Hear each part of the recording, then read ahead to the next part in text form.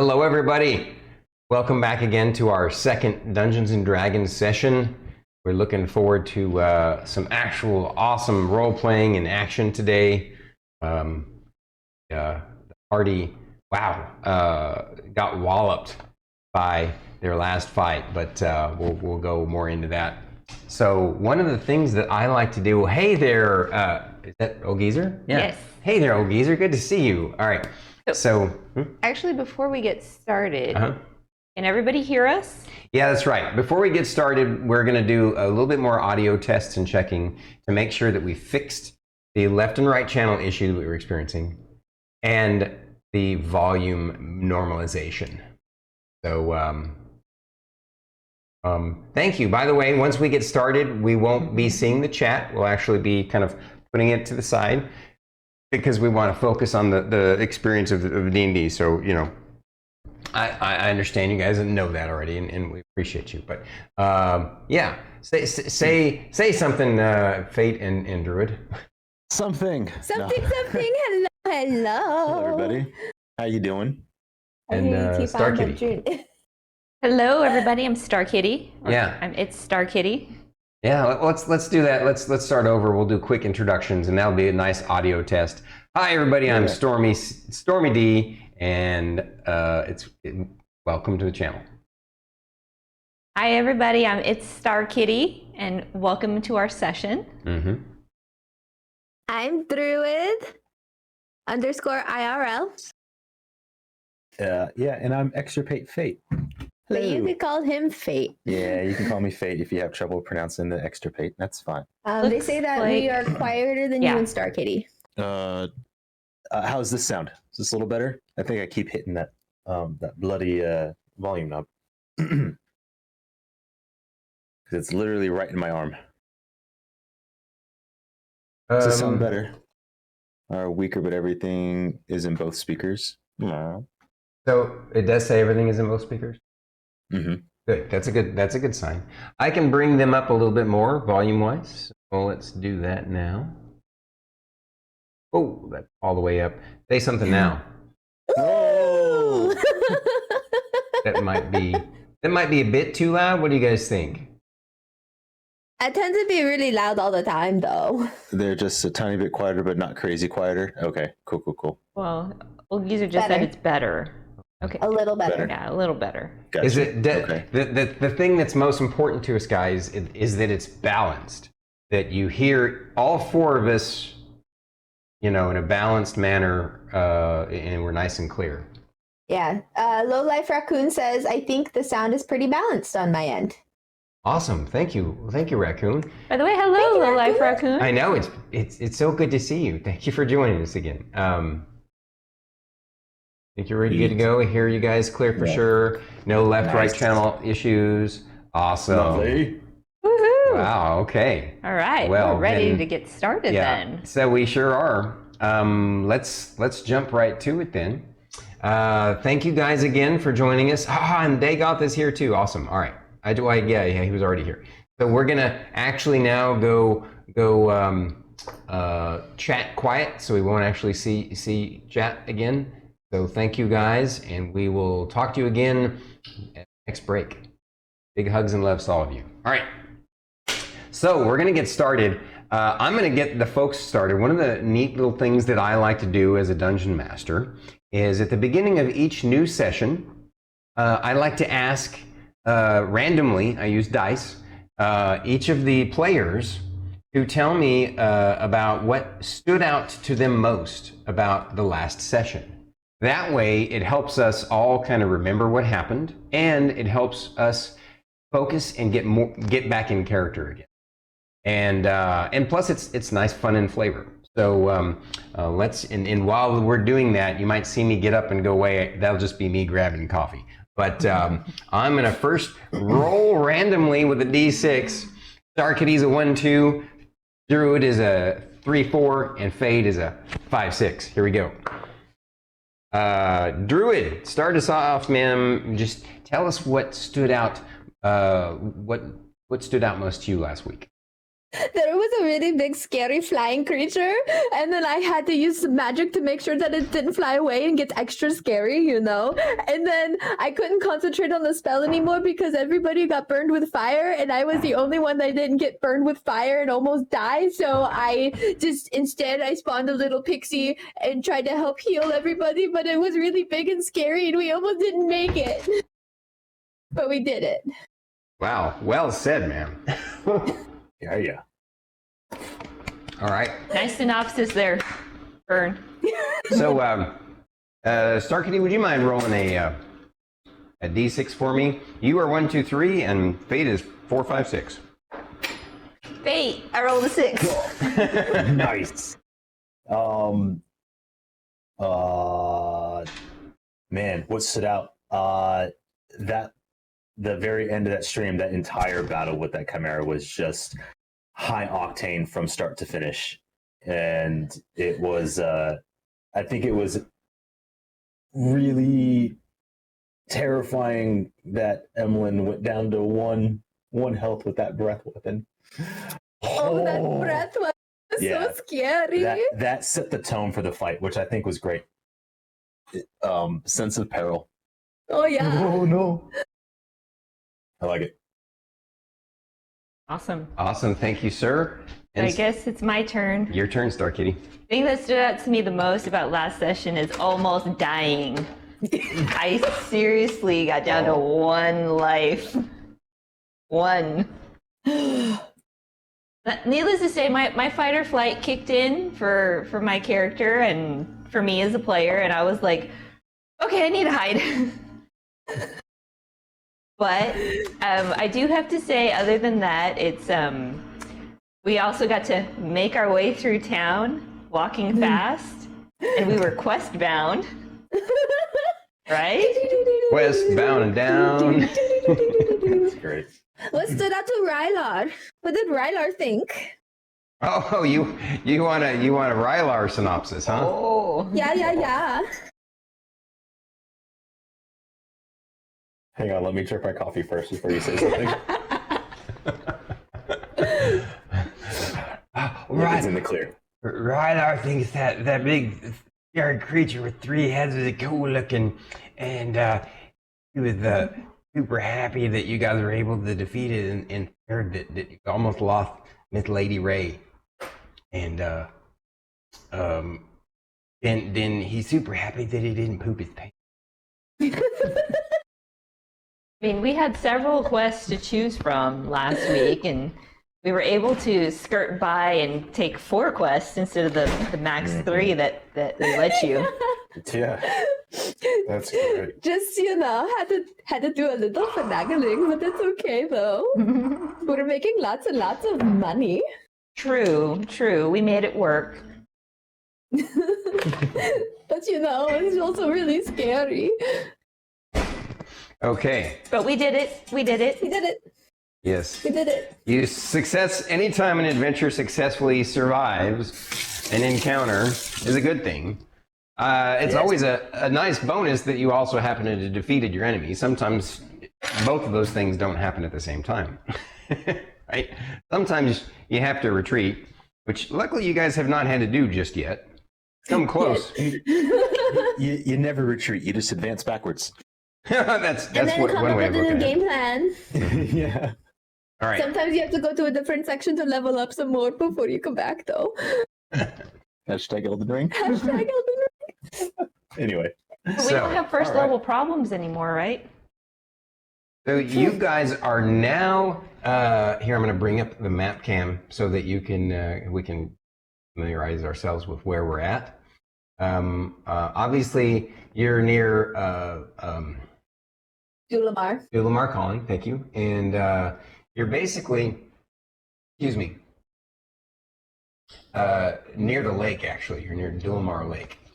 You kind of went into the hills and forest area on the outskirts, the northern edge of Dulamar Lake. There, almost, kind of in a real bit of a dangerous area, almost in those hills that are just south of Goldothian Swamp.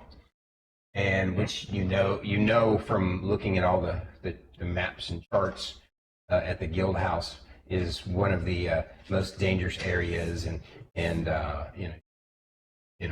basically a quest or special permission to be in those areas. But this was the quest that you guys grabbed, and you were successful at basically taking on a challenge that was a little bit above your pay grade. I mean, well, but you didn't. What's funny is I believe that was actually one of the silver quests, wasn't it? Yeah. I think Chimera? we took all Yeah. the silver quests and that one copper quest. Right. The irony is you also now see that sometimes they misassign quests because obviously if they don't know what's what, something could be way worse than it was. You guys bravely decided to take it on anyway. So we still need to chop off the heads of the chimera thing, and then we have to take it back to the guy, and then he's gonna give us horses and stuff now. Yeah. Yes. I think. And then we should probably search the cave because there's probably treasure in there. Is there a cave? Was there a cave? It was Yes. there was a cave. Oh, that's Yeah. right. That's right. Because it was laying at the mouth of the cave, like lazily, like yeah. It was being a cat. It was being a cat. Yeah. Of course. Yes. You're right. You do need to remove the heads because those trophies were specifically requested by the quest giver, and which you guys got to meet. And see here.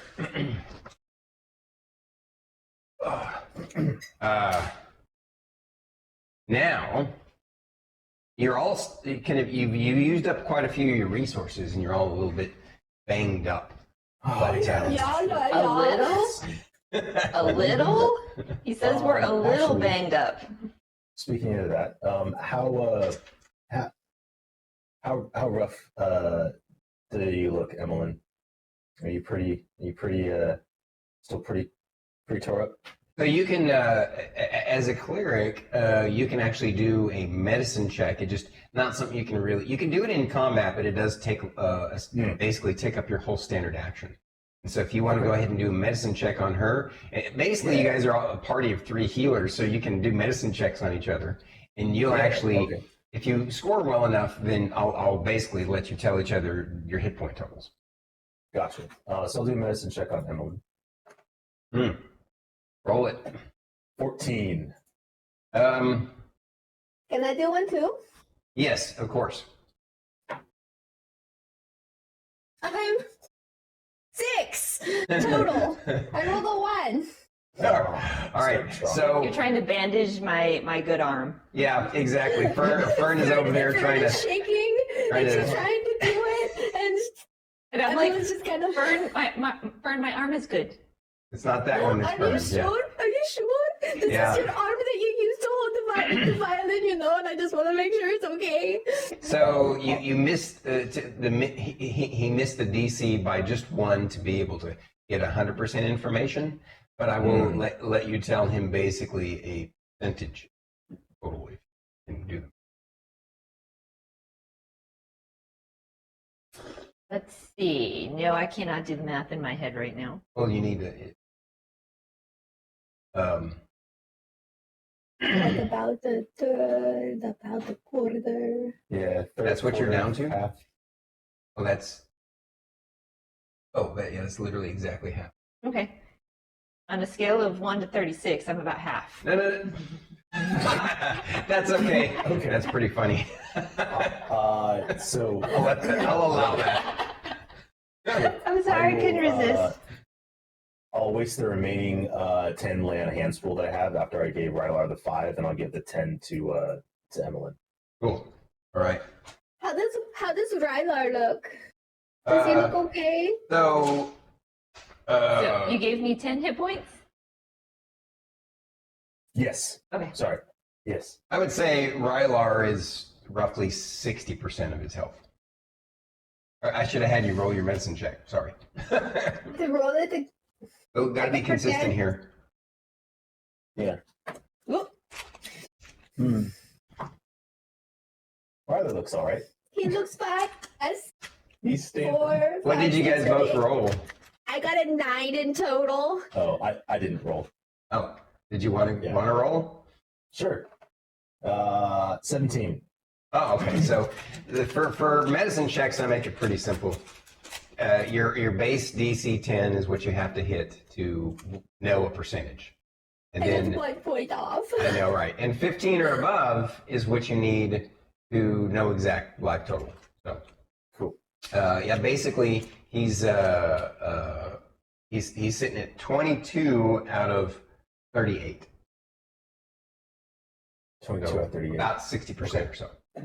Okay. Cool. Yes, we're a party of 4 with 3 healers and a cleric. Yeah. All right. So on paper, we have 4 healers. On paper, that's true. On paper we have 4 On healers, paper, we but got 4. our 4th is a The irony is, yeah, the one who's actually registered as a cleric is the one who's not a cleric and does 0 heals. Oh, by the way, guys, I need to add this from last week that I remembered. We used guidance incorrectly. Apparently, guidance is only used for skill checks. I had her using it on her saving throw. The 5th ed guidance doesn't allow that. It's big for skill checks. But personally, ended up failing my saving. yeah, throw. she still ended up failing it anyway, even with the reroll and the guidance. So, meh. But I think we're going to house rule it from now on. We're already house ruling guidance. I think it's dumb that they say it's a concentration check. That's just really silly to me. Because to me, you're asking your deity or nature to bequeath a boon. You know, it's like you're give a gift to this person that gives them a little boost to what they're trying to do next. And so it's silly to me that would be something you'd have to focus and concentrate on. And the other house rule about that is, I think guidance would be much more effective and much more useful if it also can be used for saving. So yeah, we're going to make guidance do those 2 things since we started that way. And you're like, Because resistance is D4 for saving throws. resistant. Oh, the spell resistance. Mhm. Oh, I see. They split it up that way. Yeah. So the guidance and resistance are 2 different spells. I Both mean, cantrips, so yeah. Yeah, Yeah, and resistance is also a concentration, it looks like. Which is that seems like a place where they added complexity where they didn't need to, which is the opposite of what 5th ed is supposed to be doing. So, They had to make it confusing somehow. yeah. Normally, they like if you really compare 3.5 and 5th ed simplifies a lot of things. But there are a few places where they went the wrong direction. They overcomplicated that. But anyway, it's not a big deal. So moving on. Now, Rylar says he feels like he's okay. You know, he can take a couple of hits. I'll be okay. You don't have to waste any more heals on me right now. Okay, but if you start not feeling good, just tell me, okay? And I will make sure that I will give you a little bit of a heal, okay, Rylar? You're important, okay? Is that the off limits, Fern? You can kiss my boo boo like my mama used to do. Okay. Mwah. All right, and so now you guys, you're near this thing's lair. It's basically a hillock with a dark cave. I mean, obviously you can't tell how deep it goes closer to it. But as you guys, I'm assuming you said you wanted to search it, so Yeah. you assume your regular formation, and you make your way up to the cave. And So the cave is dark.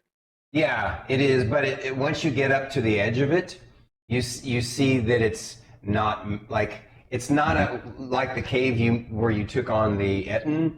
This is more like a larger version of the bear cave you guys found, right? Okay, So okay. it's not really. It's more like a giant depression or indentation. Like it's a cave. Like it's be perfect as a shelter, but there's a lot of bones, and rotting corpses of animals, and in fact, a few cattle and a horse, and so you're pretty sure that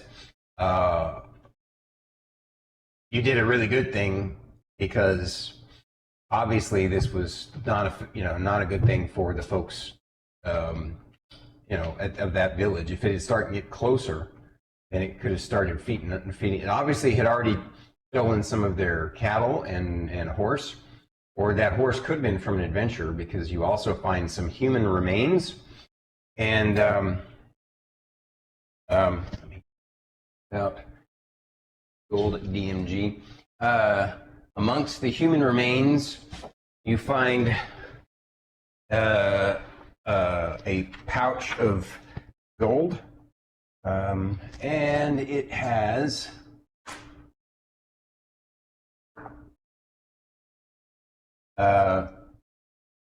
roughly it has some gems and gold pieces and various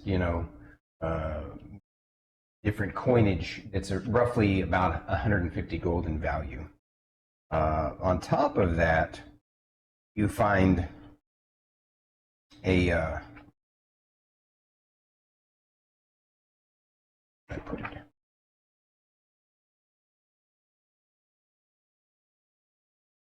You find a reddish-colored potion and a scroll. Ooh, a scroll. Nice. Okay. I do not have that spell prepared, but that is okay. Which one? Oh, I have the thing. I have access to that spell. But whatever. Are you talking about identify? Yes, I believe. Got it.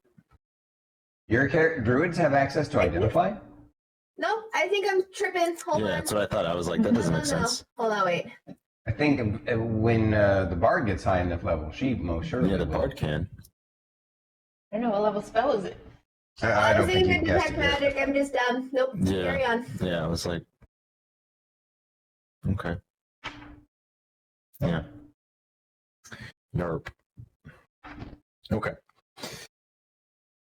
I guess we'll take those items and we'll store them in the bag of holding. Gotcha. You know what? So I'm holding the bag of holding, right? Yes. Yes. Okay. Bag. As you're looking at the loot, Rylar says, "Oh wow, that's the glowy liquid looking." Oh, you know, that's Rylar, can you tell It's a that what glowy. kind of magic it is? I don't know what you mean by that. Nope.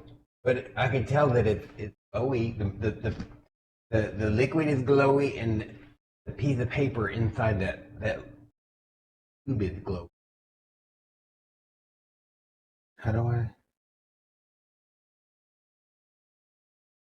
Oh, okay. Ooh, there we go. Sorry, I figured it would be a good idea is to actually like write down what's in the bag of holding, because I can do that on D&D Beyond. I'm Oh. excited I mean, if you want to. because I'm gonna forget. Yep. Did we? For backtracking for a second, did we technically already take the heads from the Chimera?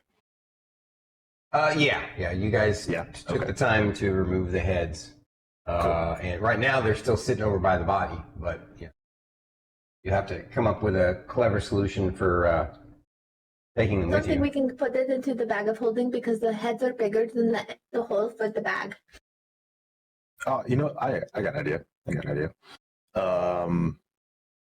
So real quick. So for the stuff in the bag of holding, so we had. Why are you disappearing?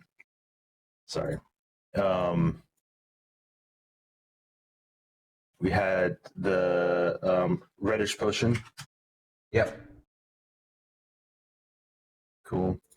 And then we had scroll. Did we have anything else that we put in the bag of holding that we have not taken out? Does anybody I remember? believe Starkitty wrote down what's in the bag of holding. On my tablet. Forgot to read. Here's.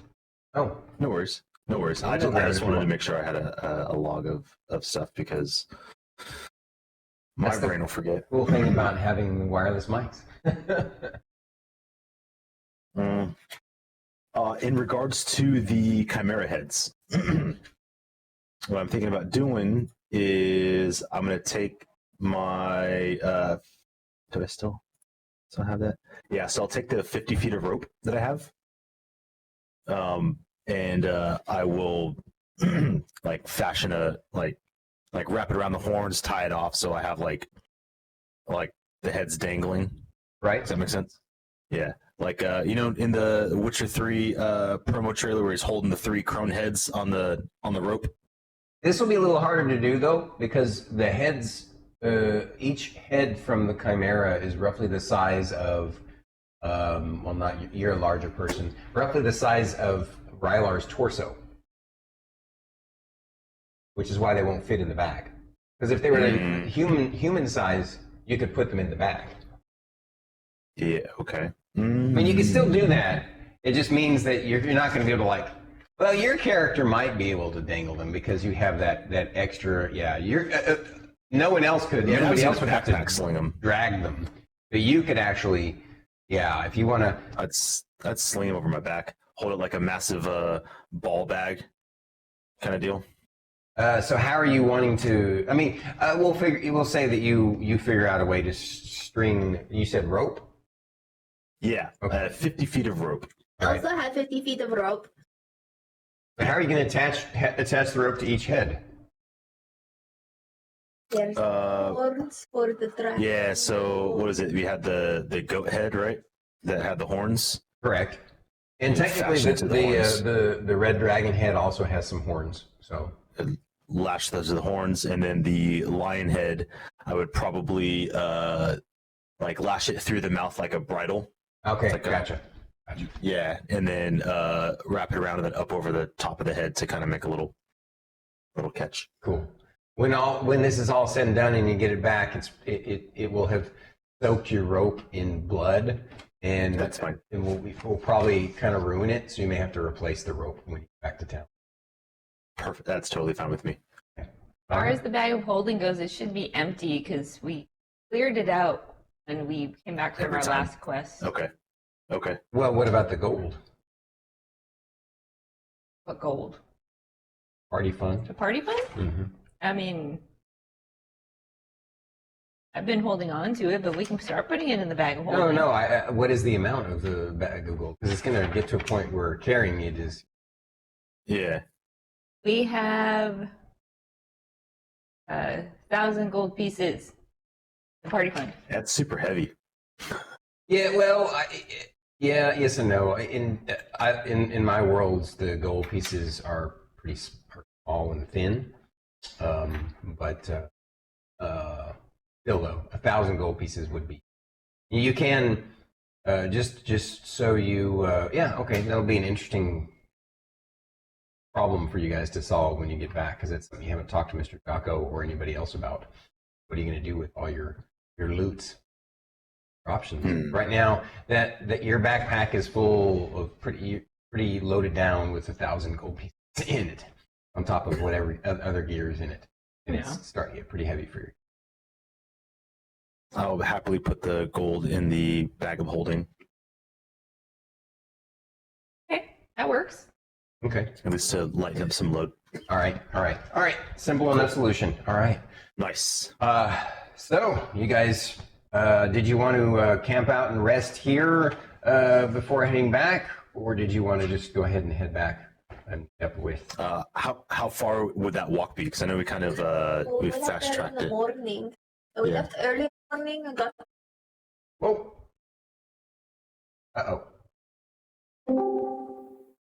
Bear with us a second. Yep. RIPs.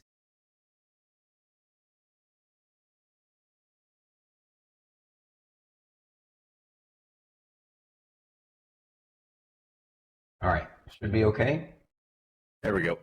Cool. And now you can still see and hear us on Discord, right, guys? Yes. Yep. Perfect. Yep, it did exactly what it did last time. Let's say. But- Rickety, What does what say? top of this. You have 1 day left to get free month of nitro. Yeah, man. Crap. All right. And I checked the stream and it still looks good. So we're good. Excellent. Minor little 5-second hiccup. All right, moving on. So you guys were letting me know if you were going to camp here or if you're going to head back now. What time of I day don't is know. it? I don't want to go back. Sure. What time of day is it? It's I think you guys got here mid-morning, so it's roughly noonish now. Okay. If we're able to carry all 3 heads back, I'm definitely ready to head back to town. Soraya needs a break. She needs to lay down in a comfy bed. I'm down. Let's do it then. You guys trek your way back. It's only a couple hours walk and back the way you came, and prompt your way back into the village up towards the noble residence for the merchant head that lives here. And the guards see you guys approach with Beaten and burned. yeah, well, of course, it doesn't scar when you use healing magic Yeah. right away. So, they do see that you're charred though, and because in some of your clothes you may have to replace because they're kind of charred and burned. Not like they burned off of you, damaged. So, definitely need to be cleaned up at least because it is magical fire. So. But the guards of the noble residence, although again, this residence isn't like a super fancy noble residence that you would find in civilized continent. It's just a nicer home than all the other farming village homes that are there, right? Obviously, it being constantly remodeled, and but the guards there, they see you all coming and they have looks on their faces. You all back so soon? And then one of them's like, "Ha! Told you them adventures you'd give up too soon." And Oh, No. and then As soon as he says, "Oh, I give up too soon," I'm just gonna swing the heads and let them flop. Yeah, back too soon, huh? you need to be careful because he wants to hang those on the wall, You don't want to damage them. I'll still leave them on the ground, okay. and not drag them. Right. The guards look at each other, and one guard says, "Oh, looks like I'm the only one to bet pay up now." And the other one's like, "Oh," and so they say, "Yeah, we'll go on through. Just don't let that stuff bleed on the carpet."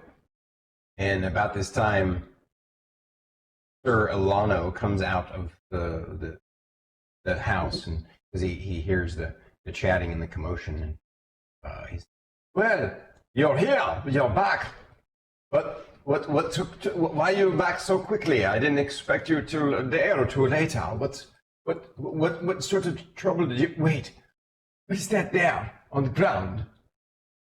We've brought you what you requested, sir. Yeah, what's left of the chimera? It was really, really big, and it breathed fire. He Yeah. scratches his head, comes over and inspects the heads. Surprised look in his face. This is what you saw, mauling a bear, correct? Absolutely. How did you come back so quickly? How did you find it and defeat it so quickly?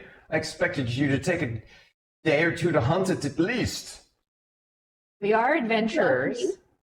This is not our first go-round. And I see that you all have, according to the report and what I see on you, you have silver poppers, yes? Yes. Mm-hmm. All right.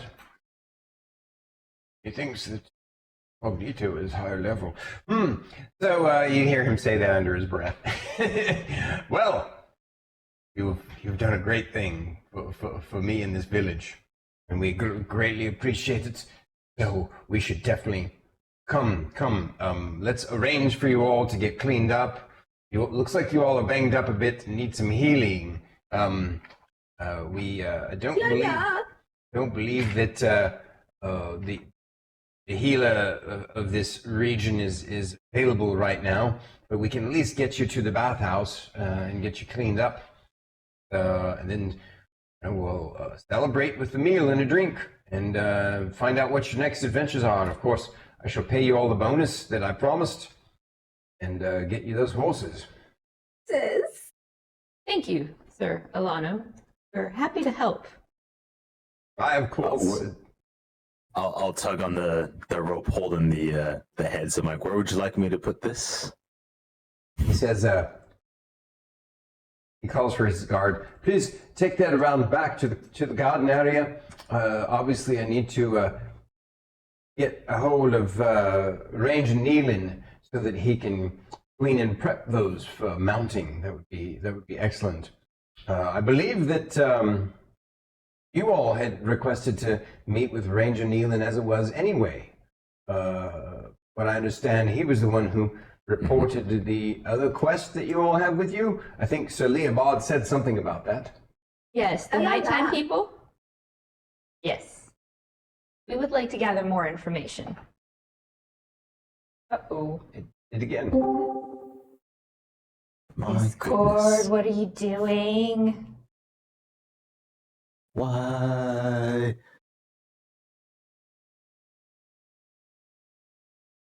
I mean, it doesn't affect the stream really very much, but and I'm able to fix it really quickly, which is good. Don't know why Discord would just randomly do that.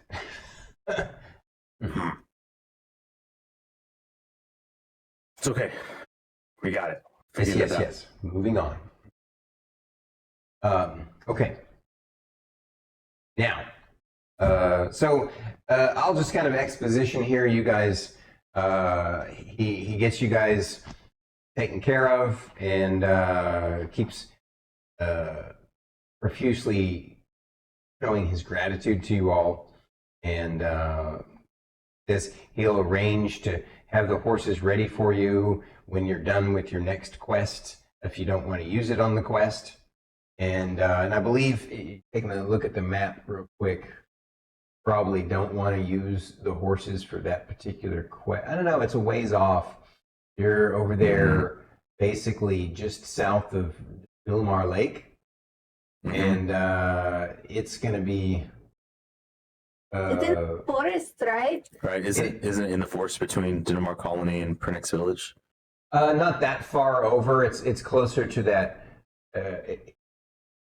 So if you go due east from the lake, where you see the river, it's going to be basically in the forest just south of that spot. So and those hills, the hill and forest area right over there. Okay. Okay. And so he arranges for you all to meet with Ranger Neelan, who he said was scheduled to be back from hunting this evening anyway. And turns out that night he has a celebration dinner with you. Ranger Neelan is late, so you can't meet with him that night. You're a little bit, you guys are a little bit worried about him. Luckily, he does turn up the next morning, and you all are. And of course, Sir Alano and Sir Leobard, they put you up in the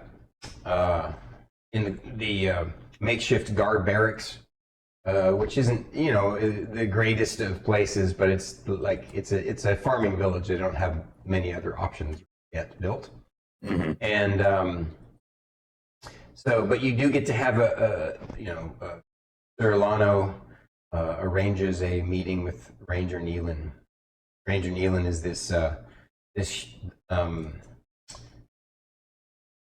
half-elven ranger wearing really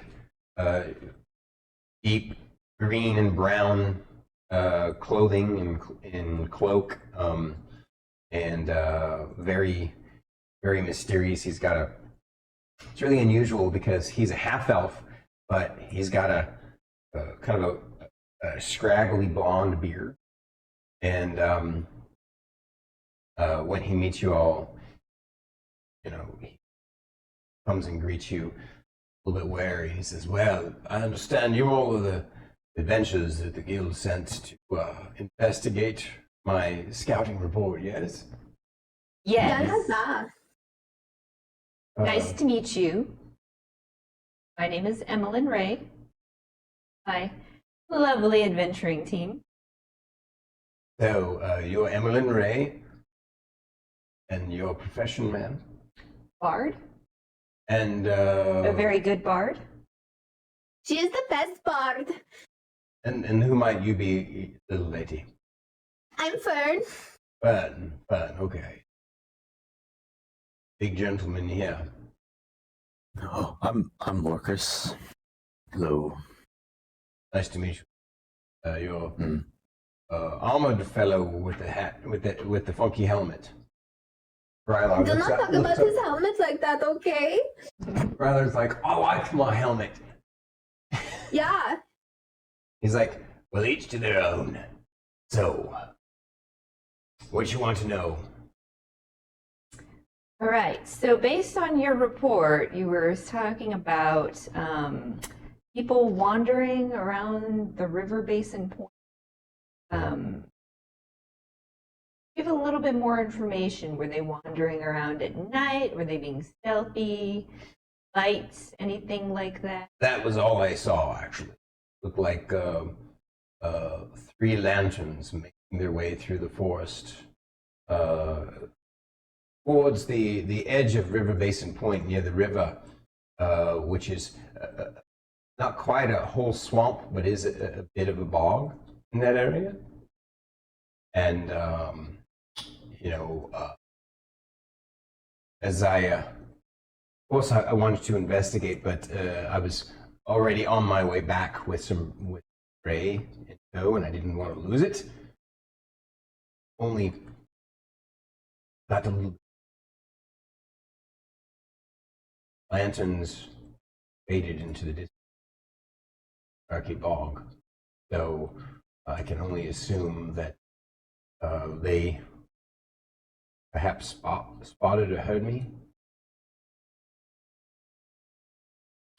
Maybe they didn't. Maybe they were on their way somewhere. My concern is either one. Maybe it was just a lost adventuring party, in which case. It happened again. My goodness. What's going on, Discord?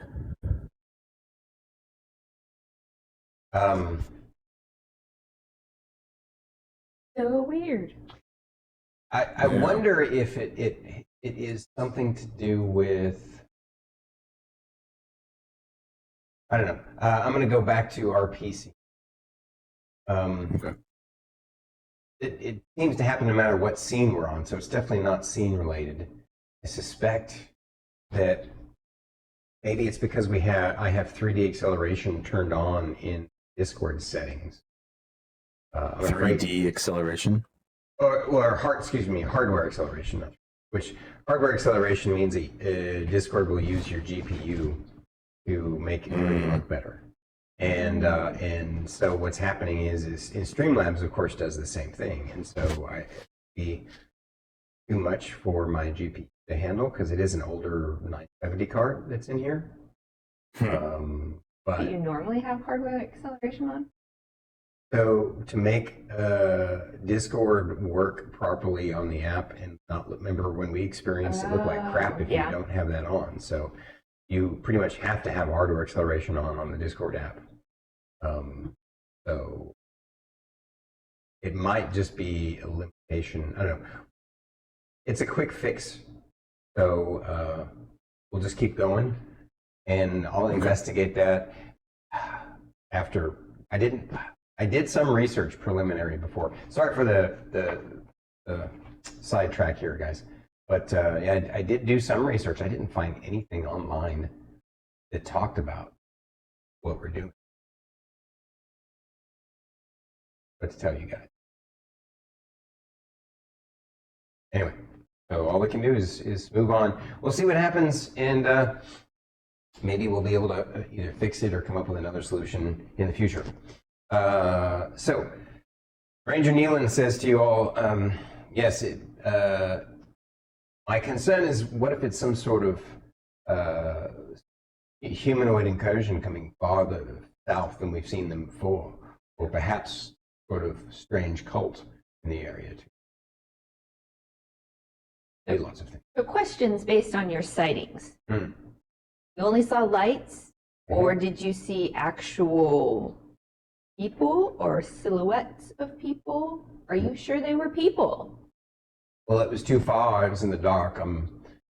Sorry, I said he was half elf, but he's. I'm mistaken. I'm gonna retcon that. Sorry about that. My notes. He is a human. Yeah. My bad. Human. I meant to say human, but I said half elf because I was thinking of your character because I was looking at you when I was talking. Well, I'm glad I didn't say hello, brethren. I know, right? Well, then you would have clued me. I would have been like, oh, wait a minute. No, he's supposed to be a human. Anyway, and he says, no, they were too far away. And as they moved closer, they moved on. And it looked like lanterns, people carrying lanterns traveling through the forest. And I didn't see people per se. It was dark. The distance, it was just dark, but obviously lantern light.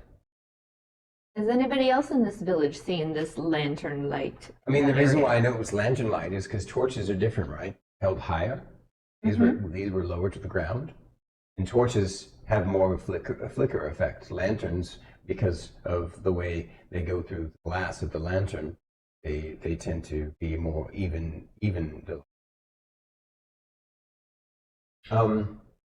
As a matter of fact, I brought it up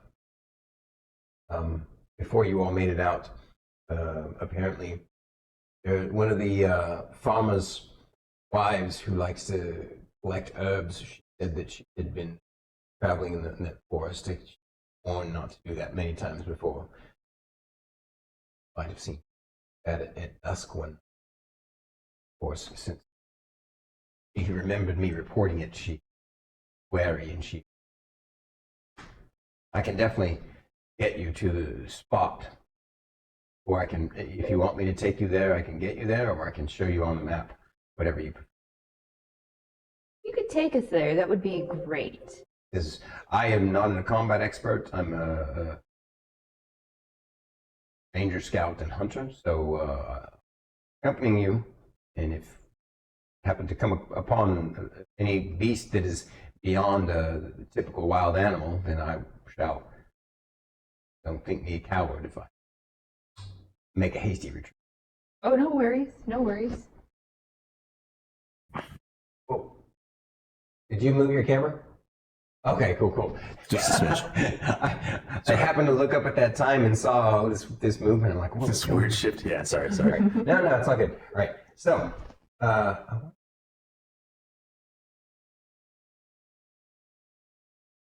right. So moving on. Yeah. So he says, well, you want it hunted at night or during the day? So far, they've only been spotted at night. It will take us a couple of days actually to get there. So it might be, I take you all out to that location near the edge of the forest, almost to River Basin Point. Will that be okay? Yes. You all can decide whether you want to go in the day or the night. Yes, that would be fine. Do you all have any questions? You look like you are curious. Are you sure there was only 3 lights? I saw 3 lights. Okay. Did the lady also say that she only saw 3 lights, or did she say like 3 and like 4 maybe, or like what? She didn't specify, I believe. She just said lights. Can we talk to her too? If she's out in the fields, it'll take several hours to get to that particular farm. Okay. Well, I don't know. I just figured it would be a good idea. But if it's really far away, then no. At that point, Sir Lano pipes in and says, I can talk to the local constable and see he was the one that took the report from that. And See the report? yeah. So you guys end up talking to the constable, which is one of the local guards who basically he's the guy who runs the 3 guards that patrol around this farming district. And It's not the guard that won the bet, right? no, those 2 guards were those are different. Yeah, those were guards. But they're okay. personal guards. Yeah. Okay, they were personal bodyguards. Right. Okay. And the bottom line is that she says, I saw the 2 lights. They were kind of blurry and off in the distance. Hard to tell.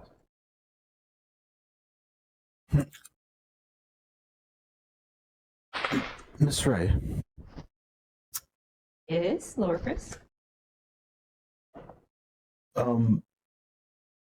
you were and Fern, you were mentioning that blue light from before over by, what was it, Rheingold Colony? Yeah, different. No, I understand.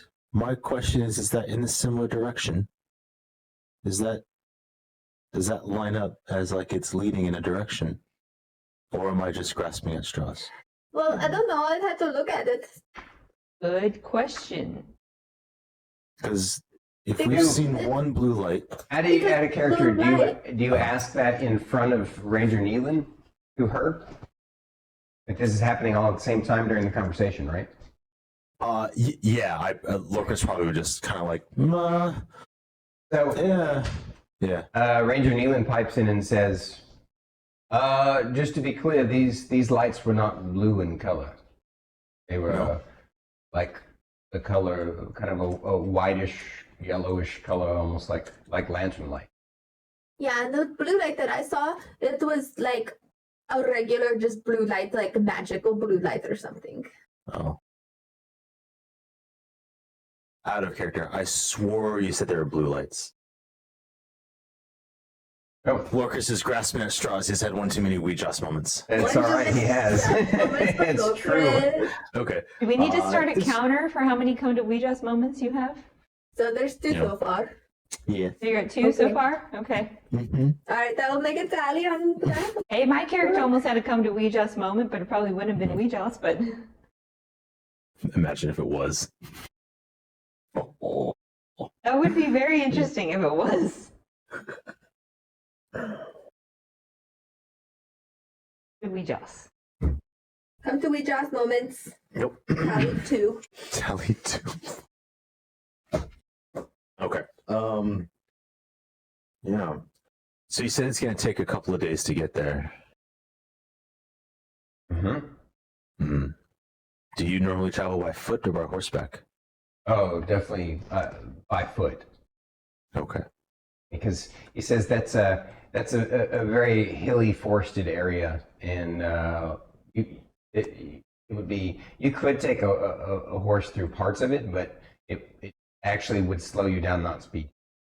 There'd be certain parts where you'd have to get off and leave the horse around. Well, Okay. I No, don't we don't think- want to do that. yeah. Well, we can leave the horses here, and then we can go do this thing, and then we can just come back, and then we'll take the trail to the Phoenix village to go fight the lobster. Sure. Well, we'll go see the lobster, and then if it's aggressive towards us, then we'll fight the lobster, but Yeah, we'll deal with that I later. just have We need never to- had a lobster before, and I just keep hearing really good things about it, you know? And I just really want to eat lobster now.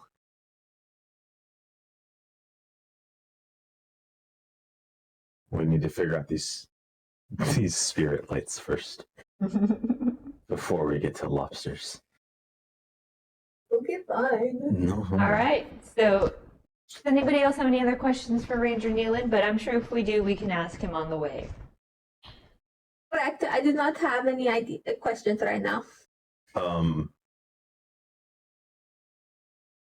I do have a question. Mm. I take it we'll probably leave tomorrow in the morning. I'm ready when you are. It's This morning is now. Like we technically can go now on if the you next want. day, that's why we Out of decided character, to you guys were expecting to be able to go today.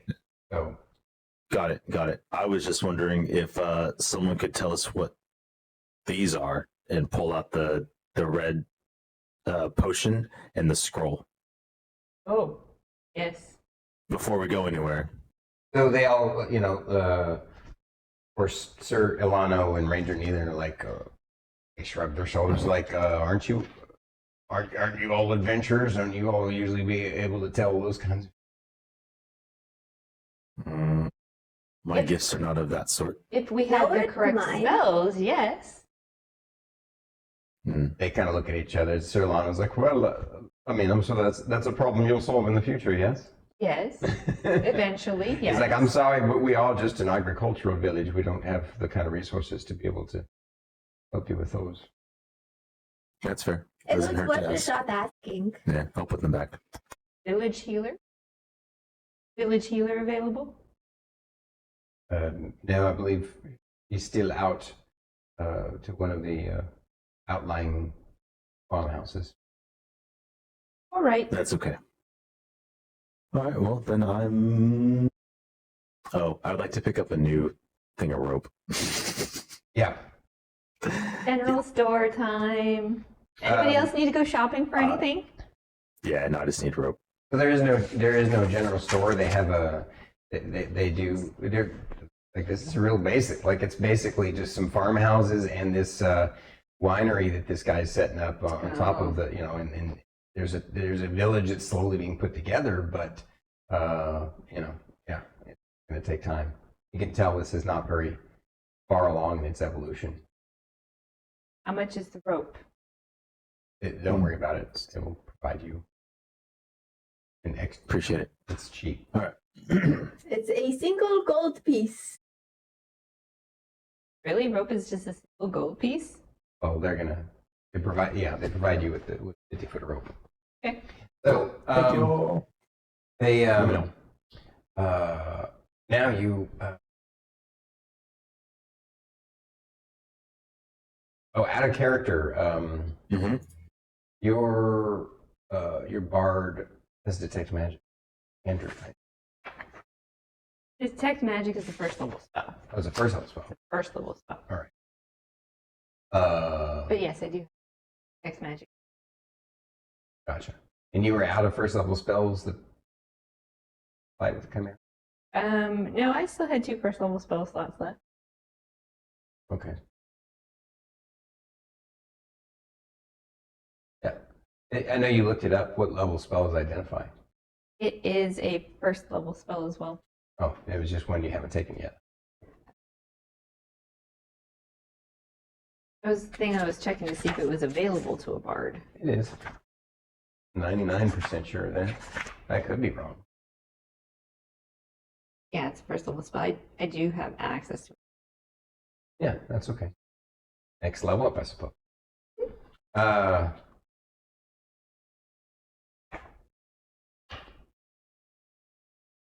All right. You guys let the ranger get a bit of a meal, and there is a basically a little local tavern that the locals use for get-togethers and stuff. It's he eats and drinks, and you guys chat with him some more, get to know Ranger Neelan. He's like, well, let's make our way, and so you guys head off in the afternoon, and The adventure begins again. yes, the adventure begins again. The first evening, The adventure. refresh my memory on the Copyright. It's Lorkris, Rylar, Yes. Fern, and then I finish the watches. You.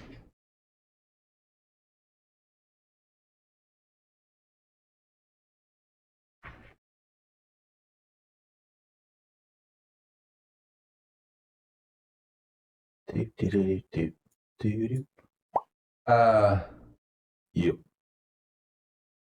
deciding whether we get a random encounter or not. No, I already rolled and you didn't get one. Oh. Let's have Lorkris. What is your passive perception? 12.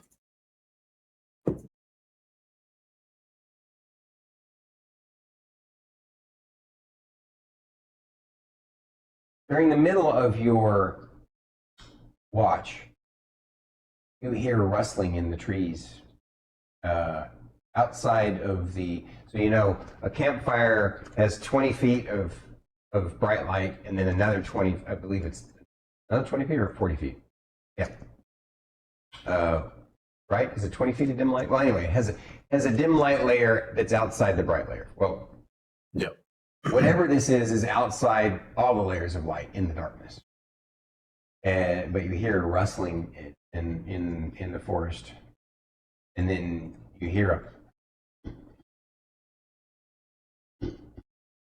sounds very deep, loud, and the rustling seems like cracking of limbs and trees, and not limbs and trees, but limbs and brush and underbrush and.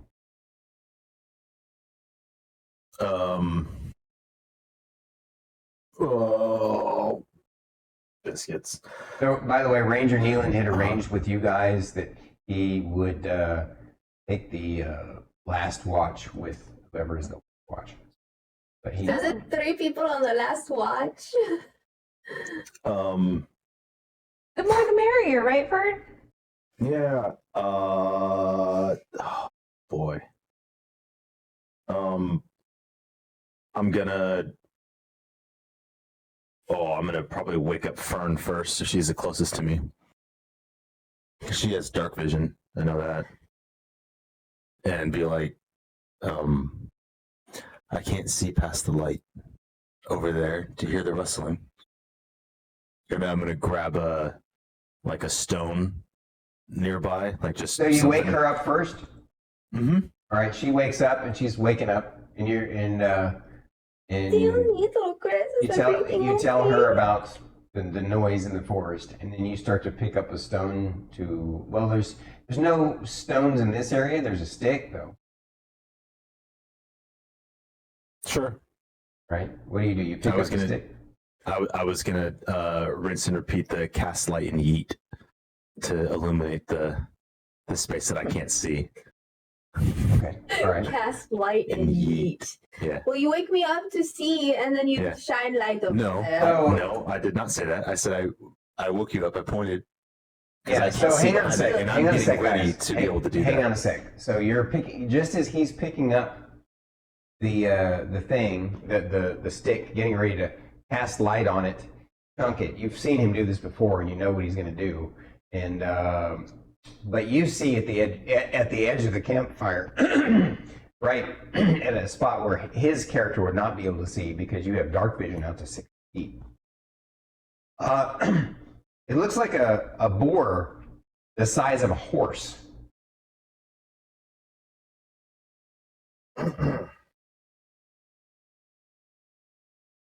And I'm going to let you roll a knowledge nature check. A nature check? Yeah.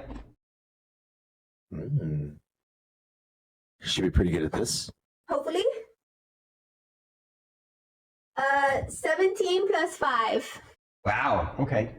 22. You remember that boars, regardless of whether they're of their size, are typically territorial, and but they also the way they act.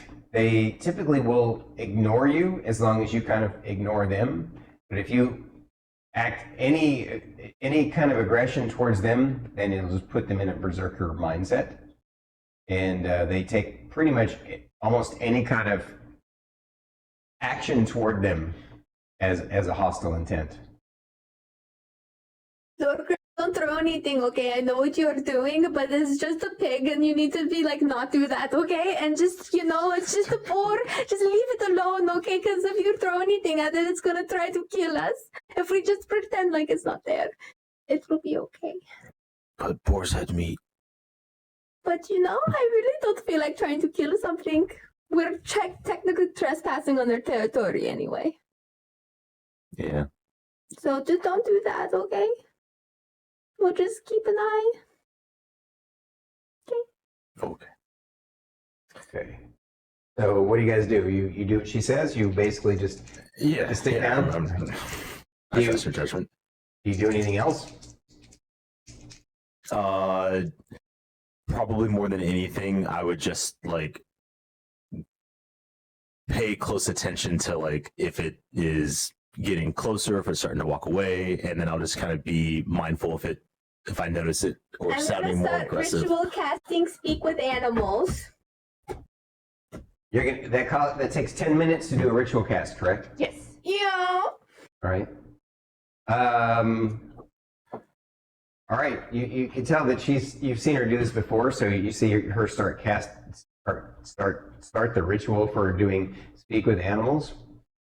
And yeah, so during that 10-minute interval where your character has kind of you have your hand on your weapon and you're peering at the edge of the light into the darkness, seeing nothing, right? You decide, okay, I'll just wait and see what happens.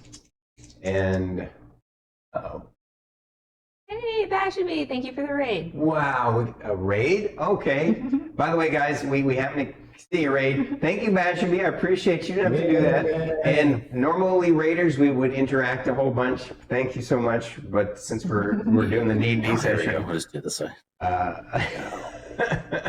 yes, that was awesome. Thank you. So we're Welcome in, raiders. Yes, welcome Thank you in. for joining us. Yes, we're going to continue on with our adventures, and so thank you so much for hanging out with us. All right. So you're peering into the darkness at the edge of the campfire. You don't see the giant boar yet. Of course, Fern, the Wood Elf Druid, she does see the giant boar, and it looks like it's just kind of foraging for, mushrooms in the dirt. And there is a small percentage chance that it decides to come over and check out what you guys are up to in that 10-minute time frame that she's casting her spell. There's a percentage chance that other things might happen.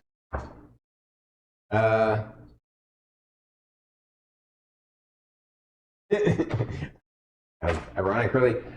So just about the time that you get finished with your ritual casting of your spell, the boar doesn't find anything useful in the dirt and wanders off into the night.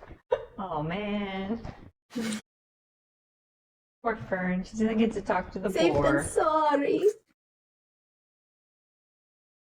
But it's okay though, Mhm. I told you, you don't need to do the things, I got you. Okay, we'll go back to sleep now. Go back to meditating. And just as she starts to go back to meditating, and you get a little calmed down, a little less nervous, guys suddenly hear this loud, terrible, awful screaming that sounds like like a giant boar being slaughtered. And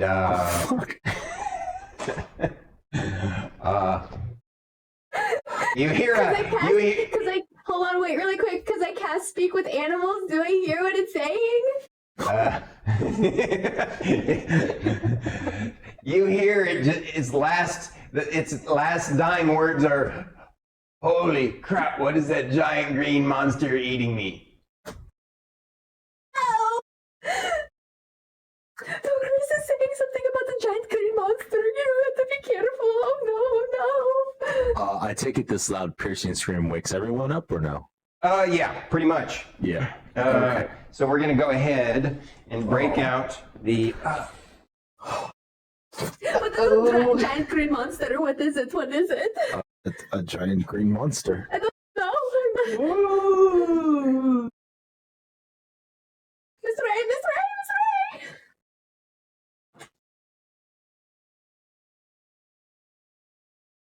Oh no, I need to pee really quick before. That's all right. I actually. Break time. Yeah.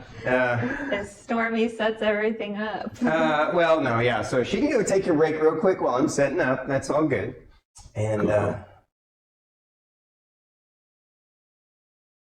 You know, it's just about to be like, bring back snacks, and I see her phone sitting next to me.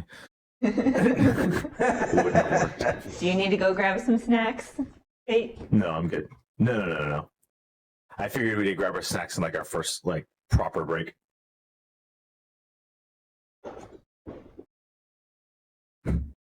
Oh snap! Everyone's awake now. Yeah. I put the characters. Oh, here they are.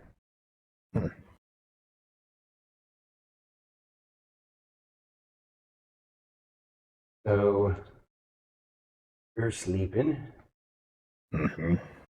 Rylar's sleeping. Guys are like, And one. Like, oh shit! whoa. Careful. Good catch that you guys saw that. Something about snack? She heard you. All right. Forgot she's wearing the headphones still. Yeah, me too. All right. So we got here's for those who haven't seen it. I mean, you guys can see the figurines. Here's Ranger Neelan, Oh, nice. It. and he's like parked right here, and the campfire.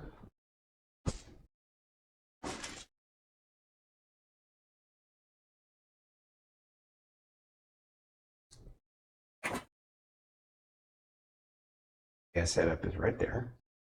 Sprinkles, get cheese and stuff too. No, And actually, I just have to stress eat. I'm going to put you guys Are same you configuration, stress eating just for your different size here. character there, Druid? What was that, Starkitty? Are you stress eating for your character? Yeah. I just want her to survive it, you know? So what you heard was roughly off the map this way in the darkness. Out to 60 feet was as far as she can see. Yes. You can only see out to basically about the edge of the tree line. There are more trees than this. I'm going to draw a few more. These are like bushes and trees. It's pretty forested area. Okay. And yeah, you hear that. You hear that terrible howl, and then of course she hears its language, and it didn't like how it died. What do you guys do? You have a few moments. I'm still waking up. Wake up. Oh yeah, everybody. That's right. You're helping everybody wake up because they all were woken up by that. Ranger Neelan was go. What was that ungodly noise? Yes, it was waking me up in the middle of my sleep. And apparently, the loud speech of the ranger has drawn the attention. You all, I believe, actually,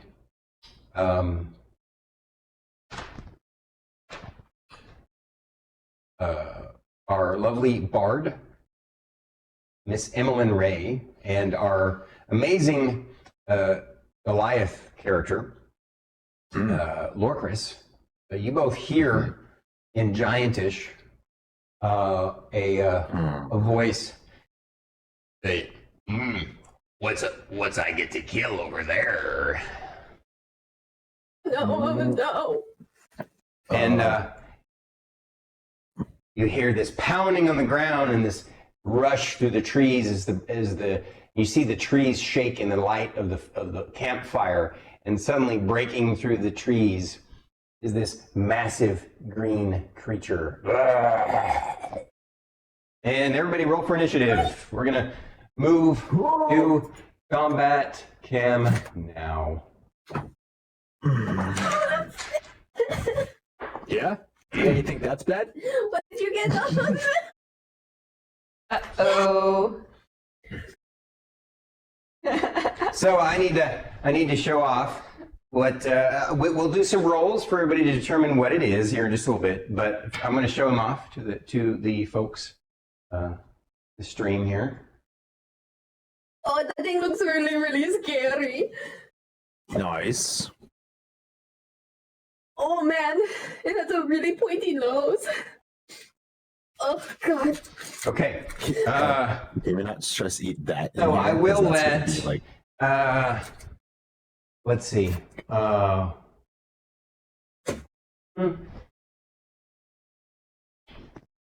Who has just a sec? Figure out who might be able to.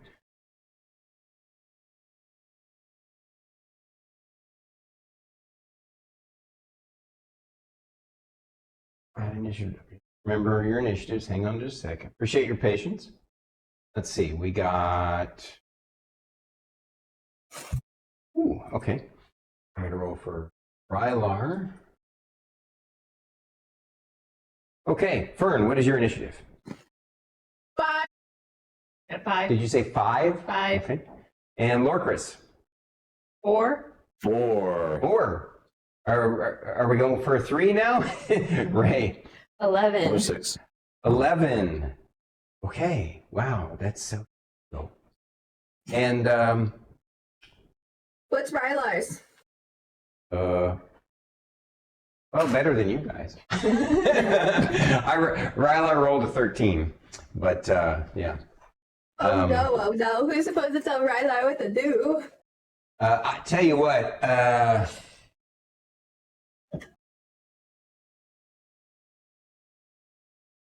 Yep. Here we go. There we go. I roll a history or an arcana to figure out what this thing is. I am, since you guys had a brief moment where you were listening to it before it came in, you heard it in Giantish, which you speak, you heard its voice, and then you saw it appear in the light. I'll give you all a roll. It normally would be like on your turn, but this is sort of it's not really a surprise round, it's just sort of a pseudo. I'm giving you a little bit of a temporal gap there. You can roll you can roll I don't know, what did you want to roll? Which one of your skills? History is going to be better for me. All right, roll a history. Either one of you guys want to roll nature, and roll nature. Wait, I'm sorry. Hold on. It's a 20. 7. Oh, 20. Wow, okay. Yeah, 20 total. What did you get, Fern? 7. Okay. Lorkris. 20. Okay. So Lorkris and Fern, Lorkris and Miss Emillynn Ray, both of the ones who can speak Giantish anyway, recognize this scrawny, green, nasty, Giantish creature to be a troll. Fun times. And the troll is to go first. Dang it.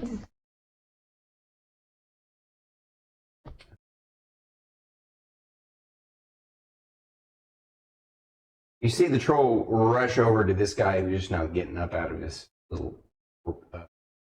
He's like, "Oh, the goals! What is that?" And then that gets all up in his grill.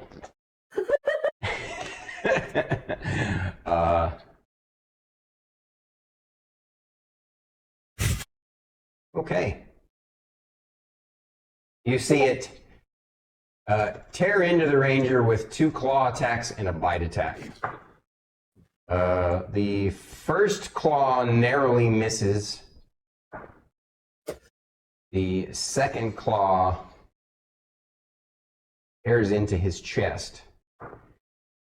A bite goes into his neck. Uh-oh.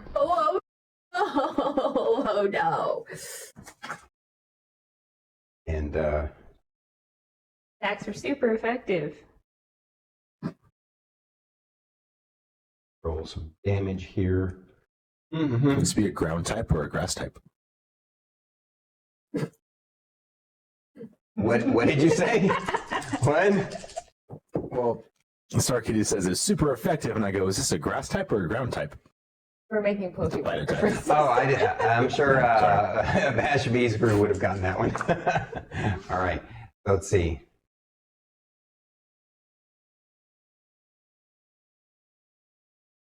I need to follow Bashabi.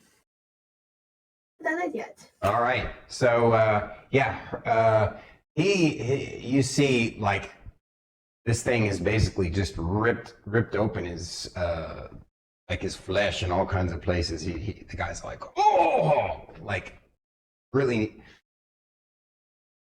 tore him up. He's not down, but he's got this shocked look on his face. And it is now Rylar's turn. And Rylar's still waking up, and he's all like, he says, Lorkris, why you get so big and green? And then that's all he does on his turn. And then it is Ray's turn. As a free action, I'm going to say, Rylar, you need to black butt blaster this thing, and I'm going to cast Dissonant Whispers at it. Oh, okay. Dissonant Whispers. You whisper a discordant melody that only one creature of your choice within range can hear. Racking it with terrible pain, target must make a wisdom saving throw. On a failed save, it takes 3d6 psychic damage and must immediately use its reaction, if available, to move as far as its speed allows away from you. Gotcha. DC is a 15. All right. Will save. Will save. Definitely not one of its better ones. At DC 15. Yes. It's got a -1 on its will save. Fortunately, I rolled a 17. Dang it! So it brings it down to a 16, which is still a success. Does it do nothing at that point?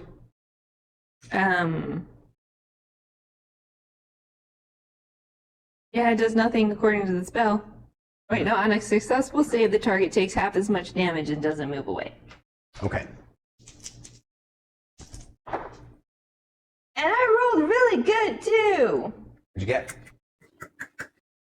13, so he takes 6. Not bad. Nice. All right. I like it. Next up is going to be the lovely Fern. Okay. So I'm going to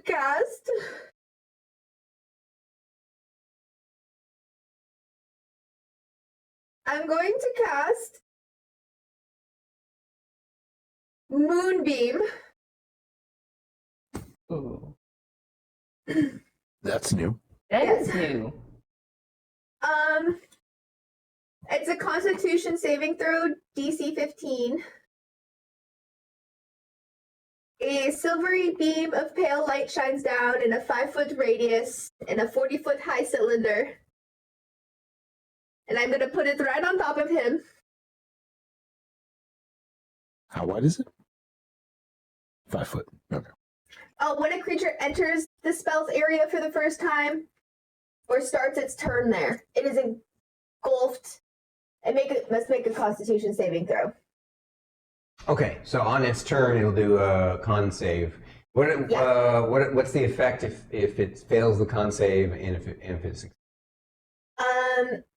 It takes 2d10 radiant damage on a failed save or half as much on a successful save. okay? All right. I will also say a shapeshifter makes its saving throw with disadvantage, just in case it's a shapeshifter. I don't know if it is or not. Well, that's true. Your character doesn't know that it's troll at this point, and no one has said anything yet. Yeah. All right. Fern casts interesting. You said it's a blue light from the sky that A comes. silvery beam of pale light shines down. A silvery beam of pale light, like a moonbeam. Gotcha. Cool. Lorkris, you're up, sir. Oh, goody. All right, I'm going to give this a shot. I have a feeling. Okay.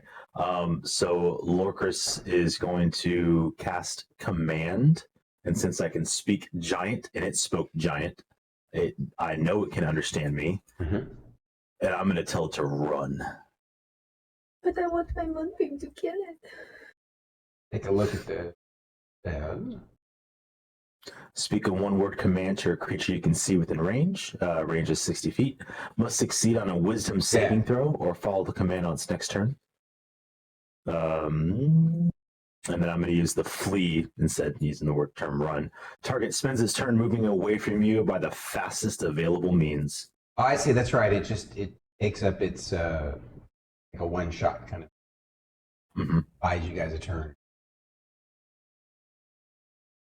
Good. All right. And you say it's a will save. I see here. Correct. Wisdom save 12. Sorry, will save. Sorry, 3.5 terminology. Wisdom save DC of 12. Yeah. Yeah, All right. Well, Yeah. maybe he'll have worse luck this time since. Oh, that's a 4 minus 1 is a 3. All right. Nice. So it means on its turn, it's going to bolt for a whole turn. So it's going to start its turn in the Moonbeam, and then it's going to run. Mm-hmm. Nice. And then what I will do for my movement is I'm going to start to move closer to. Oh God! The ranger? What's our ranger's name? Ranger Neelan? Neelan. There we go. Sorry, I panicked. I'm gonna get closer to him with the intent of trying to drag him backwards to safety, even though I know it's gonna run. I don't know what direction it's gonna run though. So. Okay. All right. Cool. Thank you, sir. It is now Ranger Neelan's turn, and he, with a shocked look on his face, takes the disengage action. 1, 2, 3. And then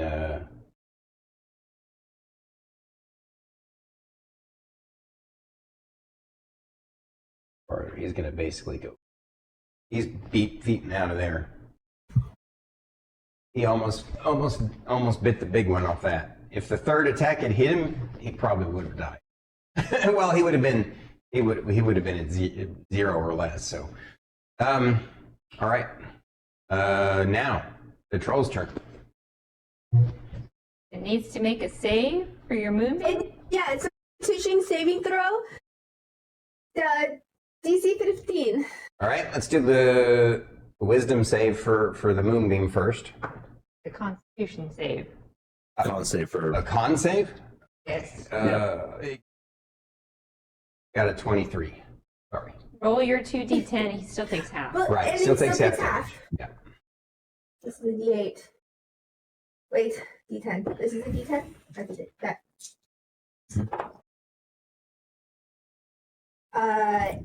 8, 14. 14. So halved. 7. That one.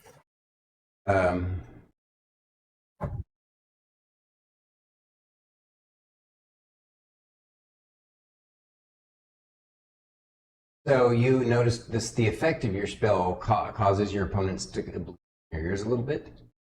And your passive perception is good enough. You know that on its turn, some of the blood that's being out of its ears basically vanishes like it. So next, it's going to do the save to see if it runs away from the. Or no, it already failed, so it is going to run away. Yeah. So it immediately on its turn. Unfortunately, you didn't tell me you wanted to close to melee range, so I assumed you didn't. And so you don't get attack of opportunity because it's 10 feet away instead of 5 feet away. Nope, that's fair. I was my intent was to be behind Captain Neelan because I was going to try to pull him away if he didn't do anything. Okay. Yeah. So. Okay, let me see. 2 minutes. If I had a glaive, I'd be able to.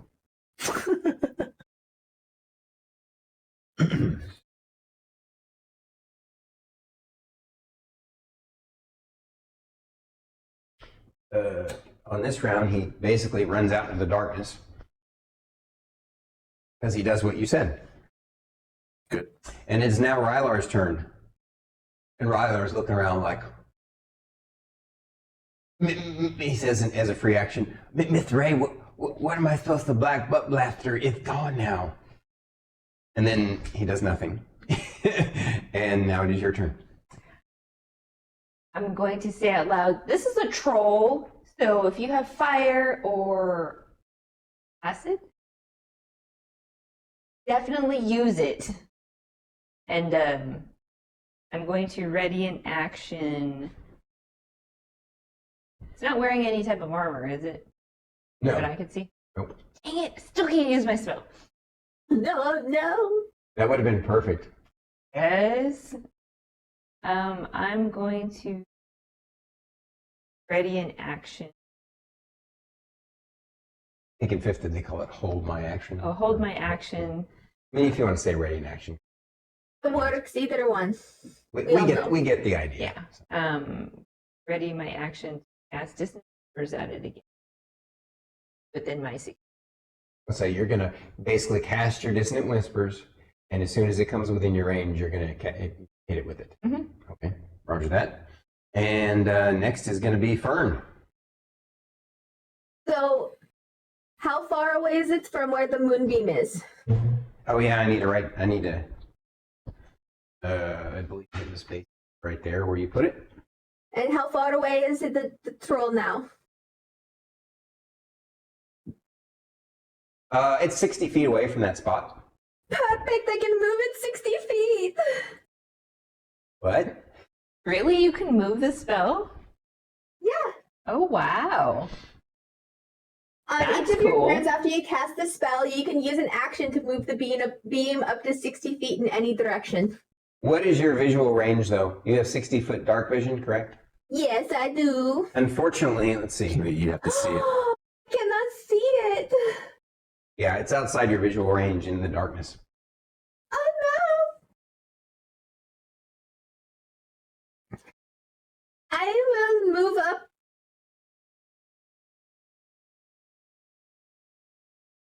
I'll move up to like next to the moonbeam, and then I will look and see for the troll. You can go to here or... I have 35 foot of movement. All right. Okay, yeah, you can make it over there. There? Okay. Can I see the troll? Probably not. Just right outside your range. That's Yeah. okay. Yes, dark vision. Far does the It only goes out to 60 feet. Yeah. Well, I will hold my It's action. literally 65 feet away from her. Oh, shoot, there's no way for her.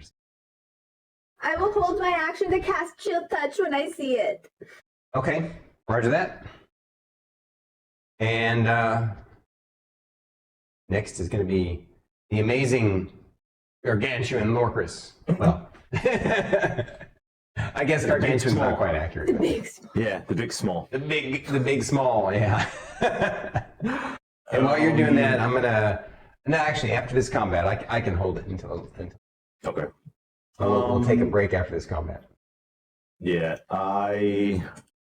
since I can't see it, I'm going to probably move up next to Fern and just ready in action to strike it with the Gladius if it comes within range. Roger that. Got it. Yeah. No use Okay. wasting a spell slot.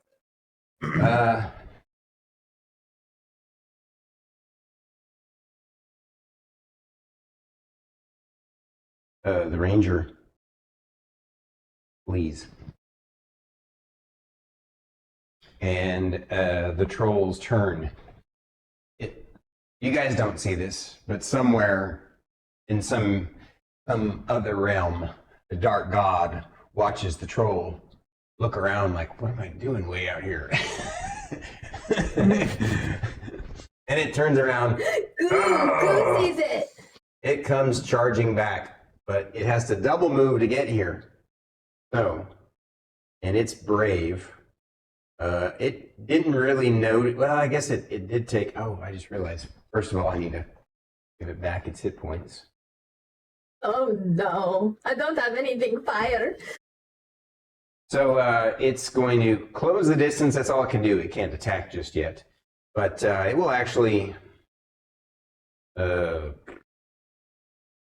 Moonbeam? Yeah, it moves into the Moonbeam because it doesn't know what the heck that is or care because Does that it's arrogant. put it within melee range to me? Yeah. So first of all, Ray's ready action is going to go off, Cool. and then Fern's ready action goes off, Gonna need to make 2 saves. and then your ready action will go.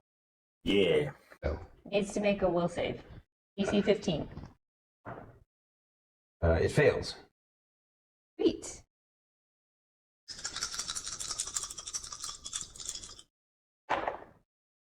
Just rubber banding this thing. 9 points of damage. Rubber banding it. Yeah. Shwow. What? 9 points Yeah. of damage. 9 points. Okay. And once everybody's ready and actions go off, and has to make its reaction immediately to run away again. Right. So Fern, your ready action goes off. So the roll. Making a con save? No, I think she just rolls in it. No, because I readied chill touch. Oh, okay, she'll touch. But it's in your But if it- moonbeam. That part too. We need to do that. So it's a con save. DC. I just wanted. Sorry. Okay, really quick. Yeah. Because it says when a creature enters the spell area for the first time Yeah, first time on a turn. on a turn. Oh, Yeah, see, I so missed it's a that new part. Never turn, mind, yeah. Yes. Yes. Yeah. So first So- off, your ready action goes off, and then his ready action will go off, and then the effect of the Moonbeam. moonbeam will go off.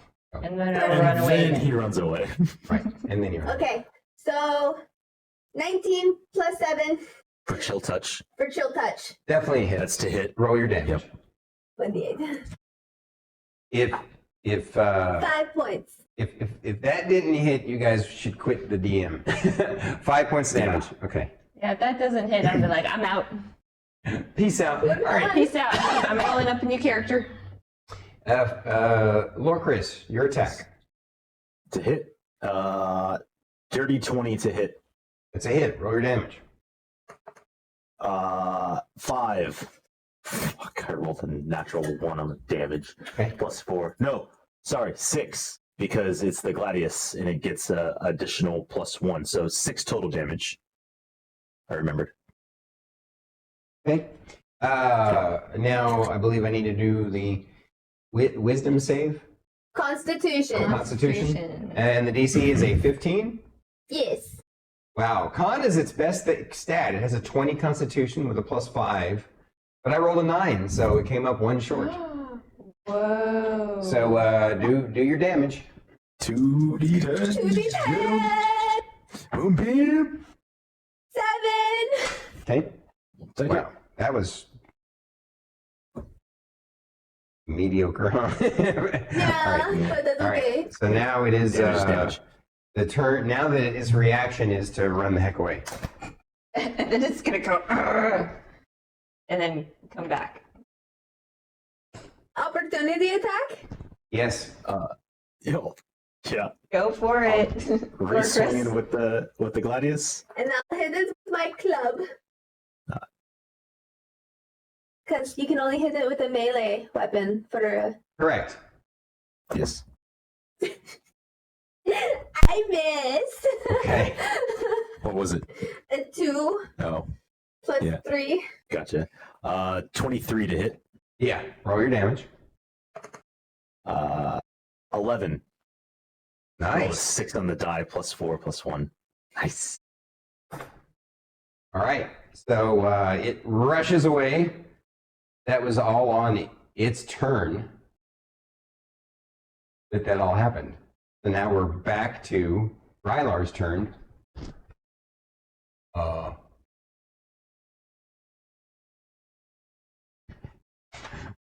Oh, I should have done that. So Rylar. Oh man, hang on a sec. Doom doom.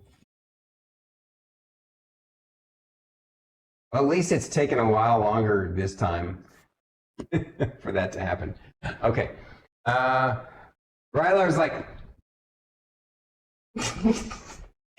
he doesn't know what to do. You guys really haven't really ever trained him on how to do like readied actions. So he's just gonna stand there and be confused. And That's fine. Okay, he's, Rylar. he's all like, Please let this, you. this monster's no fun. He keeps running away and coming back. and then now it's Miss Emillynn Ray's turn. Oh, so the discordant melody that the troll heard me say in Giant to him was, a wet cat is tougher than you, in a sing-songy voice. Okay. I rolled randomly on this table, and that's what came up. That's That's silly. right, because you have a table for that. That's All right. great. So now, so now what happens? So it doesn't keep running away, right? It only runs away that one time, right? Let's see. Yeah. So But that was all its turn, and so now Rylar went, and now it's your turn. That's my turn. Let's see. I am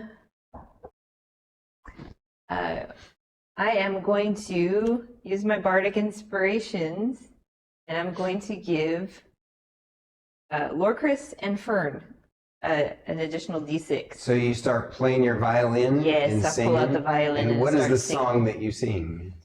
Song that I'm singing. When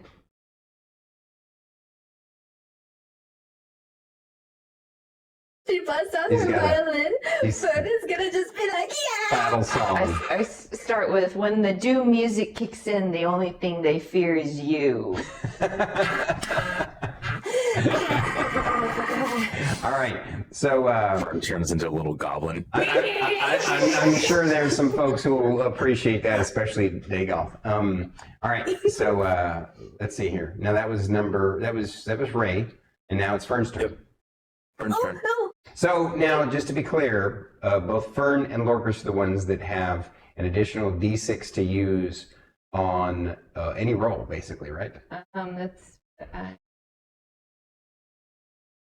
attack or damage. Oh, attack damage?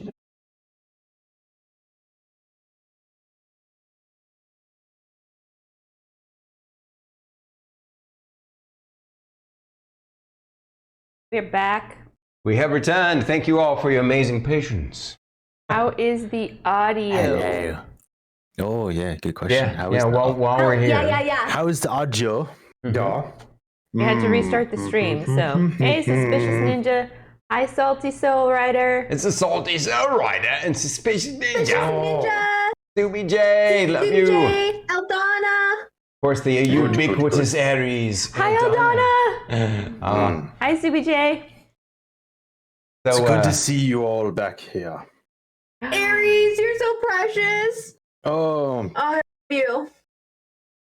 Sus Ninja, appreciate it. Unfortunately, they're not going to be in the background for too much longer.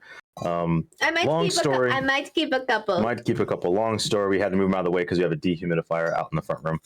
But yeah, it's clearly Druid's jungle. So for some reason, their Discord audio is slightly disconnected. No. Your audio sounds good. The issue is that there's a delay, a slight delay. Interesting.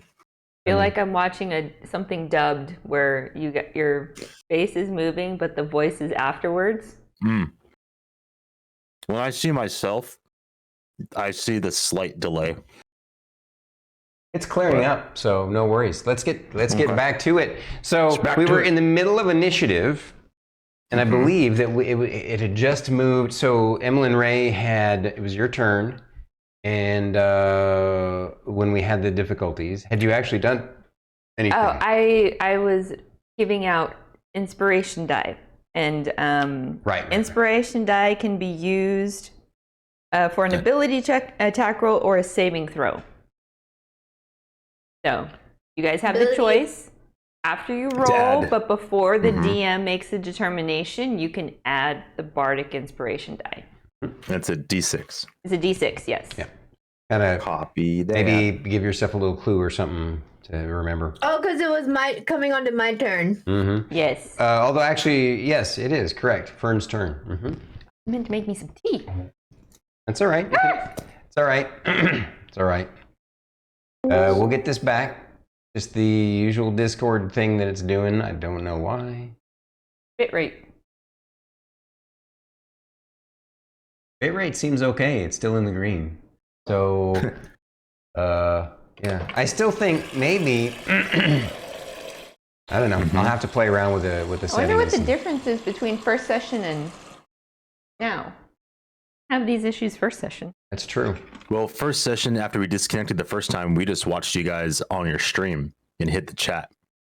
That's so true. we didn't really, yeah, we didn't. So there was we didn't less stick bandwidth. Yeah. Mm-hmm. Hmm. I guess they should rename Discord to Disconnect. Be nice to Discord. I mean, Yeah. I don't know if there's really an alternative that's going to be better for what we're doing. But I guess, we can do some research and maybe talk to other folks in our streams who might have some expertise in that in those arenas and see if anybody knows anything. I think it'd be nice to know, what we can do to smooth this out so that this doesn't happen again in the future. I'm sure that there are options out there, but in a way, if you think about what it's doing, it's pretty impressive. We've taken things for granted, but you guys are in literally the far northwest part of the U.S., and we're the super far south, right? And so We're in 2 different time zones. yeah, exactly, 2 different time zones, two different time zones. and just all this is all happening in real time. And there it goes again. I mean, we should Cord might as well having just pull up the issues? stream and watch it on a delay that way. And just listen to them. If this keeps happening. yeah, I would rather do that. Well, so the issue for that is you guys hear us just fine, but our lips don't match up to what you're hearing, right? That's okay. I can deal with that. Okay. Yeah. So if it drops again, I'll just pull up your stream and watch it that way. It's fine. I promise. Okay. All right. Well, looks like during all that technical hiccup, we must have lost a lot of viewers. Oh well. It's okay. We totally understand. People have lots of entertainment stuff to check out, and we had our intermission. So moving on, I'll have to obviously download both of these VODs and smash them together in editing, since it'll be 2 different VODs. But no worries. Looks like, it was Fern's turn. What are you gonna do, Fern? The troll is getting ready to come back again. Okay. When it comes within 30 feet of me, I'm going to cast Blindness Deafness. It happened again. Yeah, just keep the audio up. We'll pull up we'll pull you up on the video on Twitch. Don't Okay. worry. Okay? All right. So it's funny, I'm sure that the folks who are watching don't know what's going on. Basically, we end up losing, Discord drops our camera. I can't figure out why. So because of that, the way that we have it set up, we have luckily it doesn't affect the stream, but it does affect what Druid and Fate see on their Discord. So now they're just going to have to watch the stream. So there's this delay in audio from our voices. Well, okay. Fern, what you doing? My action to cast Blindness Deafness. Right. Okay. I'm going to blind him All right. when he comes within 30 feet of me. Nice. Lorkris. Okay. So what I'm going to do is, as a bonus action, as a bonus action, I will cast Searing Smite So one bonus action. The next time you hit a creature with a melee weapon attack during the spell's duration, your weapon flares with white hot intensity and the attack deals an extra 1d6 fire damage to the target and causes the target to ignite in flame. So that is a concentration up to 1 minute. Oh, wow. So And you can then- continue to do that on each hit as long as you concentrate on it. So on a so at the start of so hang on, I just want to make sure. So it's the next time I hit. So that concentration can be up to a minute until I hit. What's the spell's name again? Afterwards- I'm sorry to interrupt you. I'm going to look it up. Oh, Searing Smite. Searing Smite. Mm-hmm. Is that a Yeah. in the I'm familiar. Is that It's a paladin. Player's Handbook, page okay? No, if 274. it's in the player's handbook, that's cool. I mean, that's fine. I believe you. I just wanted to make sure it wasn't in one of the alternate books. Yeah, no, this is a Player's Handbook. So the attack will do an extra 1d6 fire damage to the target and causes the target to ignite in flames. I see that. Wow. Yeah, so at the start of each of its turns until the spell ends, the target must make a Constitution saving throw and failed save 1d6 fire damage. On a successful save, the spell ends. Nice. And then it can use an action to put itself out, or another creature can within 5 feet can do that. Nice. So okay. I'm gonna proc that on myself, Very cool. and correct me if I'm wrong, and I feel like I might be wrong. Since I did do a spell as a bonus action, I can no longer hold my attack action if it comes into range, or am I still allowed to hold my attack? Because you want to attack with your sword, right? Yeah. Think about that a second. Yeah. Yes, that is correct. When you hold an action, basically, you're using your standard action for something, right? To do something, but it would, when you're holding an action, it effectively nullifies when you could do a bonus action, and it basically means that turn you can't do a bonus action. So you're right. Got yes. But yeah, all right. So, you am I still able to hold my action for when it comes into range since I used my bonus action already? No, it doesn't. No, it doesn't.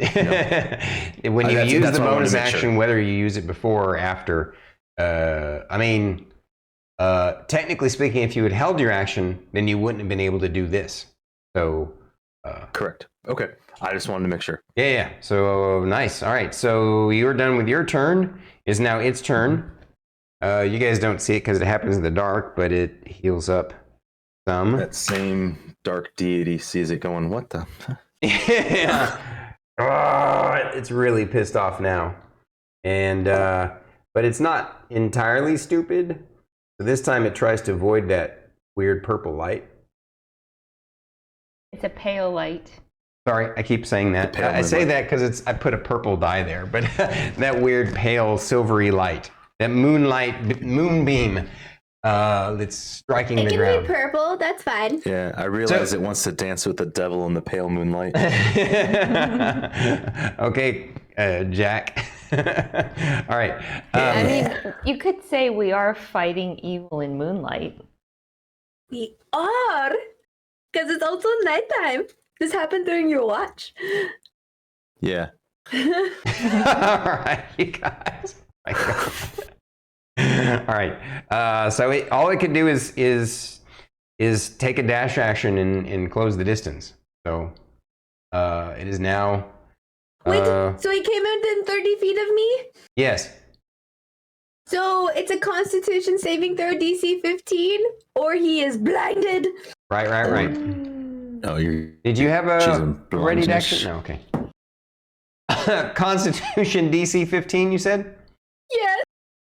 Well, I have a 50-50 shot because he's got a +5. So roll 10 or above and he succeeds. That's a natural 20. for 9. Oh. You can't critically succeed or fail on a saving throw or a skill check, though. So keep that in mind. But yeah. Okay. Yeah, but it did succeed. It did succeed. I'm sorry. So and so does anything? I guess nothing happens, and it's not blinded. In other words. Yeah, nothing happens. Fourth thing. It was a nice try. All right. So Rylar's turn. Now he finally sees a threat, and he's like, "Purple beamer!" 'Cause by now he's completely forgot what you told him already. And you guys wonder what the hell he's shooting at, because he shoots at a tree off to the left. Because I missed so badly. All right. Poor Rylar is completely ineffectual this battle this time. It's okay, they're both big and green. Ray, it is your turn. My turn, huh? Mm-hmm. Okay. All right.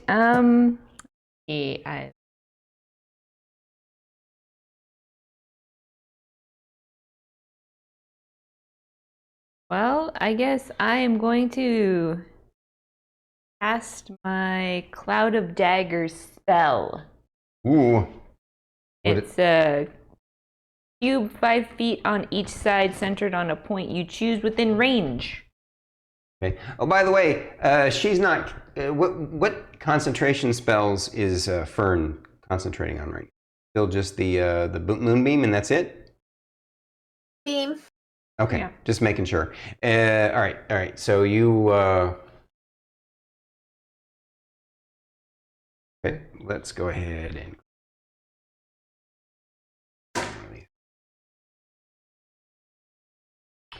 And this is your dagger spell? Yes, Cloud of Daggers, where I Right. roll 4 d4s, or 4 caltrips. Does he have any kind of save? No save. Oh. Creature takes 44 slashing damage when it enters the spell's area for the first time, or on a turn, or starts its turn there. Cool. So I gotta wait till it's. Right. All right. And now it is Fern's turn.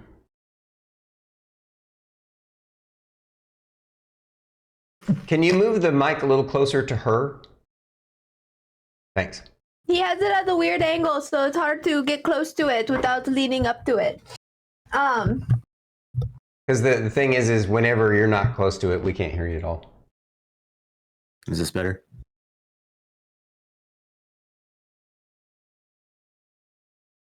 Is this better? Yeah.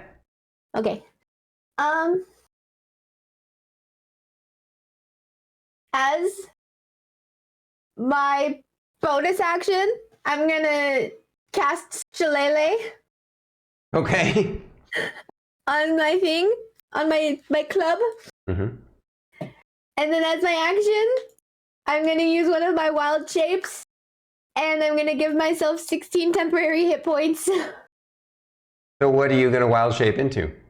No, I'm using one of my wild shapes to do my symbiotic entity. Oh. So I get my 16 temporary hit Describe points. to us the symbiotic entity again, please. You can use your wild shape to awaken the spores that infuse you to gain 16 temporary hit points. Roll double damage dice for my halo spores.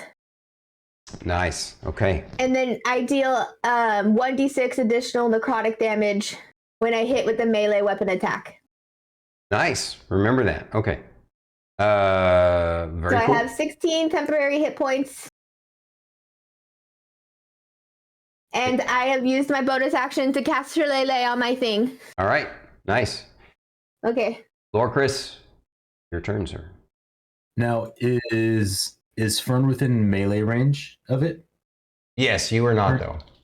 I am not. Okay. I would like Can to- you see? Yeah, I can see it. You need me to? Oh yeah, I need to go in. I forgot we're in RP scene. Go over here to combat. Yeah. By the way, do you guys want to try out the larger combat screen and see what folks think? Sure. All right, guys, in the stream, we're going to move to. So we kind of like this one the best because it has the whole roll for initiative and the cool axe overlay. This other one is only a little bit bigger and makes us smaller. So you guys can tell us, give us your feedback, which one you like better. I don't think it makes that much of a difference for the map, but it'll We can be. make a poll in Discord. Yeah.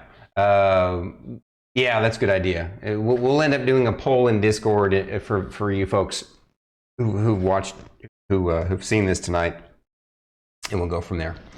So, Fern, are you still Okay. concentrating on Moonbeam? Yes. What spells do you have going on right now? I'm only concentrating on Moonbeam. I don't need to concentrate for the other one because I use one of my. It's not a concentration. And Shillelagh isn't a concentration? I don't believe so. No, Yeah, nope. It's just it lasts for 1 minute. lasts for 1 minute. It's a bonus action. Perfect. Okay. I was The only just thing I'm asking. concentrating on is Moonbeam. That's all good. I So was just asking because you didn't move your moonbeam because it only takes one of your actions to move it. It takes an action to move it. a whole action? Oh, okay. All right. Oh, it takes a whole Yeah, action. and it takes an It's a full action. Oh, okay. yeah, and it takes a full action to do the symbiotic entity as well. Oh, Yeah, no, okay. she did the right thing. So Yeah. it's your turn. I got Lorkris. distracted. Lorkris. Lorkris, yeah. Yes. Okay. So I would like to move to flank it with Fern, if I can.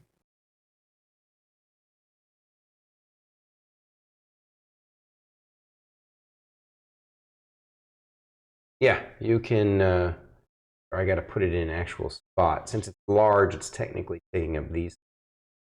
I'm assuming you want to avoid the moonbeam, correct? Yes.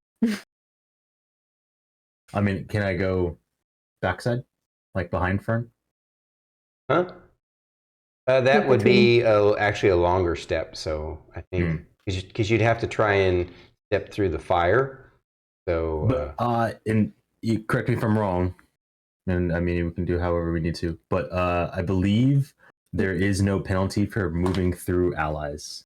Like you can move through an ally's space. You just can't stop there. that is true. That is true. Honestly, though, it doesn't actually matter. This way is the easiest way for you to get around to flank, which is what you said Okay, you wanted sure. to do, right? So. Absolutely. That's But right. you're right. And You then- can move through the square of your compatriots. Okay. Cool. So since I have the Searing Smite ready to go, and I can attack with advantage because I'm flanking, correct? Smart moves. Smart moves. Perfect. Whack 'em, schmack 'em, robot. Cross your fingers. So the first one was a 15 plus 6, so that's going to hit. I'm just gonna roll to see if I crit. Right.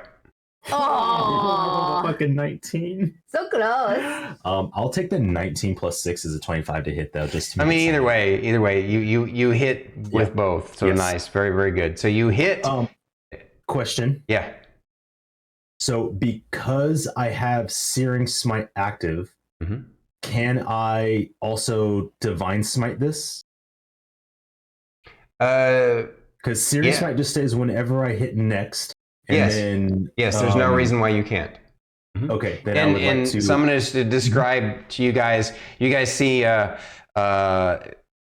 feeling the crunch of desperation of having to defeat this nasty monster.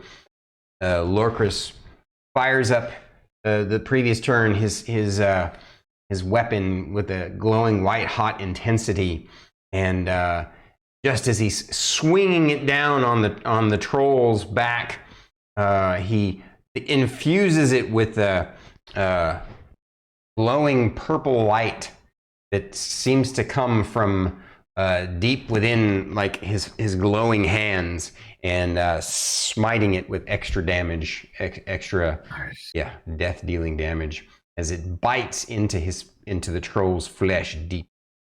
Go ahead and roll your damage, sir. Perfect. Don't All right, forget so to I'm gonna roll the start with- d6 for the flame as well as Yes. the smite and the regular damage.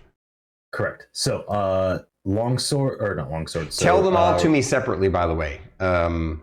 Yes. So gladius damage 9. Okay. And then Searing Smite 4. And then where are you? Where'd you go?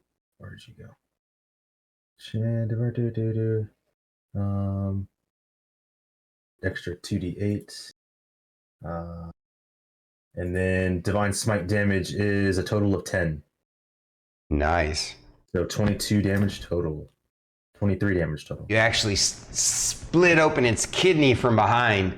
Ah, it roars in pain, and it definitely is feeling that as the searing metal, the white flames of your flamed up sword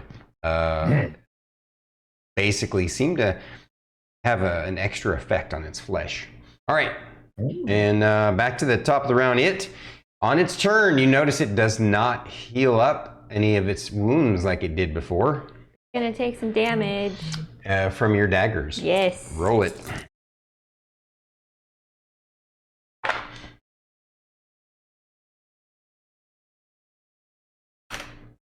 $11 points of damage. Okay. That's a lot of damage. I rolled a 4, a 3, and 2 3s and a 1.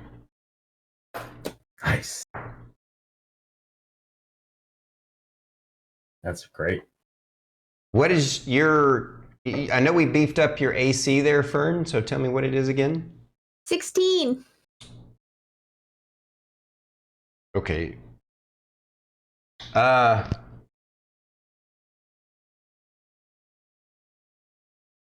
The enraged, burnt troll smells its own flesh burning in a panicked berserker look on its eyes, ears flaring out of its eyes like it knows it's in trouble.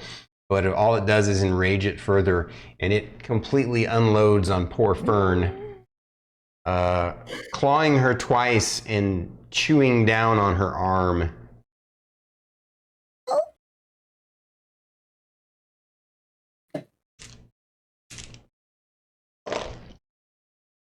Reaction? Can I do my Halo sports?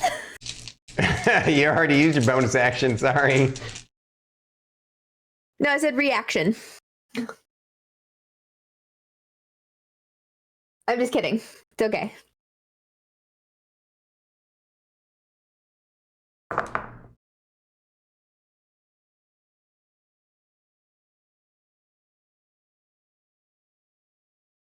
Let's see here. Wow.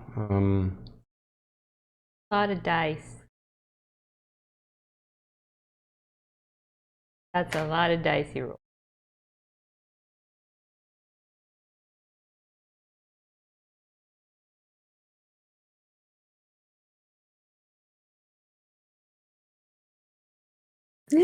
Oh no. A lot of math.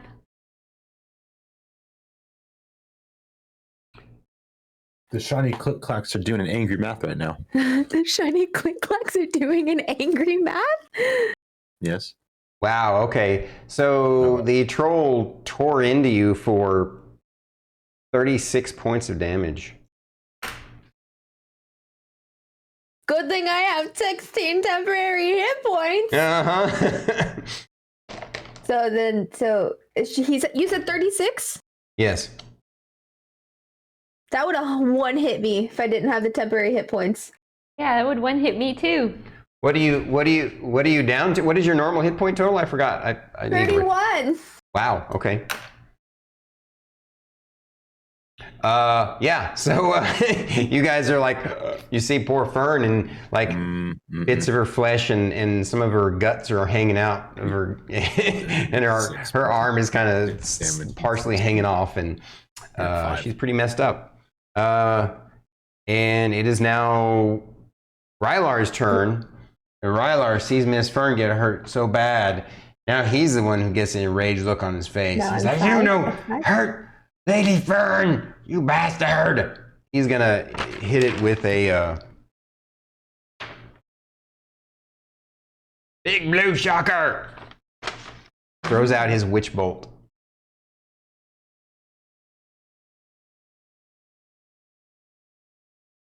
Leave that one's gonna Add your temp. a hit.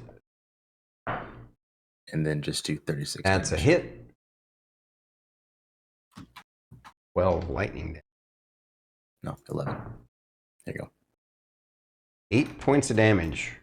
You guys see him light it up. So basically an arc of lightning comes down from the sky, just kind of sticking on him. And then almost like one of those Tesla arc balls, it continues to like charge up on him, and it's like moving around on top of the thing. And it has another link directly to Rylar, and And so, just like each round, he can choose to shock it again. And Nice. Make a Constitution saving throw for my Moonbeam. Unit? who does? Did you No, move it? because I'm concentrating on it. Yeah, she got hit, so she has to roll concentration. Oh. Oh, you have to roll concentration. Yes, that's true. Yep. Thank you for reminding me. Oh yeah, Moonbeam. Nope, it's gone. Never mind. Moonbeam is gone. What did you Moonbeam is roll on gone. your concentration check? I rolled a 1. Oh wow, that's terrible. Yeah, because it's either a DC half the damage taken, Yep. whoever is lower. Yep. Okay, so that was That was Rylar. Rylar. Ray, you're up. My turn, huh? Mm-hmm. All right, I'm gonna bust up the healing word and I'm going to cast it over at Fern. Hey. Nice. And I'm gonna say, I got you, Fern! I love you, Ray. I love you so much.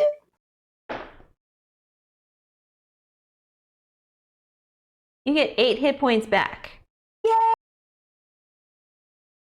Nice roll. Nice. I rolled a 3 plus 5. Okay. Excuse me. So, Fern, it is now your turn. Okay.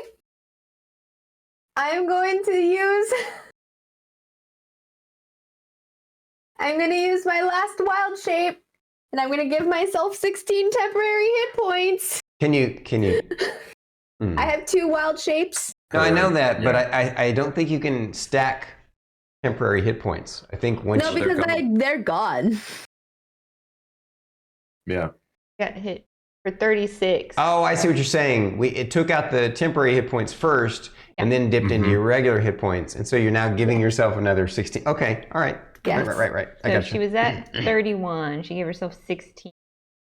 Hit her for 36. So that technically she. Yeah. So she would have been at 11. Mhm. All right.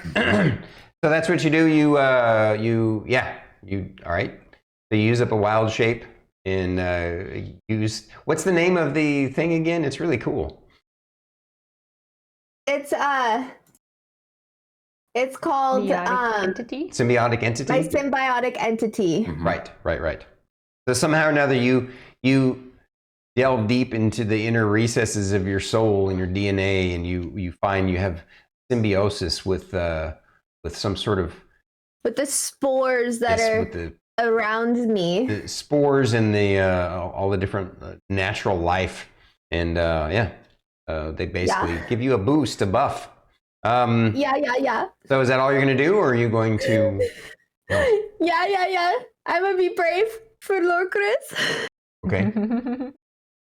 Hmm. Ah!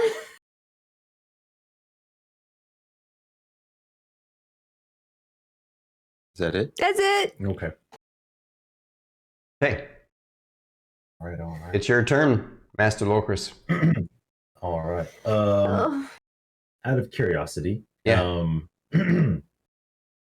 if I were remind me how grapple works. So if I were to physically grapple, it's an opposed strength check. Is that how it works? Yeah. Yeah. The grapple is a little less complicated in 5th ed. Crap, do I not even have? Isn't the creature still on fire? Here it is. A grappled creature's Oh. speed becomes 0, and it can't benefit from any bonus to its speed. Yeah, you probably don't want to grapple it though, because it is currently on fire. So Yeah. As a reminder, I mean, we kind of have to retcon this a little bit. At the start of each of its turn until the spell ends, the target must make a Constitution saving throw. On a failed save, it takes 1d6 damage. On a successful save, the spell ends. So it should have been done at the top of its turn, because it continues to take fire damage after the Searing Smite. yeah.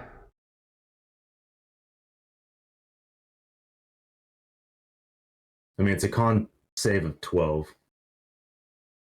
Oh, yeah. Okay. All right. Yeah. So I need to roll. Yeah. So Yeah. Sorry about that. No, that's all right. I mean, no, I appreciate you. Yeah, we did both forget that.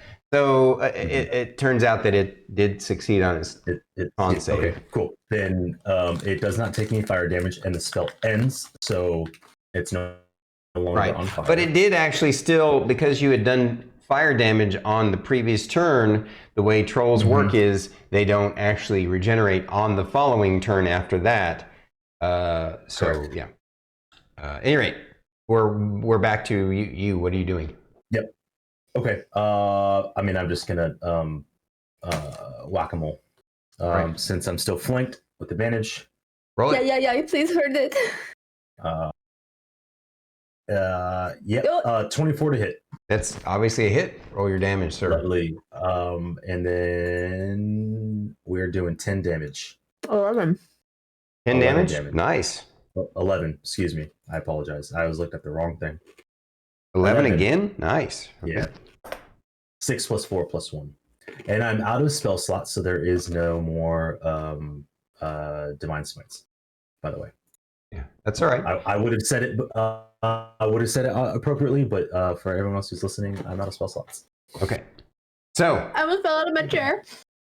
its turn comes back around. Since it did not burn on this go around, it gets hit points back. Yeah, but then I'm going to do some damage. He didn't move out of my cloud of daggers. Oh, yeah, that's true. If I take away what he regenerates.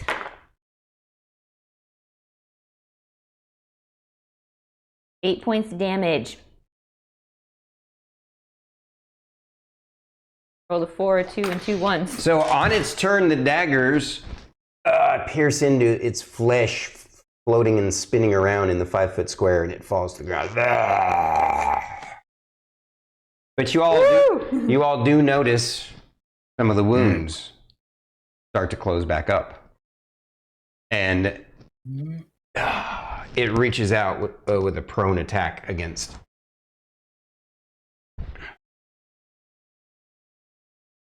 Because you didn't get enough. Like if you had somehow been able to do more damage to the point where it would have gone up to 0, then but it got up to 5 hit points, so now it's conscious again. Now, because of its prone position, I'm not going to let it bite, but it is going to claw. Who's it attacking? It's clawing. It's going to do 1 claw on Fern and 1 claw on you. Okay. The first claw hits Fern, and your AC is now 18 or 19? AC is 18. Yes. 18. Okay. The other claw is going to hit you too. So. Okay. Ooh. Fern, take 15 points of damage.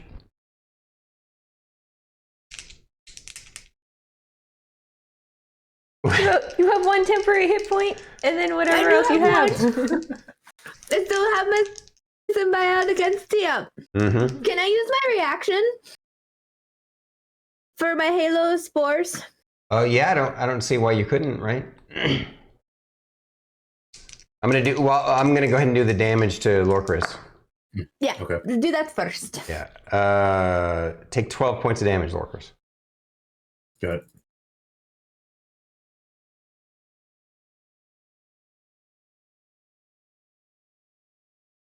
Is a Constitution saving throw DC 15?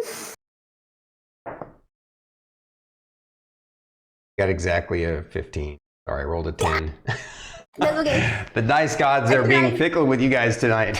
It's okay. We did really good against the Manticore. This is about Chimera. You mean the Chimera? Yeah. That's what I meant. It's all right. It's all right. It's like a manticore is completely different. Yeah. All right. So that was. That was the troll's turn. Yeah, that was the troll's turn. Rylar. Rylar. He's so angry and pissed off now. He's going to run over here and basically stomp on its foot. Not like a physical attack that's going to damage, but like he's just, like trying to hold it down with his foot. My cloud of daggers is Oh, in that spot. then why did you move the thing? I didn't move it. You oh, I moved did? him prone. Okay. 'Cause I'm So- still concentrating on that spell. Yeah, Rylar comes over here and he's all like, "You're such a mean green bastard." And then he's gonna hit it with a purple beamer up close and personal. No, actually, he's so angry, he's gonna be not very bright. He wants to hit it. He doesn't get angry very often. He's not an angry kind of person. Man, Rylar Angie. he's gonna, but when he's angry, it's usually not a good thing. He's gonna smack it with his mace. Angie, right? Oh, He attempts to smack it with his mace, but he doesn't actually penetrate its tough hide. I mean, he feels satisfied because he hit it. It just didn't do anything. And now it is Ray's turn. which is bolt thing? What? Is he still concentrating on Witch Bolt? Oh, yeah. And then, of course, he's all like, he sticks his tongue out at it in Witch Bolt. Let me refresh my memory. I don't think it needs to make another saving throw. Nope, D12 automatically. Wow, 11 points of damage. The thing goes unconscious again. My turn? It is your turn. Fire, acid, something. Kill it. What do you do? You say that as a free action, I obviously. say that is a free action. I don't have any fire or acid, so I am going to Brutal. cast a healing word again at Fern Thank you. for back some hit points. Ooh, 9 points back. Nice support there, Lady Ray. Cool. I rolled a 4. And so that was healing word. Isn't that a bonus action? Yes. So what you gonna do for your action? I'm gonna stand there and viciously mock it. Okay. All right. Man, Let me pull out my little list. Oh yeah. Roll from the list. A 91.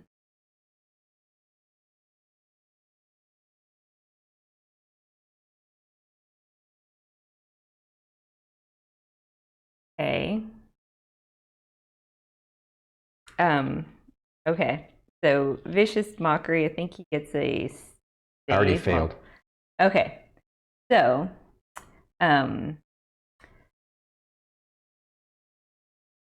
Is this thing still conscious? No, it's unconscious at this point. oh, then it can't hear me, so it doesn't But you work. do it anyway. It's a cantrip. Yeah. Like your character's enraged, right? So she's like, you're gonna viciously mock the thing on the ground. Yes. That's why I'm like, okay, one day I'm going to make a ballad of this fight. Tell me your name. I hope it rhymes with horribly slaughtered. Okay. So lame. I love it. I love how lame it is. All right. So that's Emillynn Ray's turn. And very, very well performed, by the way, Lady Ray. Fern, you're up. Okay. As a bonus action, I'm gonna cast Shillelagh. And then I'm gonna hit him with my club. Hadn't you already shillelagh'd? Oh, that's right. It's only a one round thing. Never mind. Go I ahead. guess I don't know. But I mean, it's active for a minute, and it's definitely been. I don't know, but I'm just gonna do it anyway. Bonus action Shillelagh. 6 plus 7, what's that? 13? So you're gonna bash it in the nose, except you don't penetrate its leathery skin. Is everybody ignoring since it's my acid or fire? melee attack. Hang on. Yes, I You're do. metagaming. Since it's a melee attack and the creature's prone, doesn't she have advantage? That is true. Yep. Same fucking thing.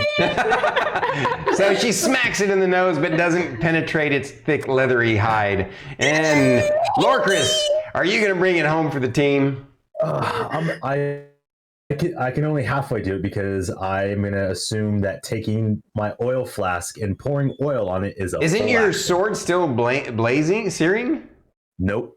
It's Next time it hits. I have 1 minute for it to hit. So you're not on fire no more. Oh, None of us are yeah. fire. oh, I thought it was. No, so the spell lasts for a minute. It's when It lasts the for a next minute time I or hit- until you hit something with it, basically. Yeah, and then if it hadn't made the Constitution saving throw, All right. it takes a D6, and then every turn it keeps going until the minute is up or it saves. Right. So don't ask me what you think will work or not. I'm not going to tell you. What I want you to do is tell me what you would like to do, and I will tell you how you can do that, and then we will see what the result is. I would love to take my flask of oil and pour it on it and grab a stick from the fire and just poke him with the red hot stick in the oil and set him on fire. I will say that you can pour the oil on him, move over and grab one of the, fired logs, but, all in one move, all in one turn, that's all you can do right now, if that makes sense. Yep. So, all right, That's so perfectly fine. It's unconscious. I step over him. It's pretty big though. It's basically difficult terrain. It would slow you down. Yeah. So we'll let you just go over here. So you grab a flask of oil out of your backpack, using up some of your move. Let me see if this will actually work. The problem is I'm kind of viewing it such that there's only so many things you can do during the move action. And basically using a potion, kind of like your bonus action. Yep. Reaching down to grab something is basically going to be your standard action in your move. So I'll let you do all those things, but that's the most that you can do.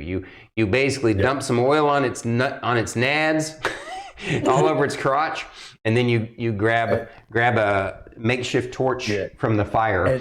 And then can I say when I move, someone hit it with fire? Yeah, just hit it with the stick. You say that. Yeah. There is a chance because you're reaching into the fire to grab an ember log that you might accidentally burn yourself. So I'm going to give you a 50-50 shot, and you get to choose low or high. High. Unfortunately, you do burn your hand on the fire as you grab the ember for 2 points of damage. Oh no. And it is now back to the top of the round. The troll. Some of its wounds heal back up again. This time, it stands up No, Right in my cloud in of your cloud of daggers? daggers. So roll your cloud of daggers. And now it's going to actually be able to get its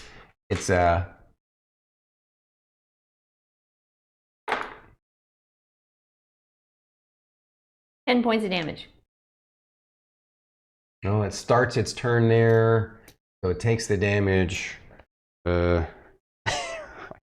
it right back down. Yes. I'm going to rule that it gets one swipe though, and there are 2 people it can swipe at. I'm going to, since it's kind of in a berserk mode at this point, it's going to be a 50-50 shot whether it goes after Rylar or goes after Fern. High or low, Fern? Low. I'm sorry, I rolled a 91, so you get the smacketh. All right, your armor class is a 15, correct? 16. 16, all right. And that's a natural 19. Oh no. How many hit points do you have currently? I actually have 28 Okay. plus 1 temporary hit point. All right, take 14 points of damage. Okay. What my is this halo is 4. druid tank person? I know, right? All right, so we got a warbard and we got a druid tank. This makes no sense. All right, back to the. And a paladin that can't stay alive. I know.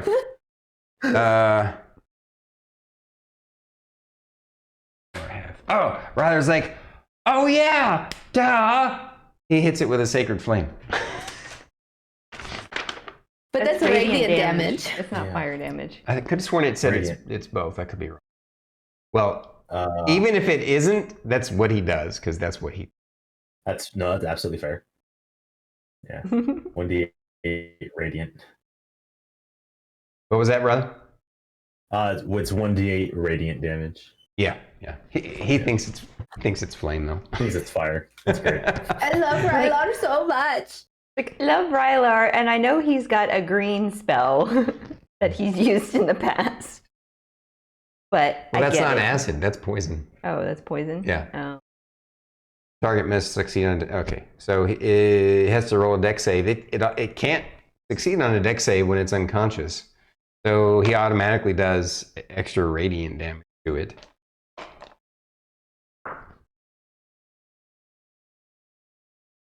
Interesting. Okay. The plot thickens with this crazy tough troll. So that's what Rylar does. And of course his lightning as well. That's a D10, not a D12. And 2 points of damage. And now we have, of course, Emillynn Ray, the bard, going to do Miss Ray. All right, let's go a second level healing word on our lovely Fern.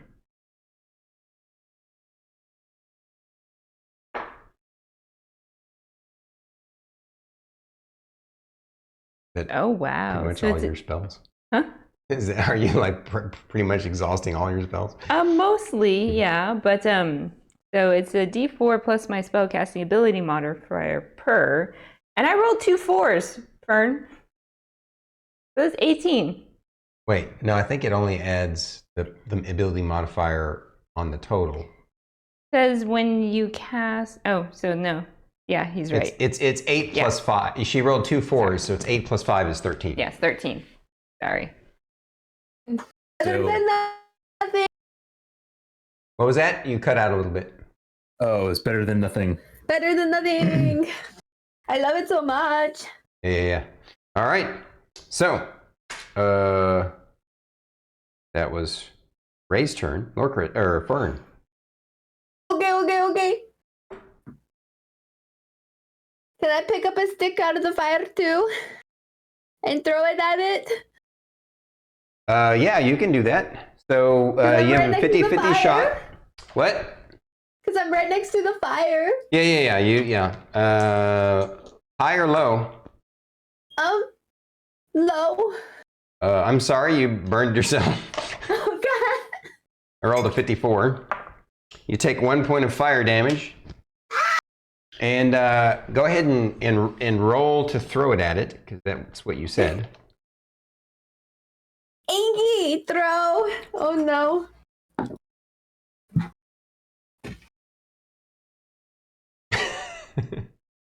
Sorry, we have a delivery. We have a food delivery. Hold It's on. not DiGiorno, but it's delivery, and it's amazing. Thank I love you. you, Mama. Oh, look, she put it on a tray. Oh, that was adorable of her. Thank you, Mama Fern. I'll pick it up in a second. So I have to throw it. So Don't what do step in it now. Oh, I know. I Right? rolled a 10. You rolled a 10. You rolled a 10. Plus- Okay. Do I have to? No. No. So, do I catch somebody else on fire? no, it's going to go in a random direction, though. Alfred. I will let you remind her that she does have a bardic inspiration she has yet to use. You still have that D6 you can add Can on. I add that? Yes, you can. Oh no. Okay. +1. I tried. All you have to do is just touch it with the fire. Oh my god. Comedy of errors. All right. Ah!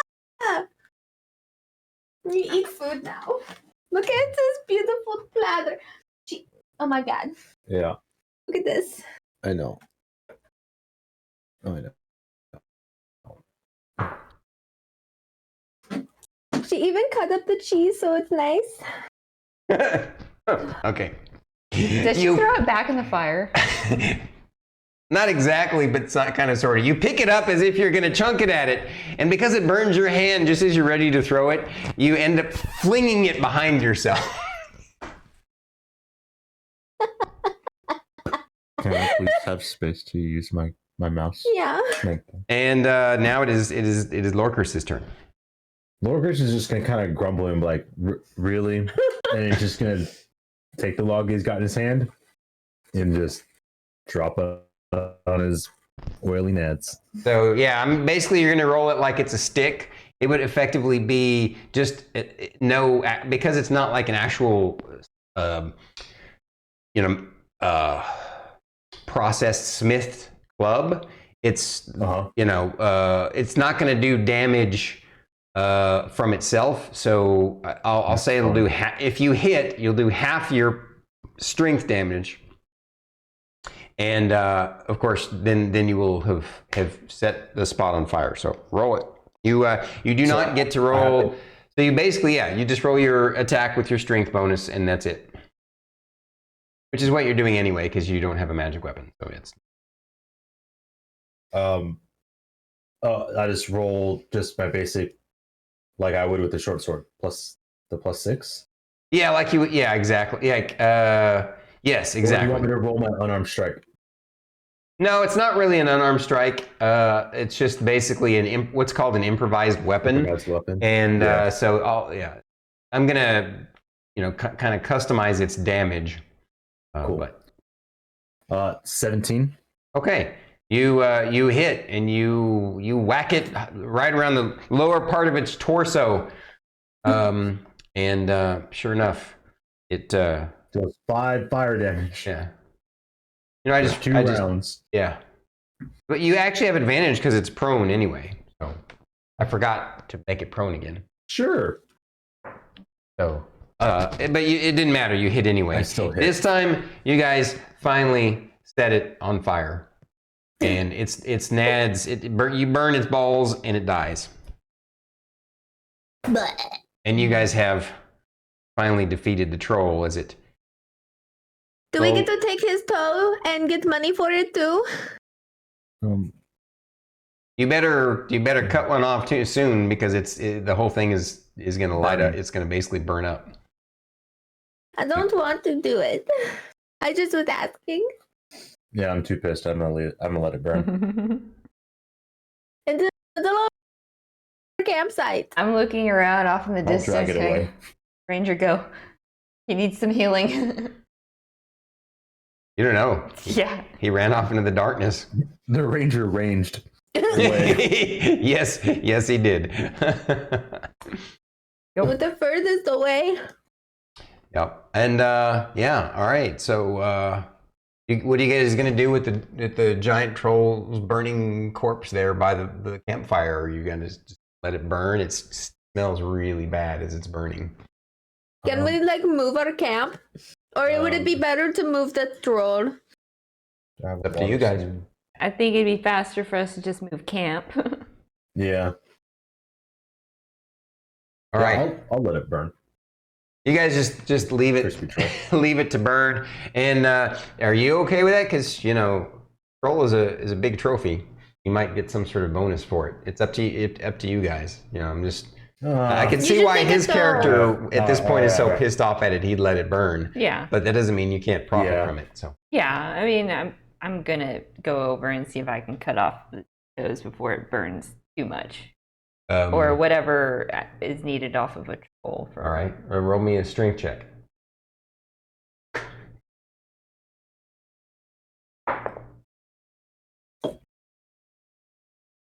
You guys see Lady Ray over there trying to gnaw its toe off as the flames are kind of slowly moving down its legs towards her, and she's all like, not having any success. You see Rylar go over there trying to help her. The other weakest person in the party. And he's like whacking at it at its foot with I'll just come over and just lop the foot. All right. You lop the foot off, and so now you have the foot, and you can I rolled a 1 for my strength check. I For a rolled total of a 1. I rolled a 9 for a total of 9. My total was a Make 1. everyone feel better. I rolled a dirty 20, a 16 plus 4. Nice. Okay. Well, you guys successfully defeated the wandering giant boar hunting troll. You get the sense from looking at the way everything laid out that this thing was probably hunting the boar, and the boar happened to wander near you guys, and there it goes. There's good luck, bad luck. I don't know. You guys are all pretty banged up. Yeah. I'm ready to go back to sleep now. So what are you guys gonna do who all has been hurt? I think Me? I think we've all been hit. I think it's except just for Fern Rylar. and Lorcris. Lorcris. Yeah. Oh. Emillynn, you didn't get hurt?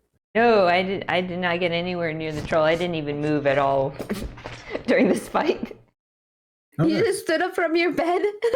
Yeah, I stood up from my bed, but you all stayed within range for me to like do what I needed. That's awesome. Emillynn Ray still in her pajamas, playing her violin like fucking heal. That's right. All right. So, you guys break camp and make a new camp, at least close enough that you can avoid, or far enough away that you avoid the stench and flames, but close enough that, you're not going to go try and, I mean, you could, if you want to, you could try, you guys have some good survival skills. You could try tracking the ranger. Yeah, no, we're gonna rest first because that battle was just like, no. Right. The ranger can find us again. So you guys end up finding, making a camp not too far away. And did you all want to do any heals? Because remember, this is 5th ed. You don't get to heal everything when you go sleep. Well, I'm going to do my Song of Rest. So what that does.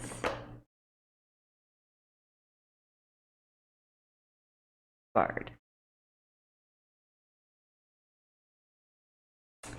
Song of Rest. Let's see. If you or any friendly creature who can hear a performance regain hit points at the end of a short rest by spending 1 or more hit die, each of those creatures regains an extra 1d6 hit points. So, you are expending a hit die to heal, you get an additional 1d6 hit points along with that. So are we taking a short rest technically, just since our long rest is interrupted? Yeah. Is that what's... Well, no, you would just take another long rest, right?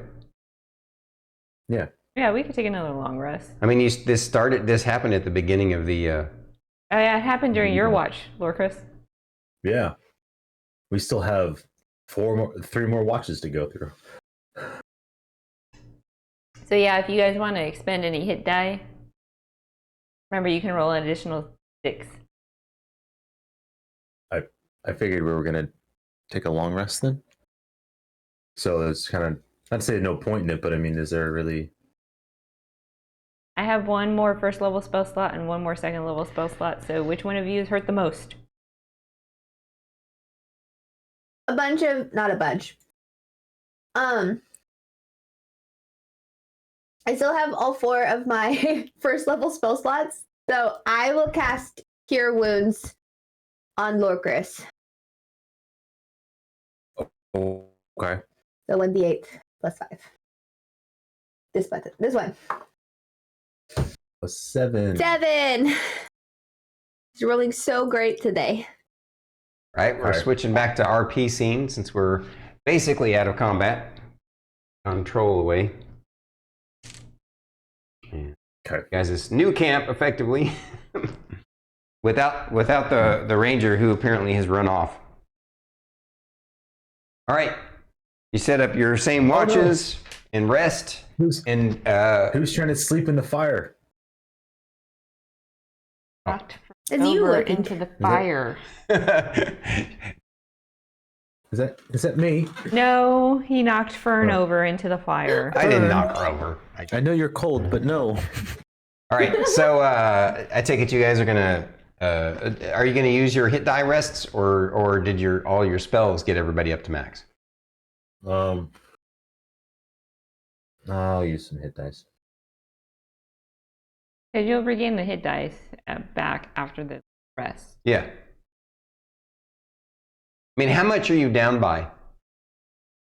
Not much. Not much. Okay, then you guys are going to be able to rest. It's okay to say the number. I'm at 32 out of 39. Oh, okay. Yeah, Health-wise, you'll I'm be fine. able to get that Spell back. slot wise, yeah. Spell slot wise is where I'm like, I need to take a long rest. Well, you would have. There's no point in waking up from a long rest and then taking a short rest, because you know what I'm saying, that wouldn't make any sense anyway. Because what would you do after you took your short rest? Just go back to sleep and take a long rest? Yeah, we would need to take a long rest because I need my spell slots back too. Yeah. I mean, unless you guys wanted to travel at night all of a sudden, because you don't want to be in this area. But Yeah, no, that's why I was like, I don't know why we were rolling hit dice, because if we're gonna do it, just might as well take a long rest. well, but even if you take a long rest, you can't 100% heal necessarily. You still have to roll your hit dice. So you have to use up your healing hit dice. Now, it just turns out that you guys are low enough totals, as far as that goes, that you're okay. You're able to, since you're only down by 7. How much was Fern down by? So I'm at 28 out of 31 now. Oh, okay, yeah. So then you guys are good to go. You all rest up, get your all heals back, get your spell slots back. No more events, because that troll, even though it's dead now, the creatures in that area didn't know it was dead, so they're going to kind of stay away from that nonsense. But as you all sleep, basically deep in the night during Rylar's watch, some strange dreams happened. Oh.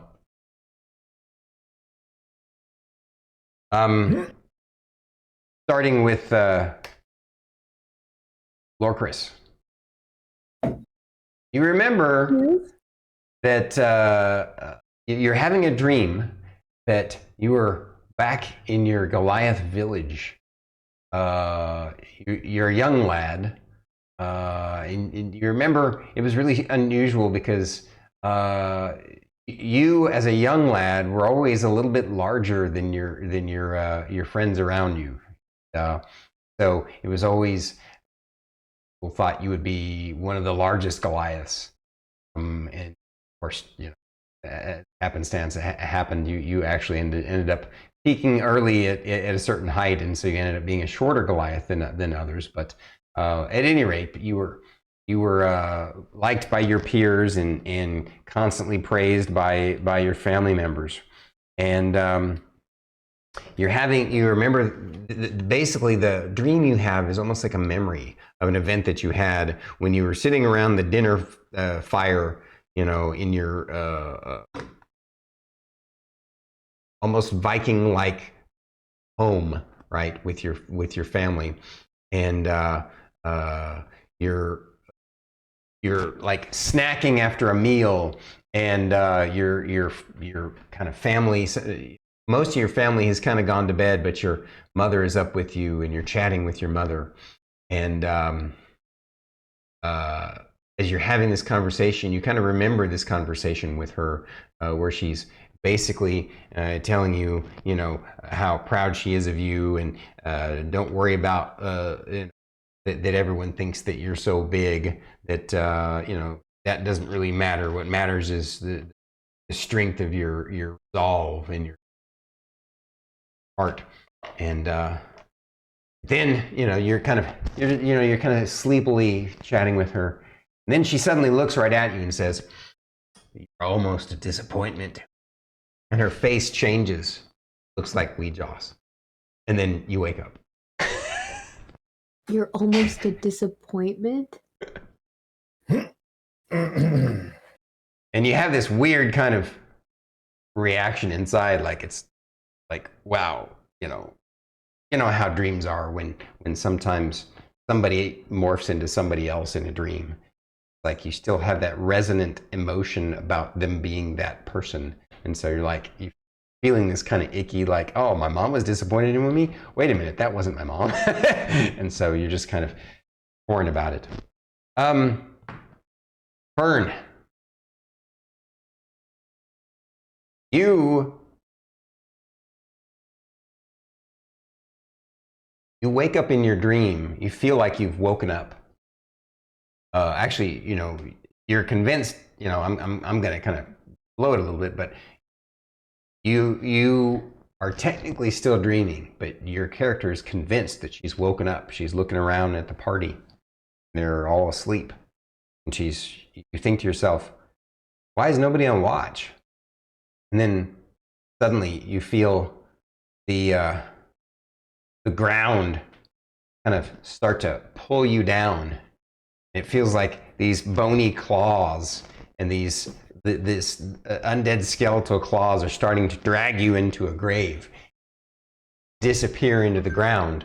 And then in the distance, see what looks like a face in a tree. And you move yourself, like it's like, you know, the dream shifts and you're no longer underground, and you're like moving through this shadowy area, and you see this face in a tree. And you move closer to it. As soon as you get close to it, the face turns into this skeletal, decayed death mask and rages at you. And then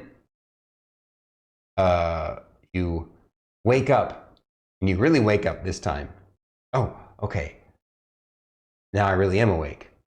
But you hear the echo of this voice. You're not sure. It seems like it's coming far from the east. And it goes, voice says to you,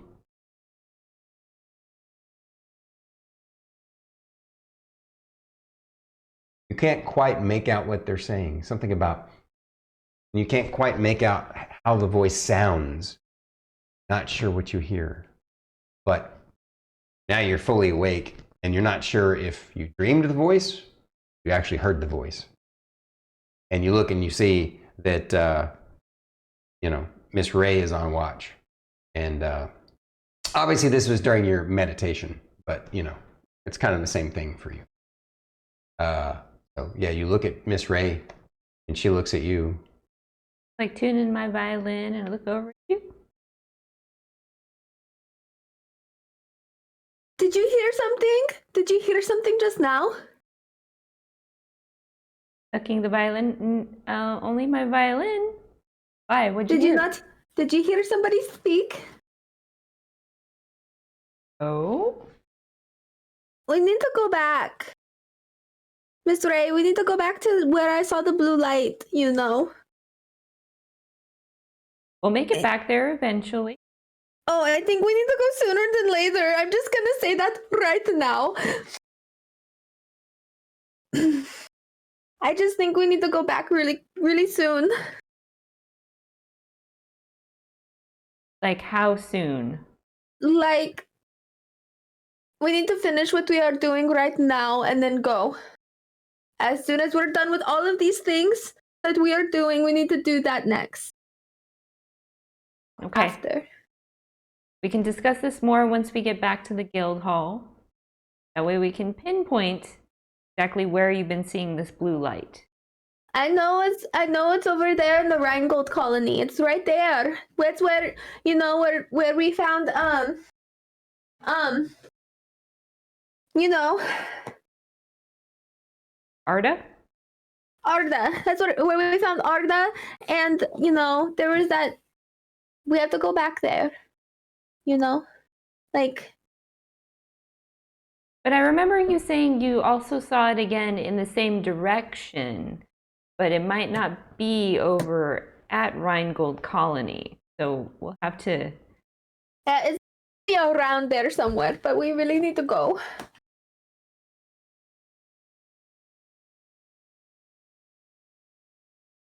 We'll figure it out, Fern. We'll get some more maps of the area, and then we'll figure out where exactly you've been seeing this blue light and what it means. All right? I think it has something to do possibly with Ouija's, because ever since, you know, ever since that we found Arda, and Lorkris started acting weird. And then he started talking about Ouijas. I think she has something to do with it. Okay. Well, we'll have to find out more about Ouijas. We'll have to ask Rylar and see what he knows about Ouijas. And see what Goo knows about Ouijas as well. Do you trust Goo? I don't know if I trust Goo either. I trust Rylar. That's true, and I trust Lorkris, but I don't know who. I don't know.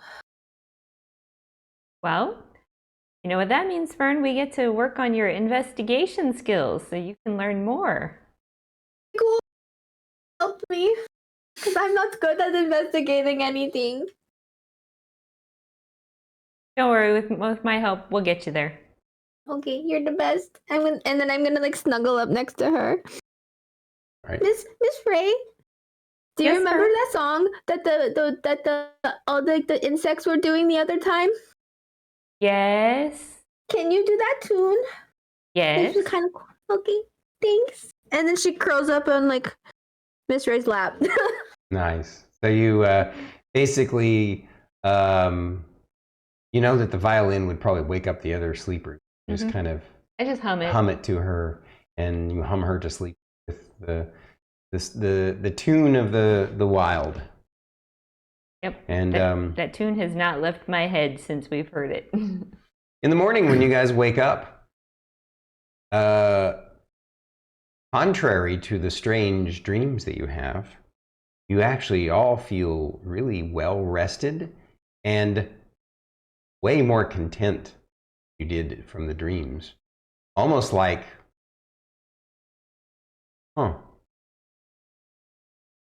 like maybe the dreams were more of a reflection of the struggle that you went through than chastisement. And two things that are notable is that Lorkris, you don't feel like anybody's actually technically disappointed in you. Instead, you actually feel like it good, and like you were actually on the right path somehow. It's an intuition. It's an irrational feeling, right? Not a thought, really. And of course, Fern, you now actually have a different feeling than you had last night. You really felt this panic, this desire to go in that direction. You still want to go investigate what that is. You have this looming sense of patience wash over you. Like, you know what? It's going to be okay. That whatever this thing is that's drawing me, it's calling to me, this blue light, it's not something to be afraid of, not something I have to rush to. And the other thing that you all make note of, the fact that you feel much more powerful, as we're going to do a level up right now. Level 5! Woot! Did you guys get muted, or were you guys basically? No, I didn't make any noise. Oh, It made really loud noise. you made such a loud noise that we didn't even hear you because the mic cut you out. That's awesome. Level 5! Level 5! Level 5! Do you want us to level up wake right up now? that morning with a feeling of these folks are like becoming more than just companions and friends. They're like family to me. Felt like you connected with them and took care of them. Feel confident forward. Of course, you all look at Rylar when you wake up, and he's all like sprawled out snoring in the morning. Rylar. Oh, no. So now some choices have to be made. You guys got to decide what you want to do on your level up. Wow. Well, for most of you, it's an easy choice. It's really only Lorkris that's got the difficult choices, I suppose. Guys, Guys, I have access to 3rd level spell slots. I do You too. know- Wow, really? Yes. Good level. Wow. Yeah. Cool beans. Okay. No. What? Yes. What is it? Okay. I had that. Yeah. Biscuits. All right. I did it. Oh, it's not what I thought I was going to be doing. I thought you were gonna do something What? else. So that's the thing. Okay. Yeah. I mean, it makes the most sense based off of the dream shit, and then the Weejoss moments. Yeah. Okay. So you do what you don't worry about what happened in the dream. Do what you were gonna do. If you were gonna go up in your paladin level, that's fine. If you were gonna go up in your cleric level, then that's fine. It's all right. I'm living with it, and I like it. What were you originally thinking about doing for your next level up? So I expected our level up to be closer to when we were done with this, this run of quests. So the talking with, oh my god, I always want to say Silas, and I know it's wrong. Silver Scale, Silvus, Steel Scale, yeah. Silvus. Going the halberd. Or like the glaive, and that would have for me, that would have been like straight up paladin, physical combat. Oh yes, are you okay? Okay, She's apparently super excited about this level up and the spell she's getting. So go on, you were saying. So I was gonna then go that route and then take the do a feat and go polearm, but I haven't done anything yet with going that direction to justify going that route and taking that feat without having picked up that weapon. Does that make sense? Oh, you were going to take which feat?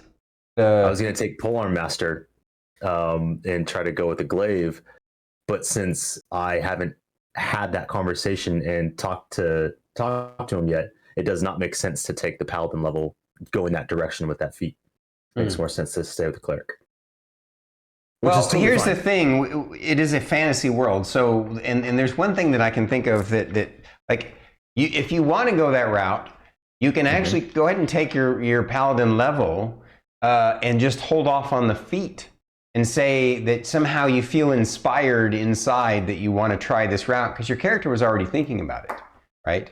So what I'm getting at is that basically we'll spread out your level up such that when it makes sense to you to actually take the feat, then if you think about it, you don't want to bend the game to match the mechanics. You don't want to. It's better to. The mechanics are only there to help facilitate things, right? To facilitate the experience, the vision, and so. It's okay if if your character has been thinking about this and he already knew when he got back he wanted to get with Silvus, right, to train on a glaive or a spear or something like that, right? So, like I said, you can do your level up and just not take the feat right now, and then when you get back, you'll be like, I know this is what I want to do, and so at that point, once you get your training, I'll give you the feat. Okay. If you want to do that route, it's really up to you. Like the dream, don't let necessarily the dream. I mean, it's okay. I want you to experience however you want to. Like if you feel like that dream makes you want to, but I don't want to throw things off such that you don't do what you wanted to do. You know what I'm saying? No. It's fine. I appreciate it. I know. I totally hear what you're going. And yeah. I'll stick with the cleric. I'll stick with the cleric. If that's what you want to do. Yeah, I'm gonna stick with the cleric because I get Path to the Grave, which gives me the cursing an enemy till the end of my next turn. Yes. Lovely. All right, sounds good. Yeah. Can we go fight something else now?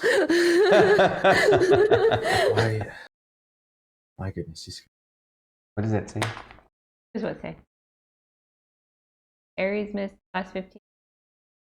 dead now. Yes, Aries the troll is dead. Yep, they took care of it. I'm sorry you missed it. Yep, they finally finished it off. All right, so just making sure we're not having any technical issues. Looks like everything's going smooth so far. And it's interesting how once we just started doing it this way, it's completely smoothed out, and you know what I mean? Mhm. It for some reason doesn't like to do both Discord and Streamlabs at the same time. But it's just so random too. It's not like it. At any rate, moving on. Yeah, I gotta do Rylar's level up. Tell you what, guys. In chat, did you guys want to watch us do the level? Yeah, they probably want to learn and understand. So what we'll do is when we do the level ups, we can kind of talk about what choices we're making, what roles we're making, and things like that. And I'll let you guys do it. If you have questions for me, then cool. Once you're done, let me know, and we'll tell everybody about what's going on.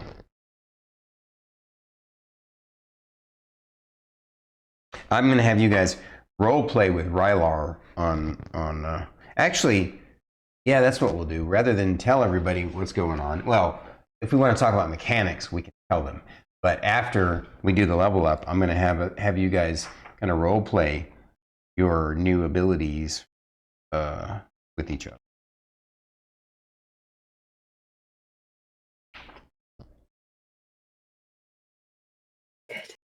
Okay. Ooh, Goodness. we get our proficiency bonus goes up to 3 now, right? Yes.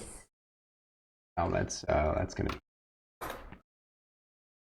Holy snap!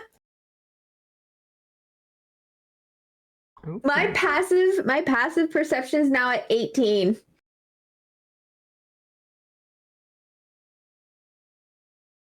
Indeed, it is. I'm so excited. I just have to say, I can now summon a fey creature. No way. Yes. That's so cool. It's one of my 3rd level spells. Concentration for up to an hour. Nice. And it's just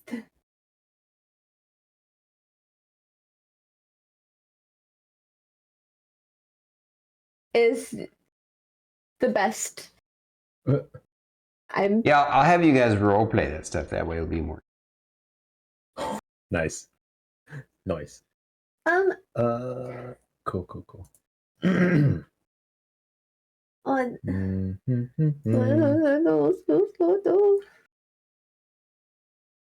oh, that's a lot of money though. So it does cost like money. What costs money? My spell. What spell? Summon Fae. Oh yeah. Oh, is this? A gilded flower worth of at least 300 GP. Oh, this is kind of like Yeah. Well, how many times is it a spell you would want to cast multiple times, or is it it No. like No, this is like But just it's only for up to an hour. But it's really Yeah. cool that I can do it now.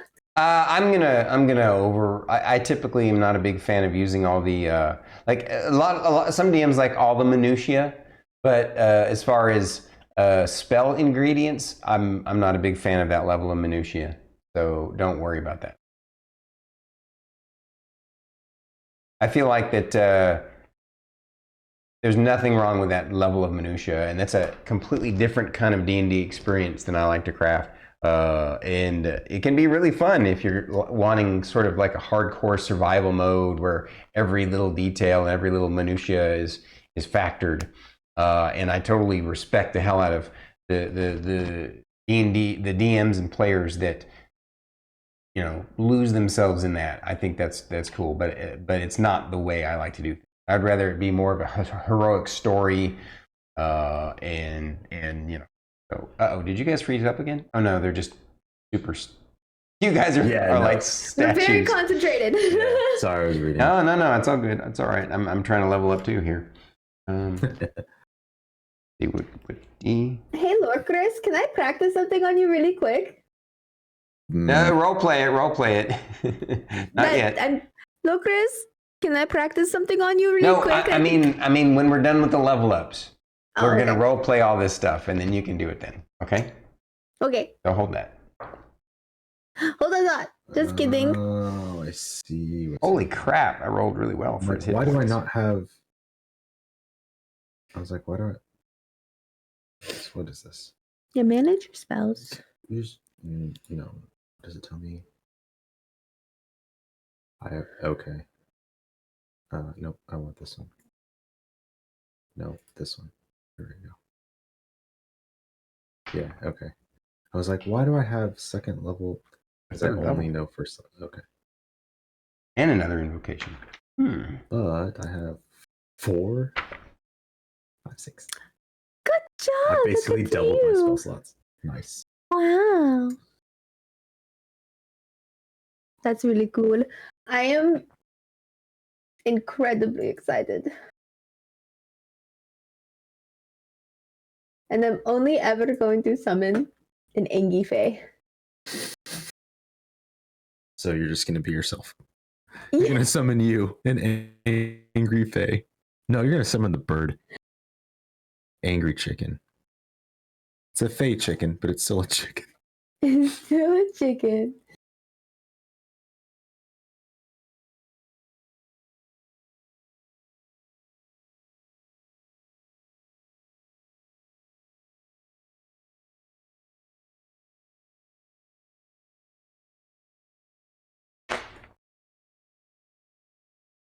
Wow. This is so cool. I love leveling up. It makes me so happy. It is a lot of fun. For you folks who are just watching, yeah, we're just trying to decide what we're doing for our level ups. I guess we'll tell you the mechanics of it. Rylar is a warlock going up to level 5 from level 4. Actually, all the player characters get a +1 bonus to their proficiency. It goes from a 2 to a 3. Rylar doesn't get any special features, but he does get to know an additional spell and an additional invocation. For warlocks, spells are different than invocations. Invocations are like his purple beamer Eldritch Blast, or his poison spray, or some of his other. He's got another one that he doesn't use very often, but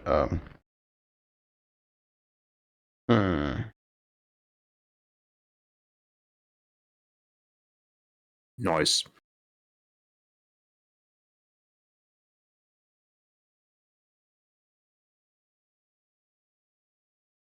I access to 3rd level spell slots, which is really exciting. And I only have 2 of them now though. But my save DC is now at 16. And my spell attack is +8 now. Oh, I'm a +7. oh yeah, I forgot it. Yeah, So your spell proficiency attack bonus up. and your spell casting and the spell save DC goes up? Yeah. Wait, the spell save DC is based on the proficiency? No. Well, on D&D Beyond, it auto filled in my level up. Went from 15 to 16. Oh no. So I'm assuming. It does. It's 8 plus your proficiency plus the spell level, I think. Wait. Not the spell level, right? Not the spell level. Plus the modifier? Yes, plus the applicable. Yeah. 8 plus proficiency bonus plus applicable modifier. Let's see. 4, 5, 6. 8. Oh, do I get them to learn another cantrip 8 too? plus the proficiency modifier 8. And plus... I Yeah, can no, that's learn right. another cantrip. I have a +5 to a charisma saving throw. What? And wisdom? You have proficiency in that? What? Not gonna fight it. You what? I didn't realize that I had a +5. I now have a +5 to both wisdom and charisma saving throws and proficiency. I only have a +4 to a strength saving throw. Wow. Well, you need to get your I am wisdom a up weird anyway. Goliath, okay? Yeah. My wisdom's at +8. My charisma's only +1.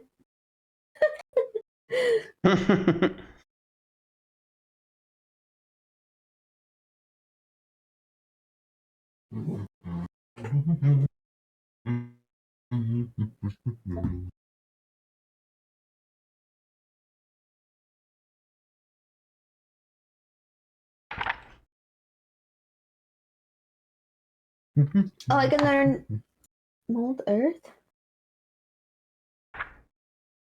Okay, I guess I can learn another cantrip, which is really exciting.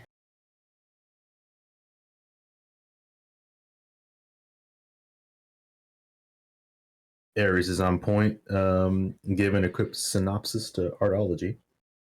Artology! Oh, Lady Art made it. A little fake. Yeah. And we're in the middle of leveling up. Thank you, guys. Hello, everybody. Yeah. How's everybody doing? Since we have this quick little moment, just want to see how's it going, chat? It's cracking. Yeah, we're leveling up right now. Artology. I can now summon little fake creatures, and I'm really excited.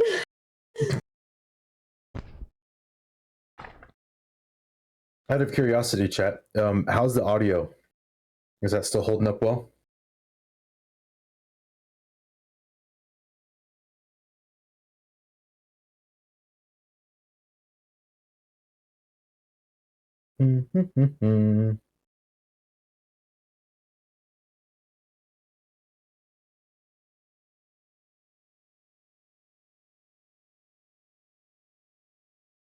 So right, Suspicious Ninja, thanks for the feedback. We still sound great. Awesome. Thank you. I appreciate you guys. I appreciate you guys for being able to see the chat. I have it covered up at the moment. Good. It's a distraction. No, I love them. It's I cannot. Wonderful. No audio issues. That's okay though. That's still super cool. I should probably do. I don't know. Cool. Ooh. Alrighty. I'm almost done. I think I just need to figure out a. I wonder, what do you guys think? Chat, tell us what you think about this. Is it are you finding it boring that you're watching us do the level up? Is this something that I should like do at the end? Time it such that it's the end of a session, and so that we, as we do it separately outside of the stream, or do you enjoy watching us, get excited and make the decision? And I don't know. I'm curious what your feedback is. Good question.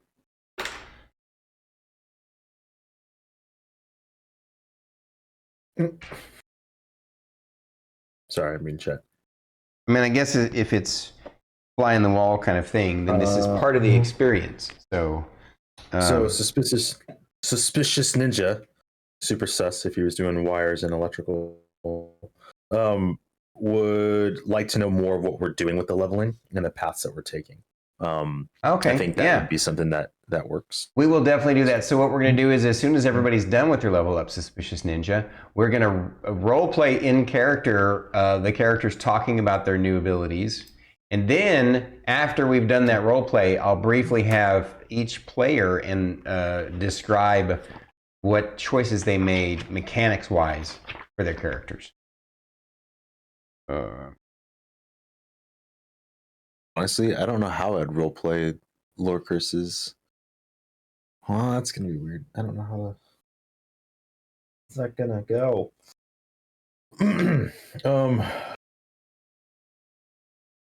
Yeah.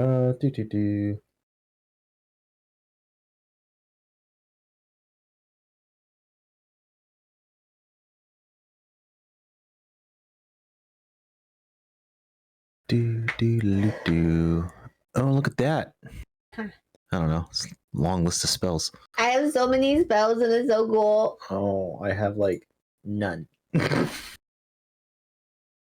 Well, that's not my problem. All right, see if I remember everything. We got to do hit points, which I did.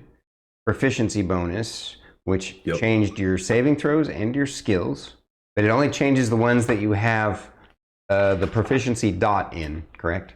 Yes. All right. That is correct. Sorry if it seems like me, the expert who's been doing this for way longer, I'm asking questions. It's because 5th ed isn't my expertise as much. So I appreciate getting. I am not somebody who has an ego who's afraid to ask for help, or you know what I'm saying. It's like we're all learning. Heck, I've been playing 3.5 for a very long time, and I still get help from other players, from my players from time to time to figure stuff out, because it's very complex systems. So we're in this together. So hit points, saving throws, skills. Is this fifth level doesn't get a feat, does it?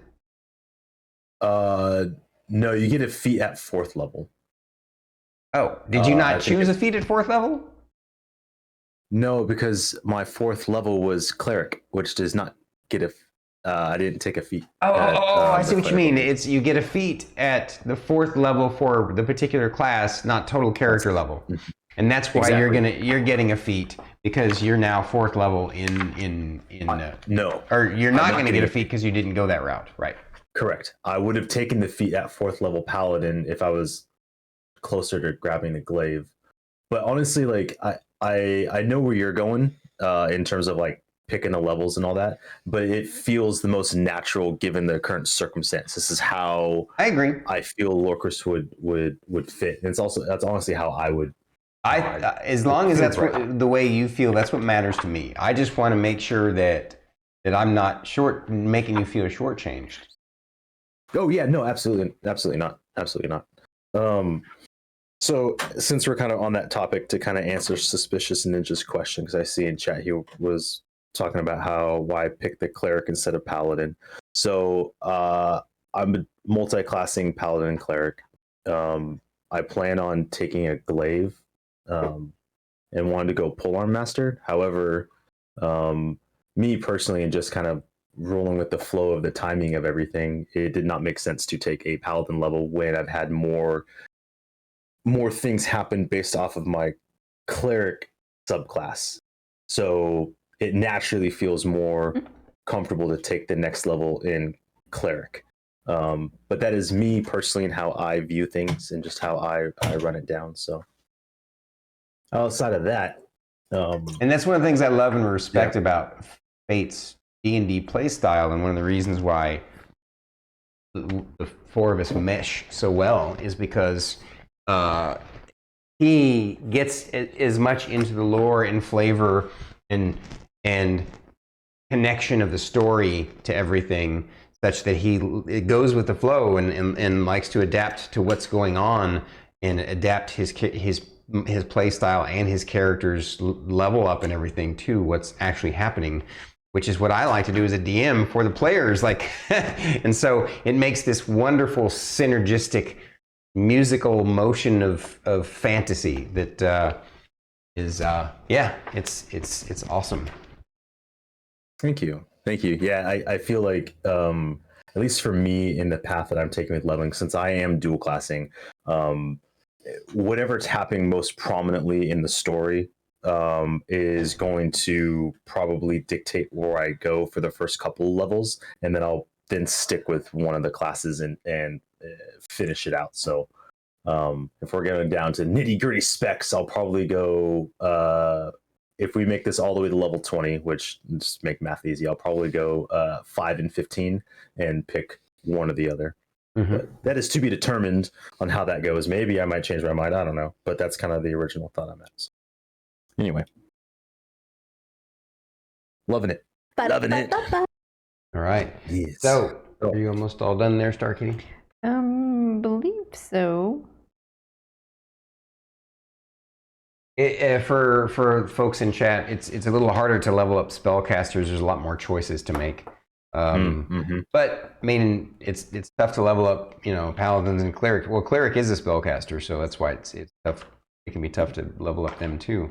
But Thankfully, since I'm such a low level on both of them, I don't have a lot to pick from. right. Still though, Yeah, it's And then I get to prepare my spells every morning when I wake up. So yeah. I'm impressed that you had the foresight to prepare the other day when you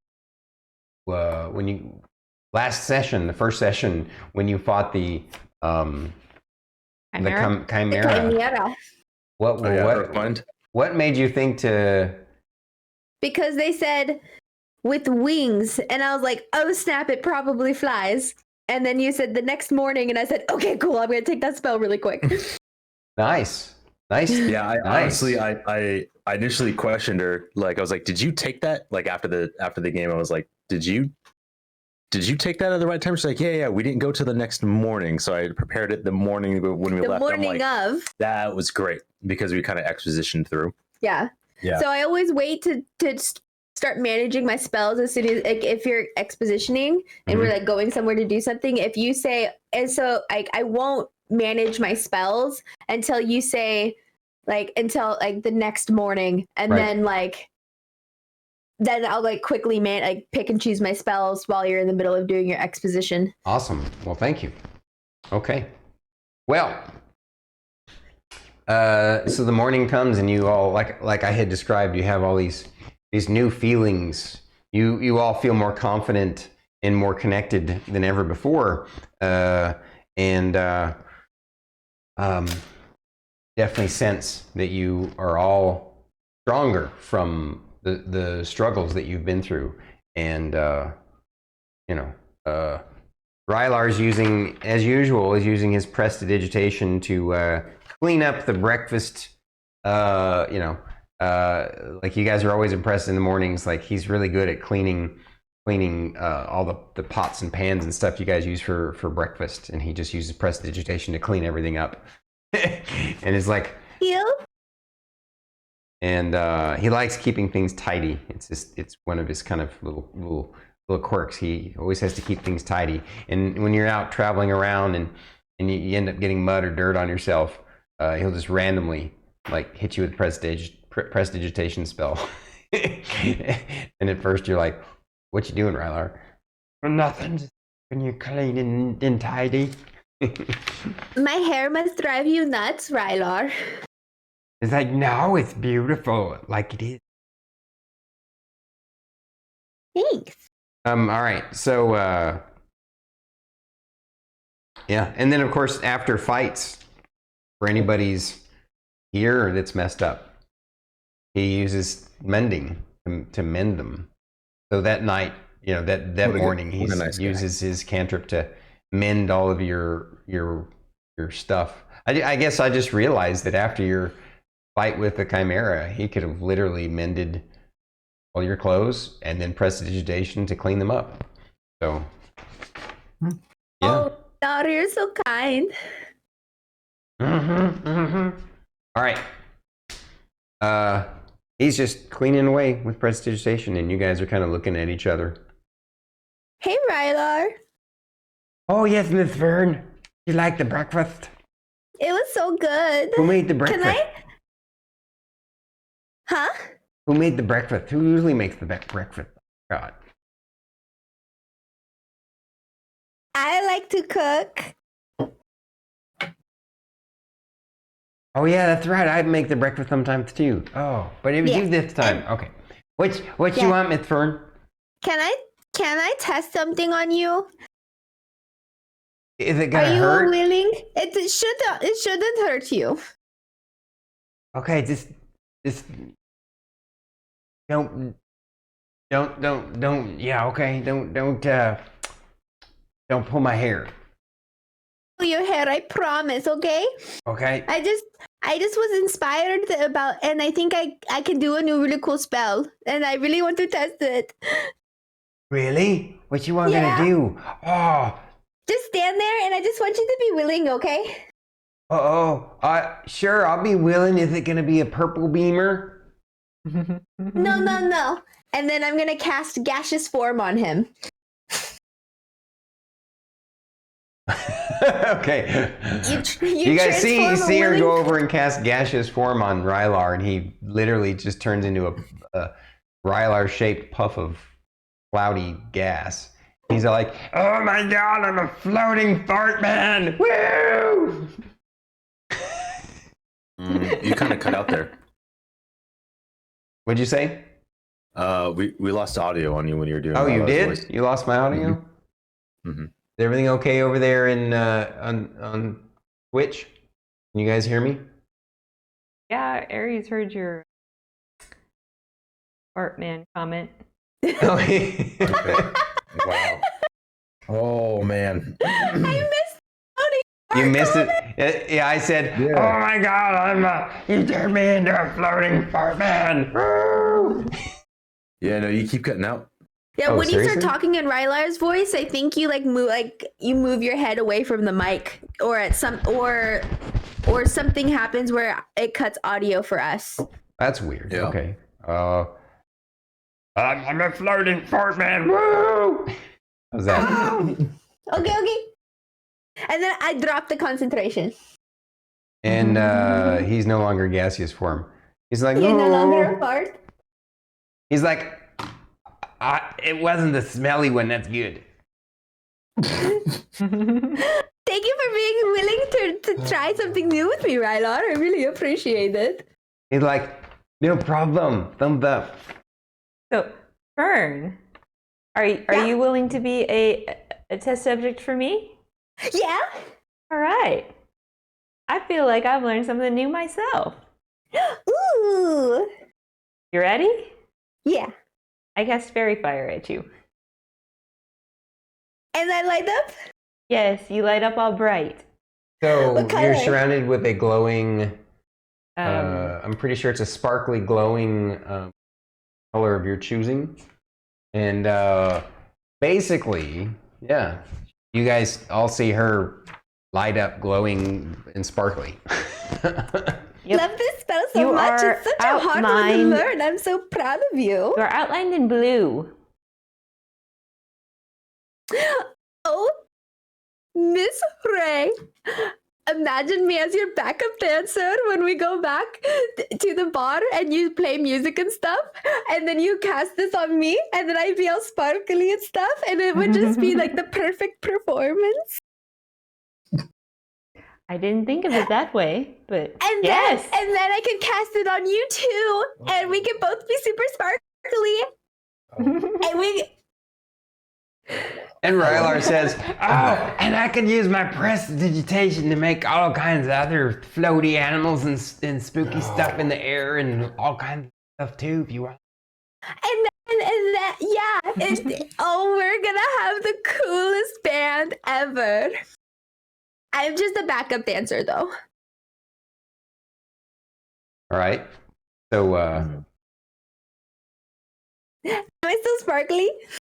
what is Lorcris sees this whole kind of thing going down? What does he do or say? I think Lorcas has just kind of got that just like gobsmacked look on his face, like, what? Just what? What was that tirade? Okay. Yeah. Yep. We're doing it. We just feel really good today. Yeah. Rylar says, "You know, I learned some new stuff too." Oh yeah? Mm-hmm. What did you learn? Well, I'm not too sure about one of the things that I learned.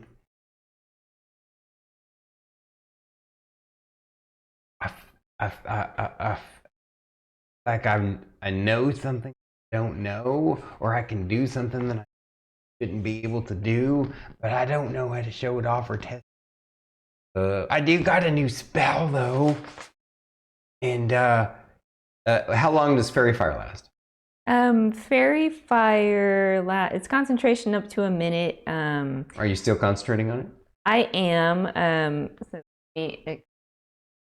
this is asking. No. Oh, she was asking. Okay.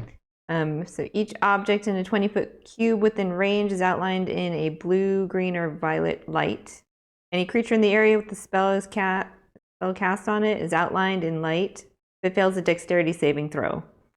For the duration, objects and infected creatures shed dim light for 10-foot radius, and attack rolls against effective creature have advantage if the attacker can see it.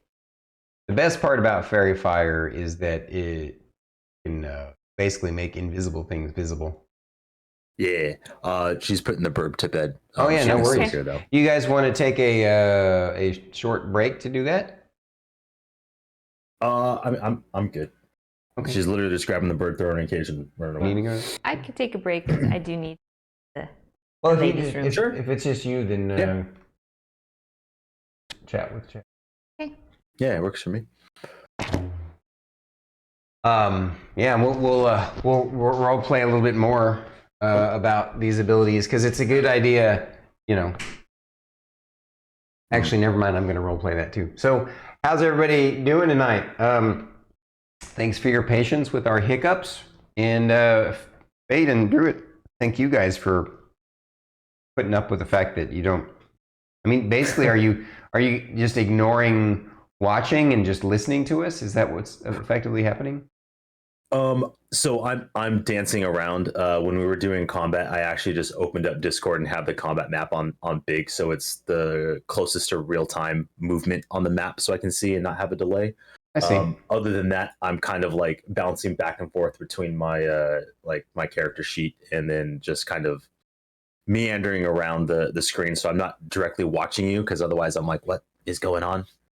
Because of the delay, like I hear you, and then I see you move, and I'm like, throws me off. Yeah, it's like watching attention. Yeah, an old kung fu movie where the voices don't match the lips, right? Yeah, only probably even worse. Yeah. Absolutely. But not too bad. Hopefully, some of our, like I said, we'll get some feedback from some folks, and hopefully we can iron and figure this out.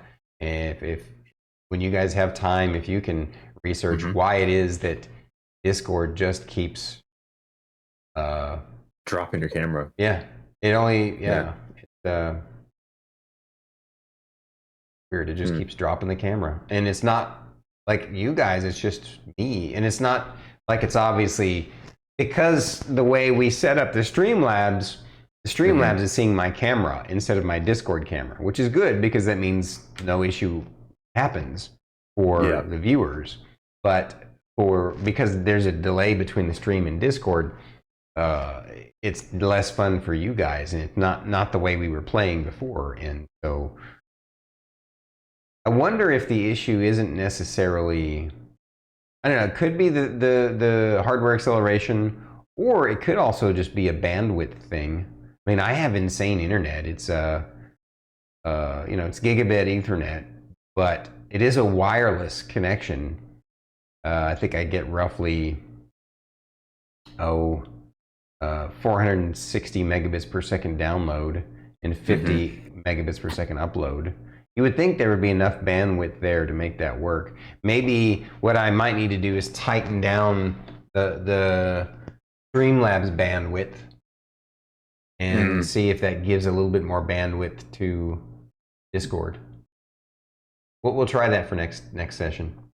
Yeah, absolutely. At any rate, back to it. So, so you're gobsmacked. You're standing here watching these folks, and then Rylar says, "I got the new ability too," and he says, "Don't be mad when I do this. It could be useful. I think it's a spell that gets rid of other magic or something. Here, let me try." And he basically points and casts a spell, and it makes your fairy fire just instantly stop. That is so cool. Do you think you could do that if there's like somebody that we are fighting and they're doing like magic towards us? Do you think you can like make that not happen? It's like, no, it won't stop magic that's in the flux of happening, I don't think. But it'll like stop magic that's affecting someone already, Oh, that's really cool. I think it should. I think. Of course, I can only do spells twice a day.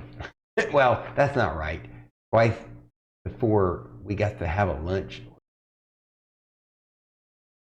or a breakfast break. Whatever the hour-long break.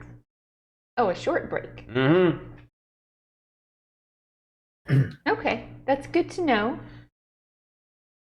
I feel like I'm tougher too. Look, check this out. He goes over and starts punching a log. Ow! Ow! Ow! Ow! Rylar, stop. What? Oh goodness. I feel Can I- tougher. Mean by tougher, you were just saying ow, ow, ow. Well, punching yeah, the log. it still hurts.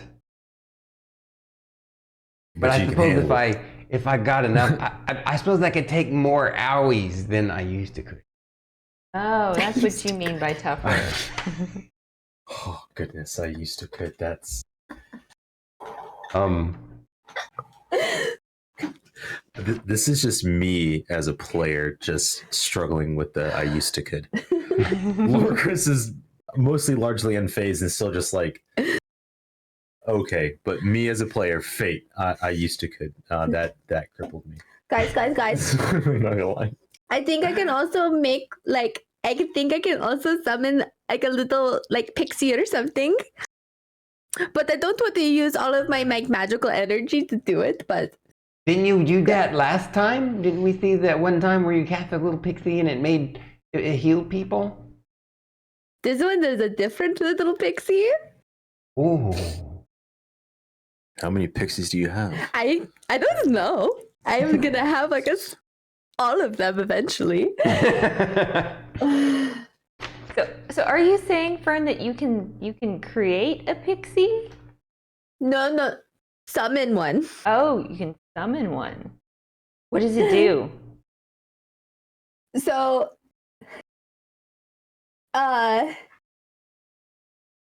it can like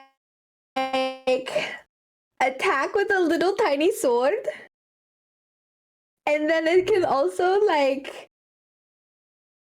either be angry or mirthful or tricksy, and it can do a bunch of other stuff with it. I can't wait to see what it does. Oh, I'm really excited. Lorkris, big guy, boss man, what about you? You got to be tougher now too, right? You got some new stuff to do. You know, I definitely feel quite a bit more resilient. Got any, Oh. you got any special abilities now? Sorry. I just loved. For everyone who's wondering at home, Drew just happened to look at my current HP total, and that's what that. Oh. Well, okay, now we're at that point. Instead of role playing it out, let's finish off with letting everyone know the mechanics. So now that to keep everybody in suspense, tell us all the mechanics that changed for your character, and let's start with your hit point total. So Lorcas is at 47 HP. Oh wow, really? Nice. Okay. Yeah. What'd you roll? And then high. I don't remember. Okay. Yeah. Sorry. Why are you sorry? Because it auto rolls for me. I don't know what it was. It just added the appropriate I think it just HP. does like the average. You're at 47 hit points? From 38. That's actually not that much. That's actually not a very big Yeah. jump at all. Wait, you're how many levels in Paladin? How many levels in Cleric? 3 in Paladin, 2 in Cleric. So for a cleric, he went up in cleric, so he'd roll a d8. What is your con modifier? Constitution Plus 3. is +3. So you must have rolled, and you went from a 30. You were at 39 before, right? Yeah. It was at 38. 38. All right, you were at 38, and now you're at 47. So you Yeah. added 8 points. So you basically rolled a 5. Yeah. So you're 3 levels in Paladin, 2 levels in Cleric. Yes. What's the hit die for a Paladin? It's d10. It's a D10? Yeah, Paladin's a D10 and Cleric's a D8. Are you figuring out if the beyond he might have it set to take the average and not actually roll? That's I okay. can always check that. Because 5 is the average on a d8. And your Constitution modifier is what? 3. +3.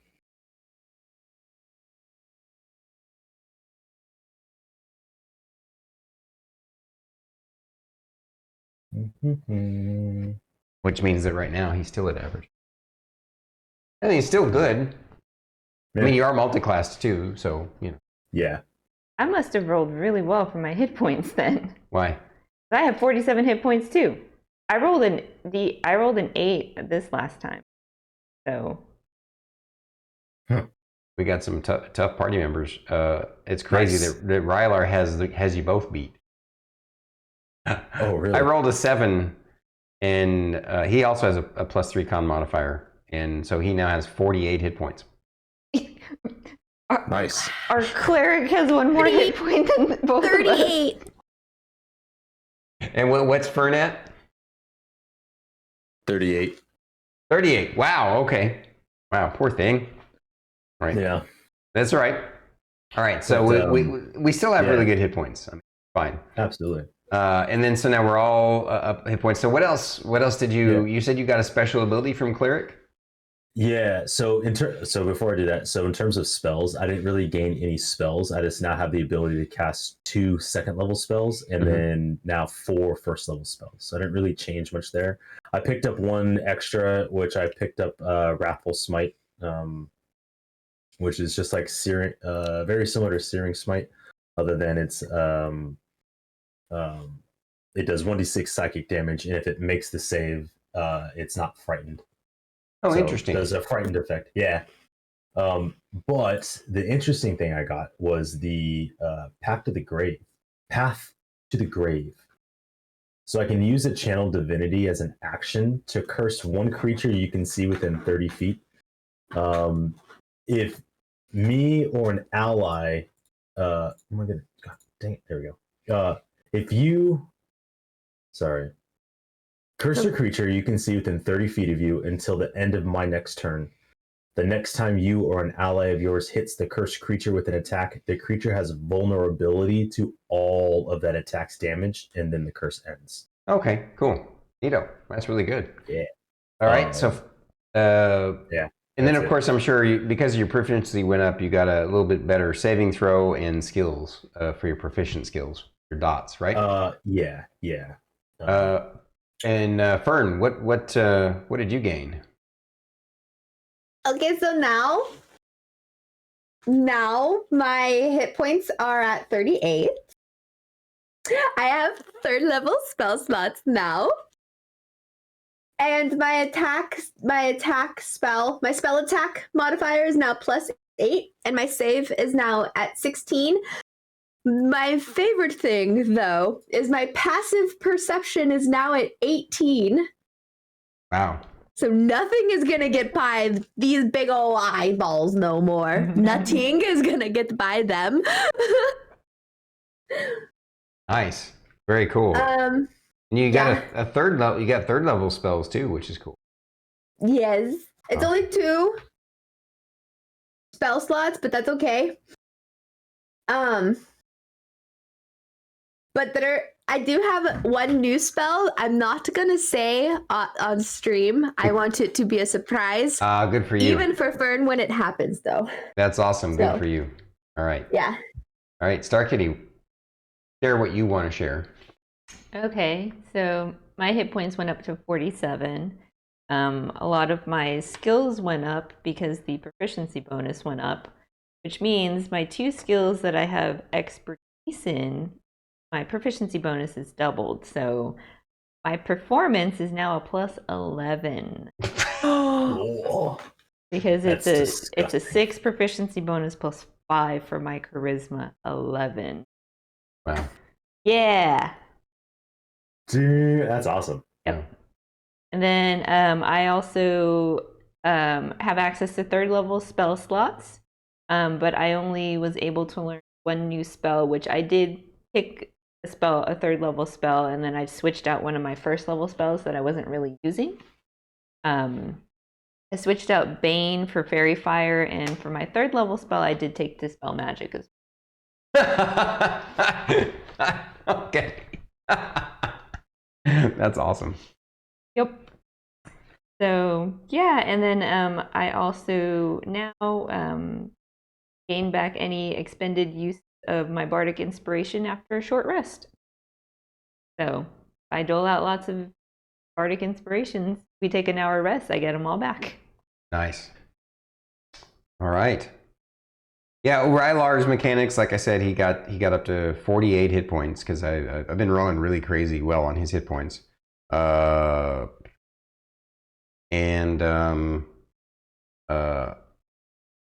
main thing is he definitely got a new Eldritch Invocation. That's the one he was kind of confused about. Isn't sure how to describe it, and so they'll have to kind of come up. It'll be the surprise thing because he's not sure how it works, and so he can't really describe it to you guys very well because And then, but the one thing he was able to describe to you is he got a new spell, which was Dispel Magic at first. All right, so now at least we kind of know what each other can do, so you can potentially plan strategies based upon those things. So I do have a quick mechanical question for you. Sure. So what's kind of confusing for Cleric and Paladin is that they both have Channel Divinities and they both have Harness Divine Power. So I see under Paladin and under Cleric, I have Harness Divine Power, so I can expended use of Channel. What is this? Yeah, I can waste a Channel Divinity point to regain a spell slot. Oh, this is so weird because it's like I'm doubling up, but I don't feel like it's like they don't balance off each other. No, like, you have to look at it separately. Like, for example, if you're if you're blowing a Channel Divinity to get another spell slot back, you have to separate when you're playing. It's going to be tough with your digital thing, but I'm pretty sure you basically have to differentiate and separate it from character to character. I mean, from class to class. That's what I meant to say. Yeah, and that's totally fine. The thing that I'm confused on, I might actually not be confused on anymore. Okay, do I see? Okay. Yeah, so under my Paladin features, it does not show me a Channel Divinity. Oh, no, here it is. I found it. It's not, that's why. Because it's under Sacred Oath. It doesn't say, okay, never mind. Figured it out.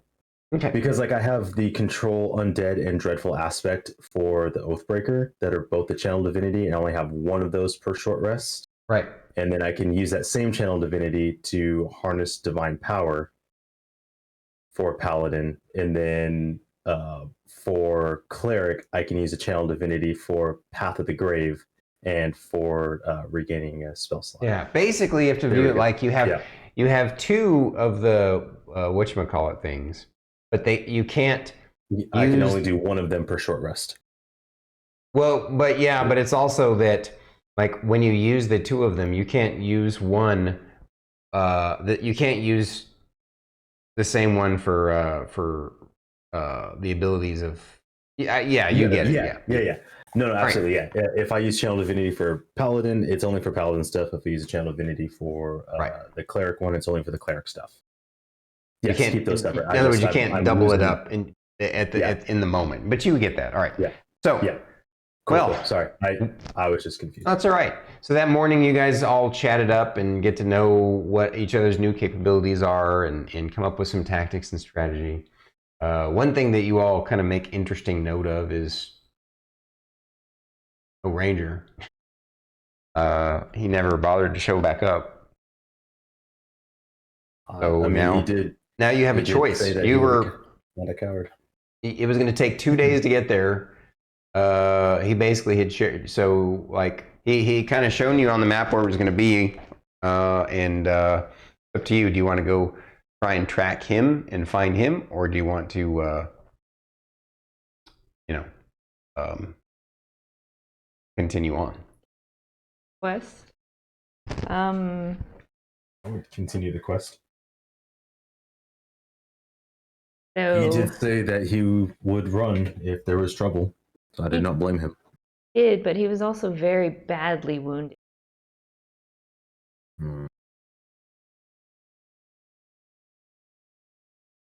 That is true. I mean, I think we should try to at least go find him. I agree with Fern. I think we should at least try to see if we can find him, patch him back up, and then send him back to town. And then we can continue the quest from there. Okay, Let's do it. that makes sense. Rylar, what do you think? So Rylar's like, I think that you liked it when I draw stuff. Duly noted. Thank you Excellent. for sharing.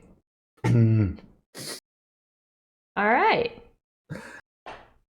Get to tracking. All right. Does that be a survival check? Yes. Yeah. So, Miss Faye, Miss Ray, I'm sorry, I called you Faye. I don't know why. Miss Faye? No, Miss Ray? Well, I what am is half elf. okay? So. What does Philip think? So, out of character, guys, some folks what you guys might have missed last week was something that we kind of forgot to go into a little bit. There's a particular kind of character quirk / flaw with our leader of the party, Bard. Apparently, she has an imaginary friend that she's convinced is 100% real.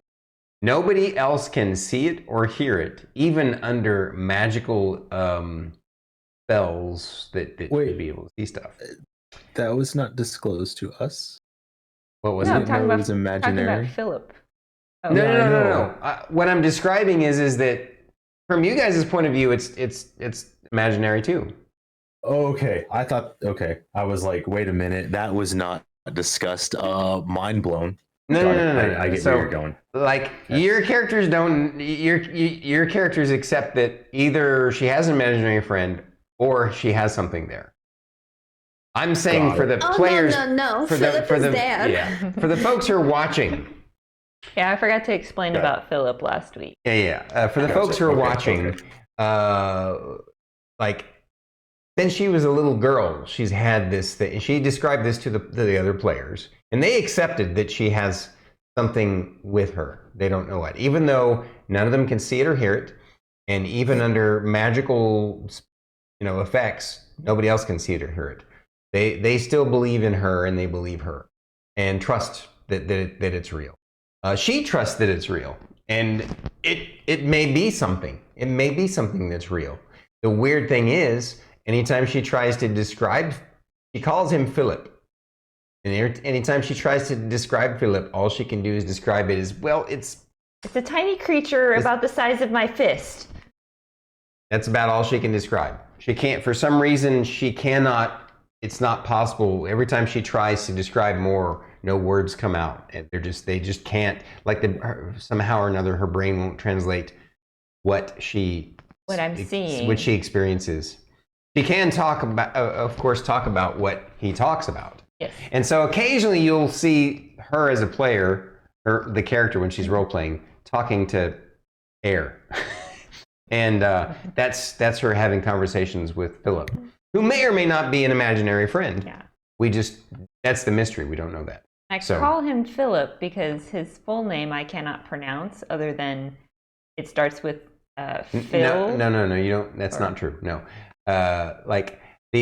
When she was little was when she met this creature, if she did, and when it told her its name, she couldn't pronounce it because she was a little kid, and so the closest thing that she could come up with was Philip, and so that is the little bit of interesting quirk character backstory. Like everybody's got some weird quirk going on. Obviously, Fern is a druid who doesn't even know very much about the wild mother that she follows. Doesn't know her doesn't know where she came from.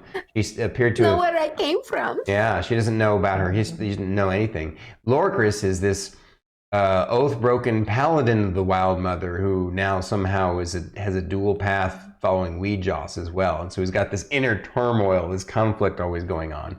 And then we have the amazing, charismatic, high-performing bard, but, you know, she has this... Imaginary friend. Yeah, it may or may not be imaginary. And then, you know, of course, Rylar is a warlock who thinks he's a cleric of goo, the great old one. And He is a cleric. yeah, and so he calls himself a cleric, and yeah, and he's not exactly. He's a high functioning, you know, slightly disabled person, if that makes sense. I don't know what sort of terminology we would use in modern day terms, but you know, he's I envision him as a sort of a hero to folks in the world that, you know, have mental disability, and but he's also got this charismatic personality, and he's got this kind of Forrest Gump-like wisdom about stuff from time to time. Not so much. All right, So Philip agrees that we should at least see if we can. But that's all Philip's telling. Did Philip level up too? I don't know. He doesn't really looks around a lot. Looking He at looks you right around now, a lot? Fern.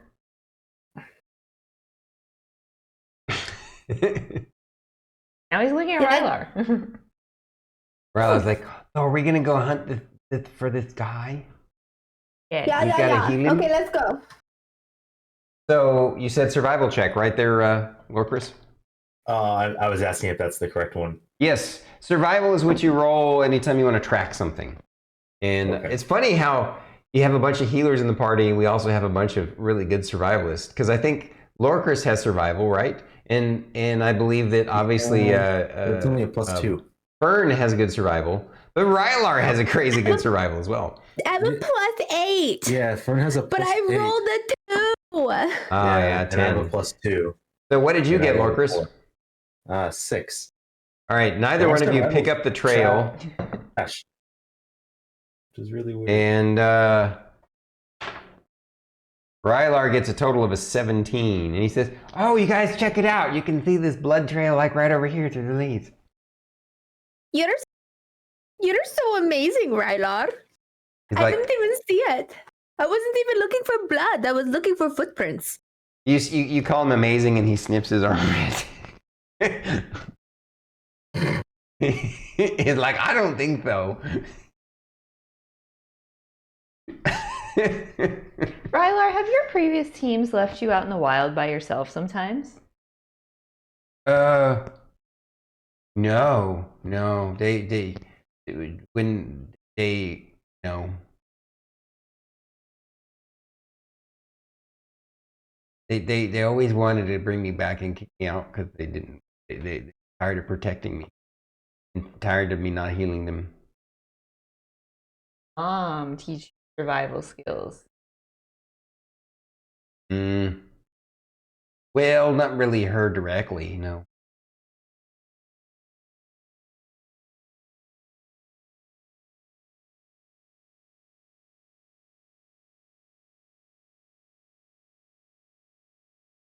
Well, are we gonna go help this guy now?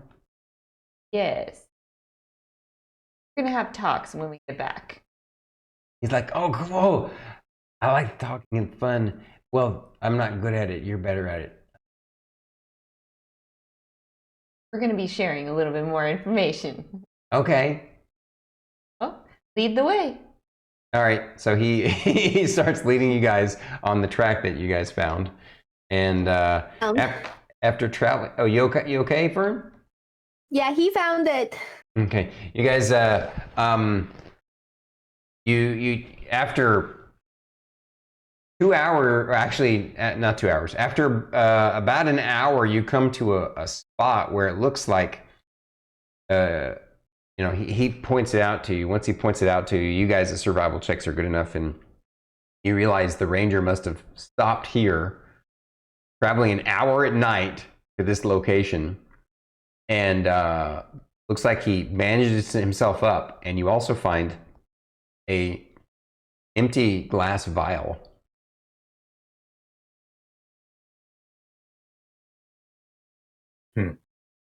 And it looks like there's a little trace of red liquid at the bottom of it.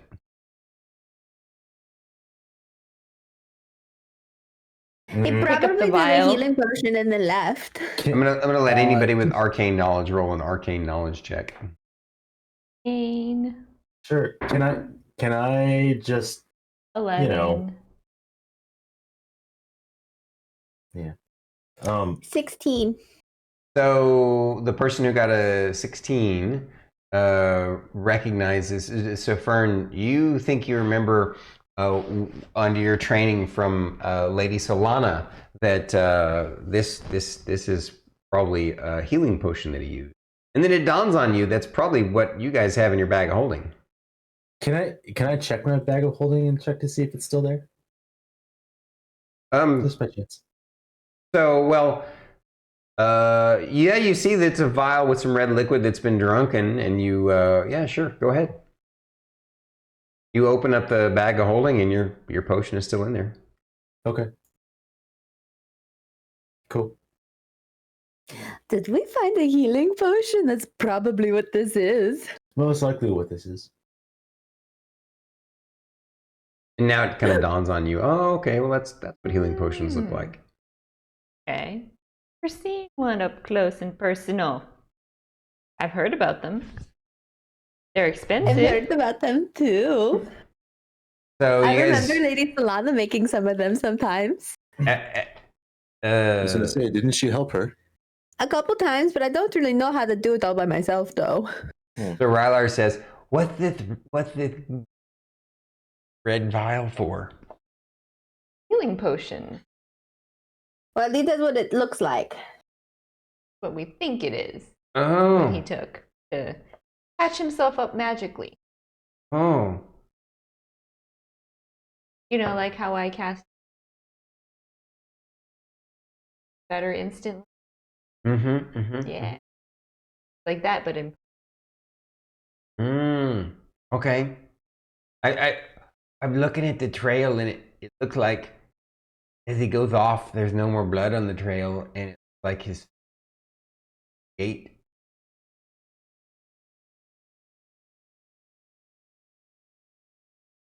And it and he, like he's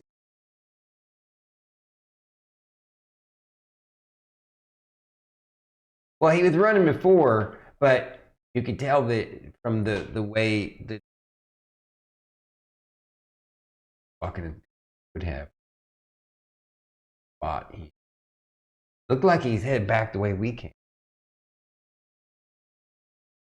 back to the old campsite. No. Oh. I'm sorry. He points back to the village. Oh. Okay. Well, Yeah, it would make sense he'd head back. Back to does make CP. sense. So we at least know he's okay. Hopefully. Well, at least okay enough to make it back home. Or attempt to. Oh. Okay, well, I guess we got to keep going now without him. Nope.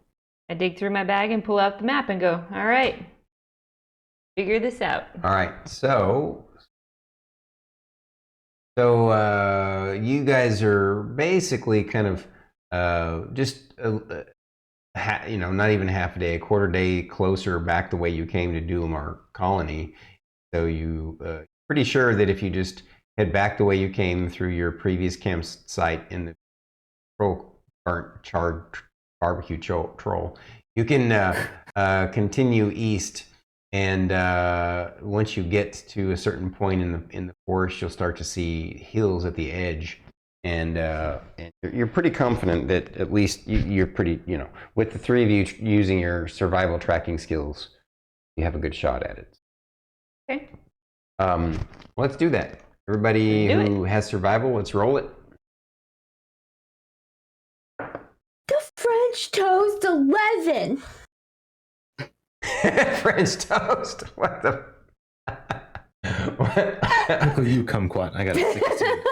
What'd you get, Lorkris? 16. Nice. So this time, Lorcas is the one who saves the day. He's able to keep you guys on track through the forest, whereas Rylar and Fern were gonna get you guys kind of off in the wrong direction slightly. Rylar didn't roll nearly as well. He did worse than you did, Fern. So, in the long run, Lorcas is confident in where you guys, are able to track beyond. You end up having to, because of the shift in the timeline and the positioning, right? You now have moved farther than you were before, but it's now night and you need to camp again. And you're not far where you think that after this night's camp, you're pretty sure that in the morning, after about a half day's journey, you should be to the something point. What was it called again? River Basin Point. So Yeah, and I have it in a sheet somewhere, but all right. So, okay. First watch. What was that? Let's go. First watch. Let's go. All right, yeah. So that night, your watches go completely uneventful. It's nice and quiet. Nice. And but you remember thinking to yourselves, okay, we got to time this right, because so far these lights were only seen at night. Mm-hmm. And I do think it would be a really good idea to kind of scope out the area, like during the daytime. Oh yeah, we definitely can. Depends on what time we arrive. Yes. all right, so that night, like it's uneventful. Let's everybody roll all the survivalists roll a survival check again to see if you can, because this is going to be a little tougher, because now we have to track where we think the ranger pointed out to us, right? 18. Nice. 18. Wow. Rylar scored a 23. So luckily you all did really well. And but the you guys wouldn't have quite got you there. You would have been a little bit off track. Because the DC was extra hard since you didn't have the ranger with you. It went from being a normal DC to a hard DC. Excuse me, from a moderate DC to a hard DC. Luckily, Rylar got above 20, which was the DC, 20. And with you guys' help, you guys are able to stay on track. And you're really confident because you found the hill spot, and you can see in the distance where it looks like heavy rains and the way the hills and the forest match up in the depression, it has created a bit of a bog. And he had said that it was right at the edge before the bog. So it's middle of the day now. You found this spot. See anything unusual right now? And after searching around for a while, you guys decide to do. So we've already done our searching of the area during the. Yeah, go ahead and everybody roll me an investigation check. Who wants to search?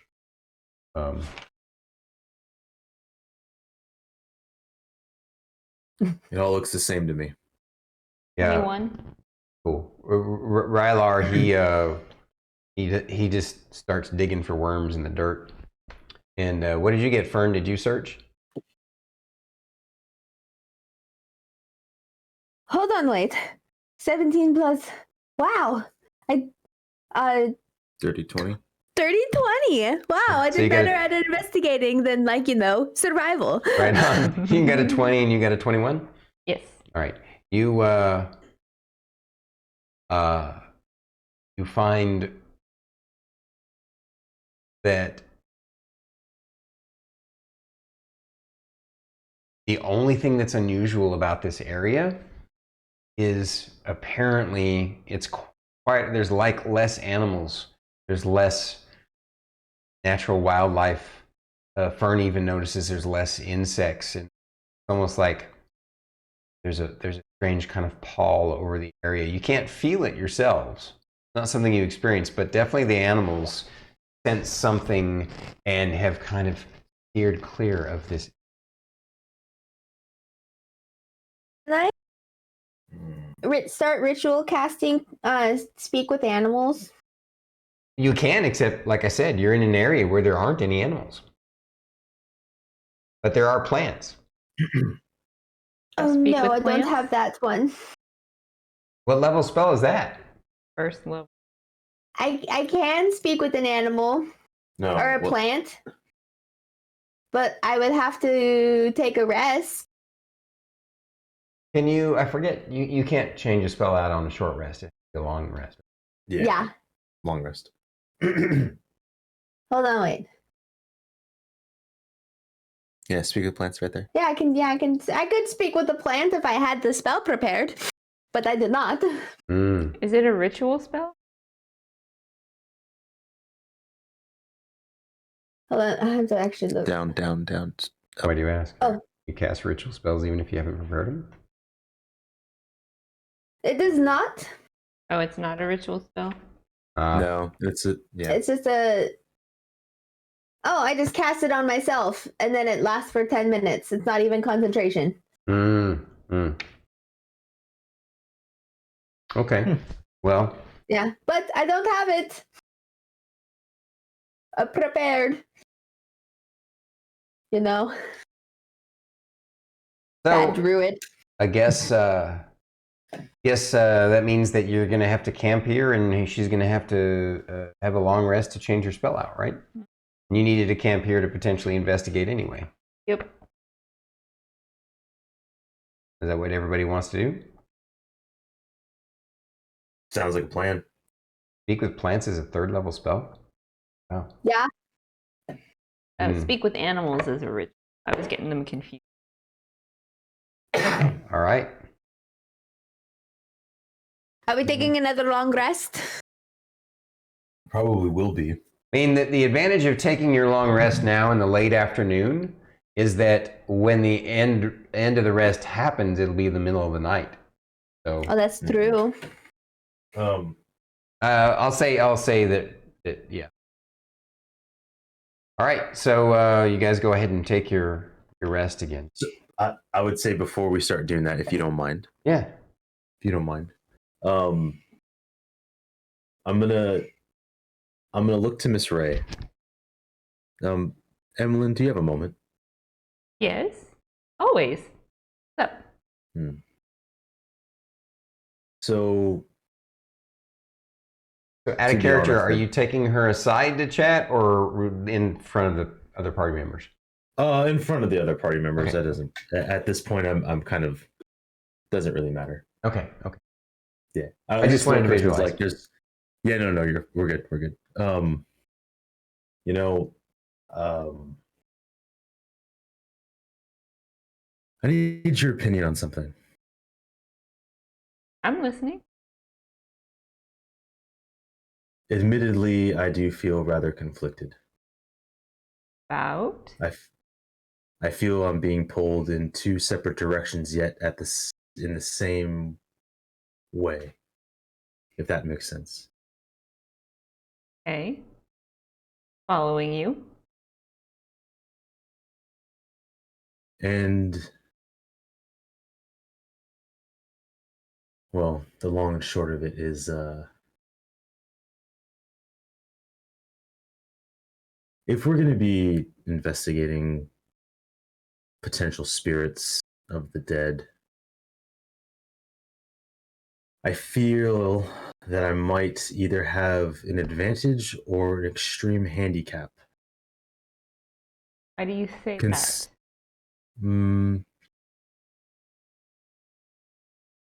Weejas has spoken to me in my dreams. And I feel some of the new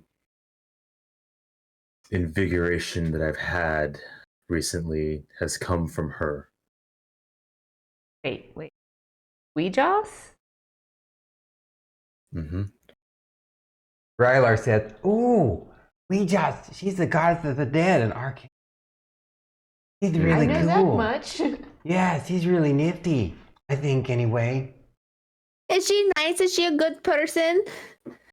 Well, she's a balancer, right? So I wouldn't say she's always good. But she balances. You know, she's the goddess of death, but she's there at the fear of death and the living and of arcane knowledge and magic and mysticism. She's a mystical being.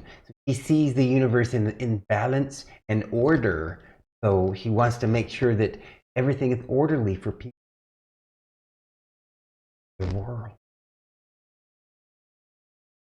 He wants to make sure that there's no aberrations in the life of the world. Like sometimes there are these monsters that are like undead creatures, and some undead creatures are things that that are part of her and part of her retinue. But sometimes they're undead creatures that are abhorrent to her because they have been forced back into the world by evil people. So sometimes she can be very, very good at stopping the darkness and the evil. You know,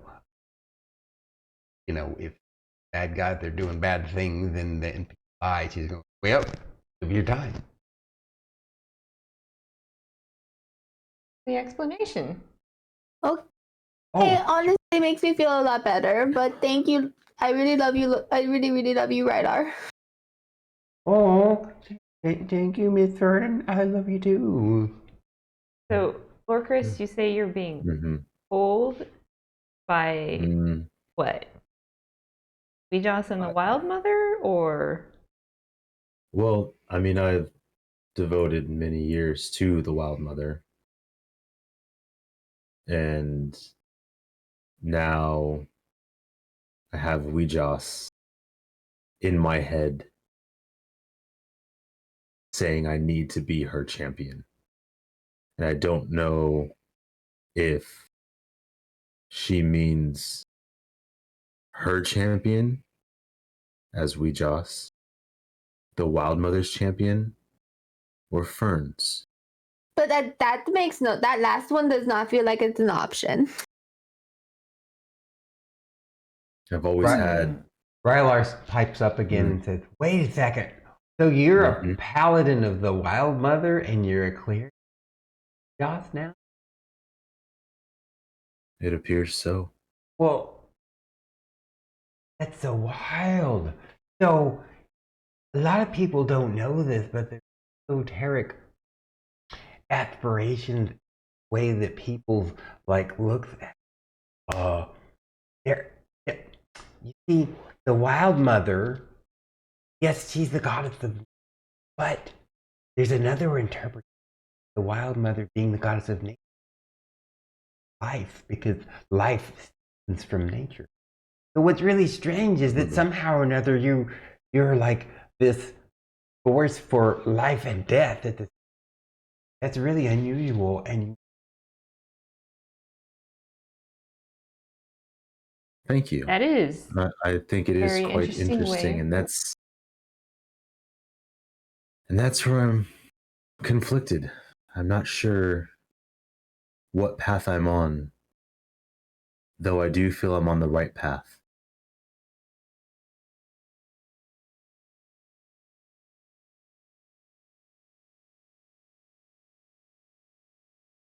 And what you're saying.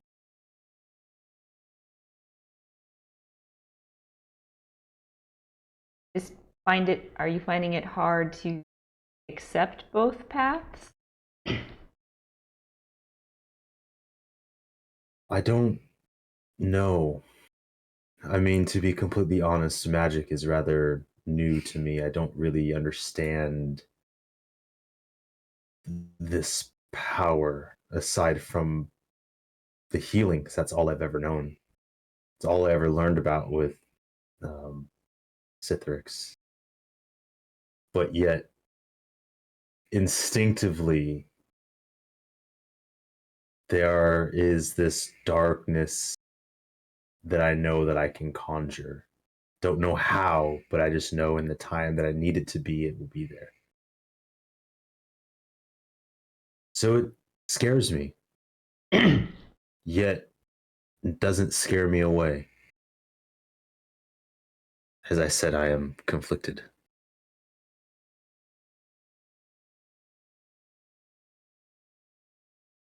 So, on my understanding, Fern have been traveling together for a while. Not sure Yes. if champion is supposed to be for one particular. Of the gods, I feel like is the most like, you know, I don't know, but I don't see how I play a role in this. But okay, carry on. You guys notice that Rylar's looking around on the ground while you guys are chatting now after the last part of your conversation. Oh, what's wrong? I don't know. I don't see any path that you guys are talking about.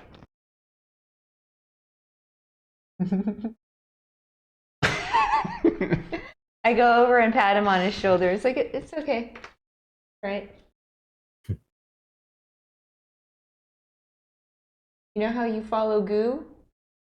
Uh-huh. Lorcris is following the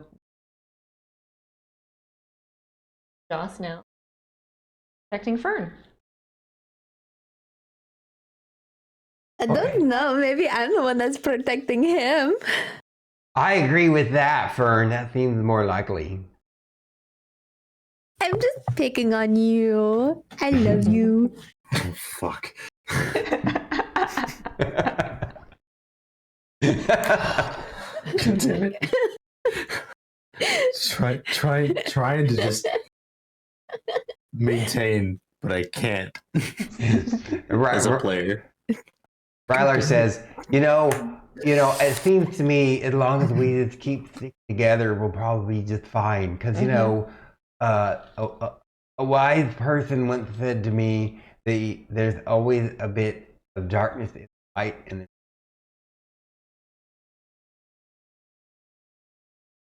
Solana says something like that too. Hmm.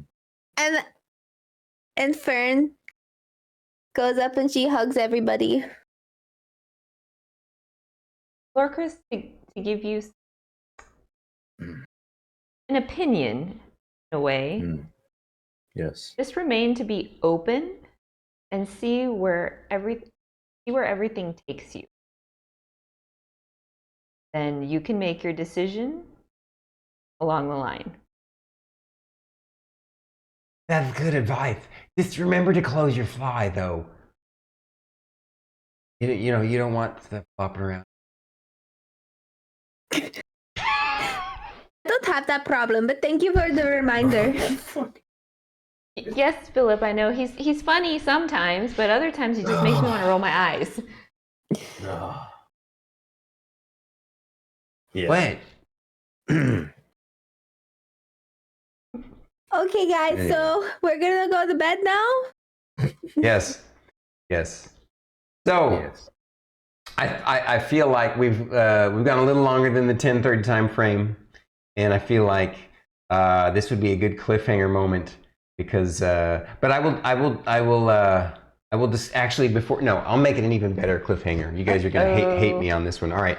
Random encounter. During your watch. During whose number? Do you Watch number. do you want to switch it to RP? Oh yeah, thank you. Forgot that it was on this one. Thank you. So during the third watch, which I believe is Rylar's, Mine. here's Fern's. Fern's. During Fern's watch, apropos, even though I rolled it. At first, you get your heart leaps because you're thinking to yourself, "Oh my goodness, is it that blue light again?" But then you realize that no, that's not blue. Definitely see kind of a yellow-white light in the distance in the forest. At first, it's just one, but then you notice it as it moves, as it gets slightly bigger, as it's moving towards you, there's this delay in your thinking, because at first you're thinking, oh, is that the blue light? But then you realize, no, it's not. And one of the lights, now it's, as it gets a little closer and gets a little bigger, it splits off, and there's another one. And then suddenly there's another one, and it's getting, and you start to wake your party members. Apparently, full of the night are To our campsite. Don't, shh. and that will be a perfect cliffhanger. Yeah. They're coming Nice. to us. Coming to kill us. I'm gonna write that. They are coming. They are Coming to kill us. to kill. She's writing that down. Oh yeah, and boxed. There it is. Blam. Hold on, I have a delay. Yeah, I can't. Is that in front? Oh my, lower. She's all like, oh, that was Weird. awesome. Can't quite. I can't. It's terrible. Whatever. Yeah, coming to kill us. There it is. Oh, you did well. You guys are awesome. Okay. So, Nice. thank you all, and see. Well, we did good. The batteries aren't even flashing at us yet. So, Nice. Druid and Fate, Teddy says hi. Oh, hi, Oh, Teddy. hey Teddy. whoa. How's it going? Nice. Yeah. So, yes, since we'll take a last couple of minutes to say hello to everybody and good night to everybody. Yeah. And thank you guys so much for joining us on our second D&D session, and for being patient when we had that technical hiccup that lasted way longer than we wanted. Luckily, we turned it into a pee break too. And I'm glad that we ironed out the audio issues. I'm looking forward to listening to the VOD to confirm if I like the audio levels where they're at. And I'm glad we knocked out the left-right channel thing. So, but I love you guys. Thank you so much for joining us this wonderful evening, this Saturday. We have so much fun. And what do you guys Yes. want to say? Thank you, everybody, Thank for joining you. us tonight. Thank you for the follows, the raids, subs, resubs. I did see some of those come through. Oh, nice. So, Thank you. Yeah, you have a new follower. Yeah. You had a couple of new things. Yes, Artology, thank you for the resub. Oh, yeah. Thank you. Yeah. Yeah, and then it was the Ranger Rommel. Thank you for the follow. Oh, Ranger Yes. Brahmo, You will never welcome. be. Yeah. You check out my You about will section for more details, and definitely check out Druid IRL and extirpatefate on Twitch. Yeah. Their streams are amazing, and in fact, tomorrow night, extirpatefate is Yeah. streaming. I come back after my 2-month hiatus. Mhm. Yeah, tomorrow's your first stream back. Yeah, I'll be streaming some Elden Ring. What super time? What time are you going to be doing it in your time zone? So Pacific time, 3:00. So that's 5 o'clock Central Yeah. and 6 o'clock Gotcha. And we're East not Coast time. Okay. we're not playing with our regular group tomorrow. So then we're definitely going to plan to be there for your. It's Elden Ring you're going to be playing. Yeah, the new Awesome. From Software game. Yeah, we're I'm super gonna be excited. there. Yeah. I will ask though, please, Stormy, please take no ideas from Elden Ring. It is brutal. No. tell you. I won't. Yeah, I'm trust me. kidding. I'm kidding. Yeah, so I'll be coming back to streaming, and the goal is to stream, at least for me, every Sunday. That is a good day for me, and then occasionally during the week if things happen. So that's one of the new things I want to do after moving to this new space. I want to have a bit more of a consistent schedule. So Fantastic. And Druid, you're going to be consistently streaming on Fridays? Consistently Friday nights. Awesome. And then maybe like one extra day during the week. But yeah, and to be determined. To be determined, but it's looking like Thursdays. Okay. Yeah. Okay. So Thursday, Fridays probably. Cool. Whatever is And best then, for you guys. Was it Stormy? You resume your regular stream schedule Monday, correct? Yeah, Monday, Wednesday. Ender all night is Monday night for now. Nice. Hey, Kalu! Thank you so much for the raid. What's up? Whoa, right at the end of the night. But thank you anyway. Holy crap. Arigato gozaimasu, Palu man. Thank you so much. Woohoo. So, Love wow. Palu. Oh, and Cappy?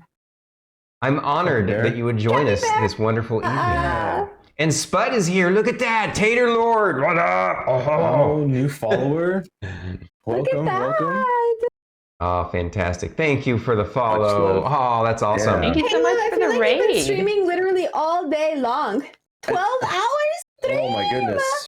Who's How, been- goodness. how what? was your stream, You missed Palu? Were you Somebody really give Palu playing a sub? Kerbal Space Program the whole 12 hours? Yeah, Yeah. they were playing. They were playing for 12 hours. Oh my goodness. Holy Yeah, mother of wow. gosh. Woo. I bow in obsequious Yeah, that's a to thy like I didn't think I could do 12 hours. There's like I'm like I might could do 8, Oh. but 12, man. When I was younger, I could easily do something like that, but man. I could Man, I could barely make it to the 6-hour mark. You're at 29 viewers right now, and we're about to leave. I know.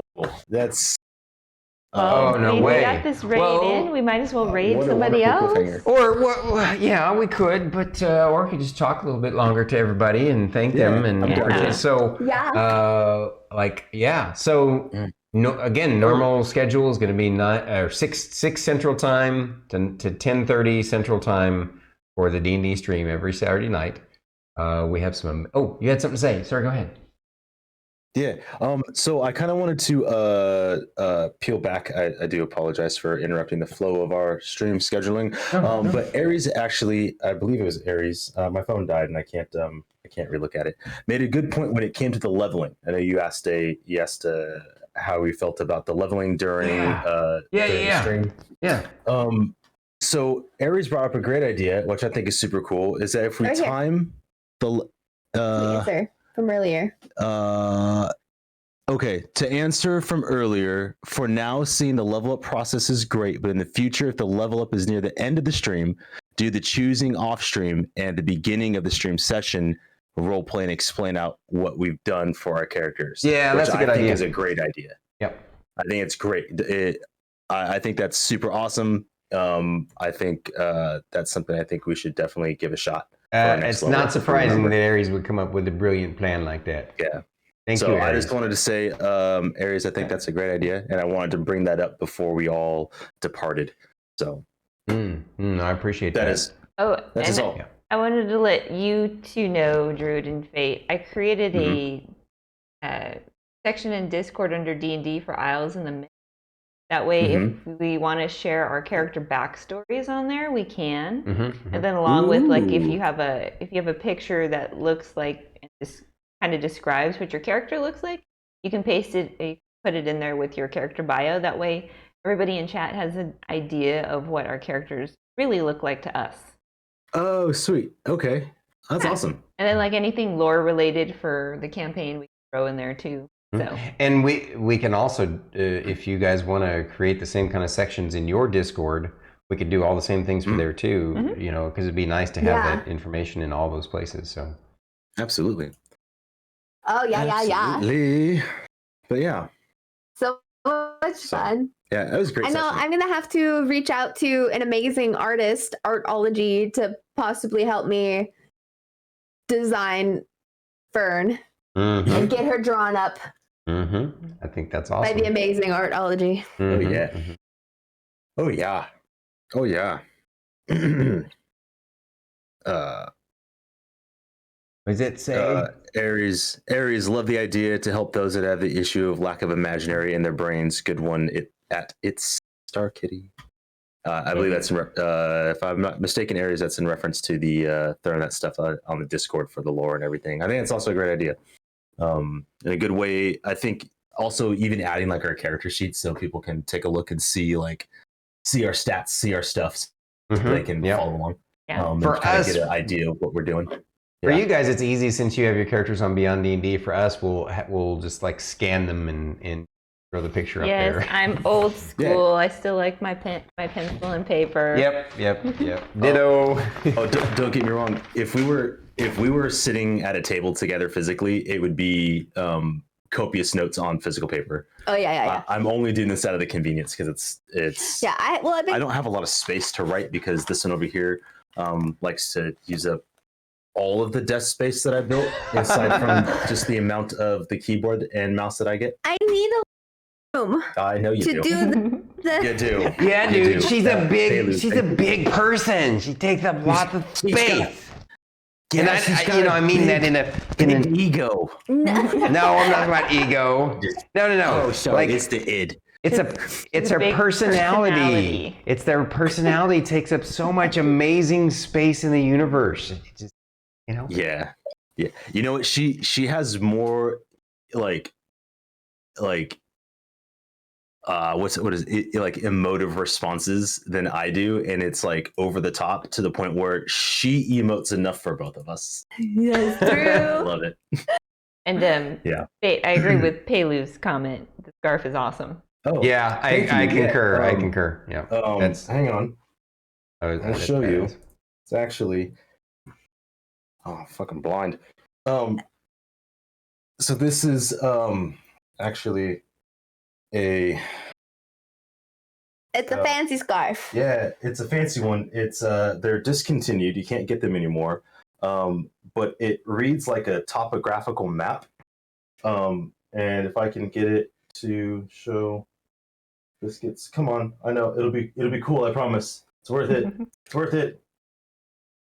Do do do do do do do do.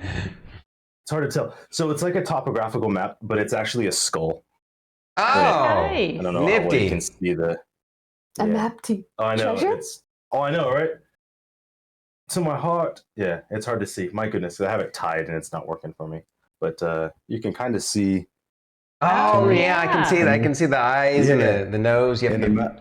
Yeah, there we go. Yeah. Okay, sorry, it's a delay for me, but yeah. So it's a skull. Hmm. Is that from Tad? Tad? What is that? I think The no. Tad, it's Tad Brad. no. I mean, Lad. it's Teddy would know. Teddy would know what it's Is from. Teddy still here? I don't know. Triple I. Yes. There we go. Yes. Or Miss, you're absolutely correct. I could not remember what it was. It was a gift to me, so I did not buy it.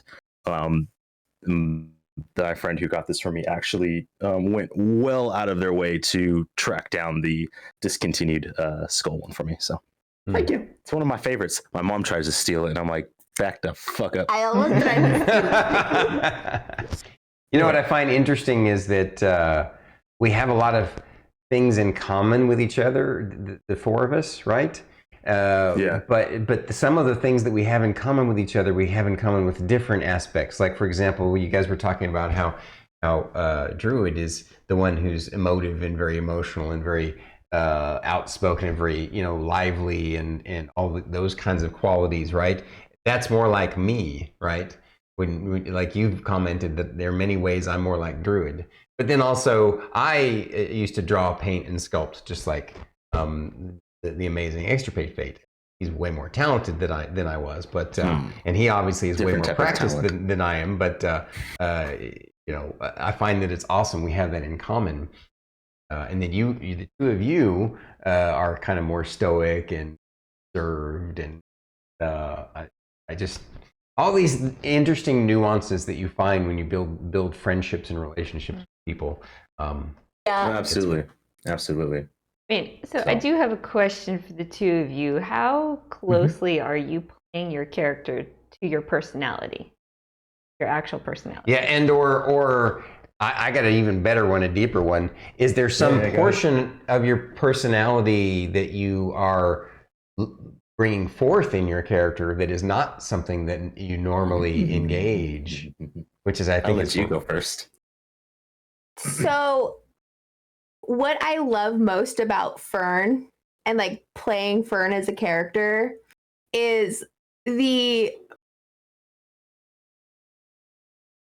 there's a lot of things that I in real life that I you don't say it because it's rude, it's kind of ridiculous, or it's like overly silly and it's just not right for the situation.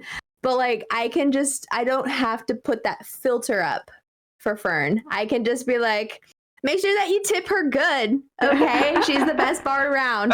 She's my friend, and I want to show her off. So I'm gonna be proud of her. Like, yes, I do that, but like, in like, of course, calmer, not as direct.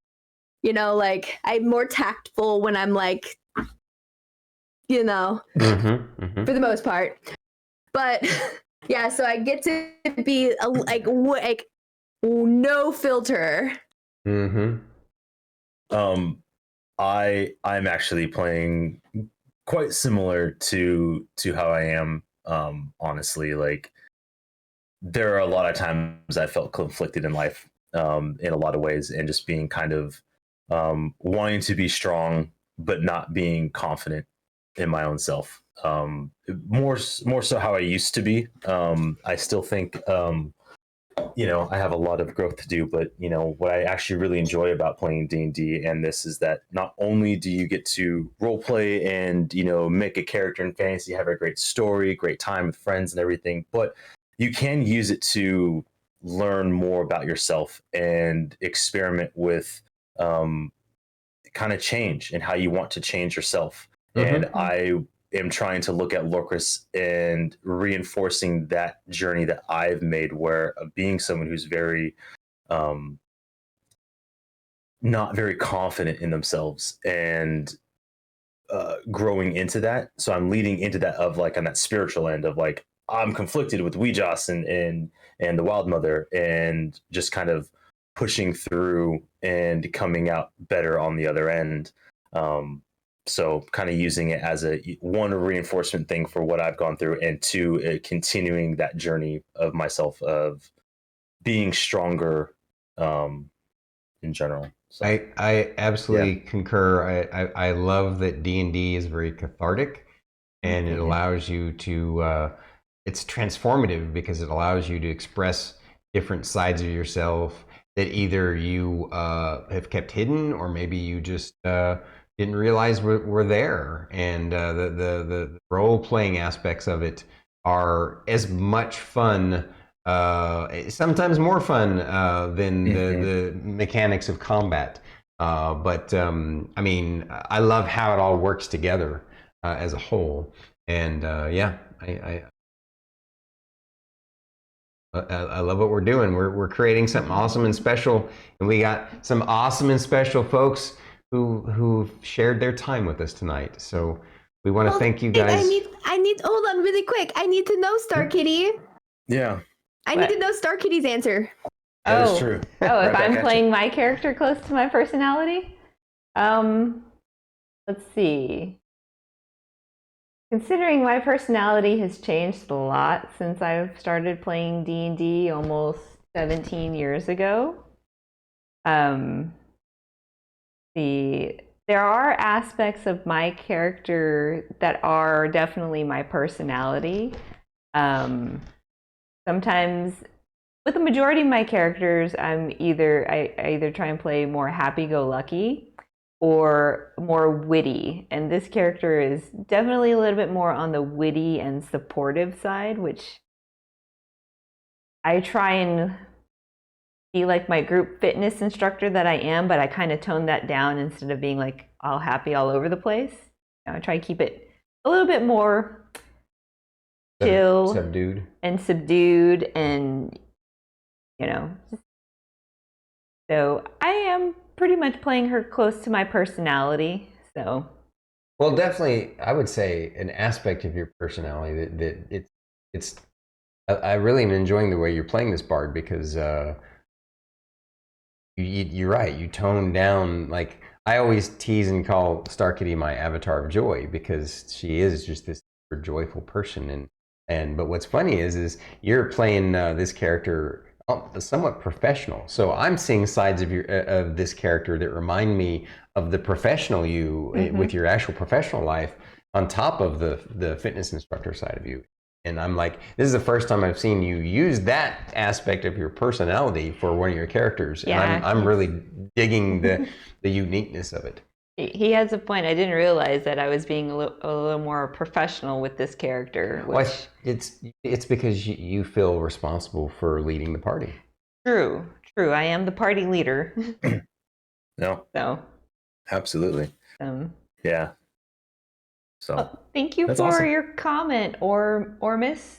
Ormis? What did Ormis say? I Said can't this read. is very easily the most mature and supportive session debrief I've ever had. Mine have always devolved into this. We sometimes devolve into silliness too.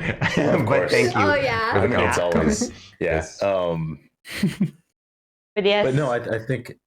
No, go ahead. Oh, I said I'm looking forward to next session when I can share, whenever we get back into town and I can share with you guys a new song.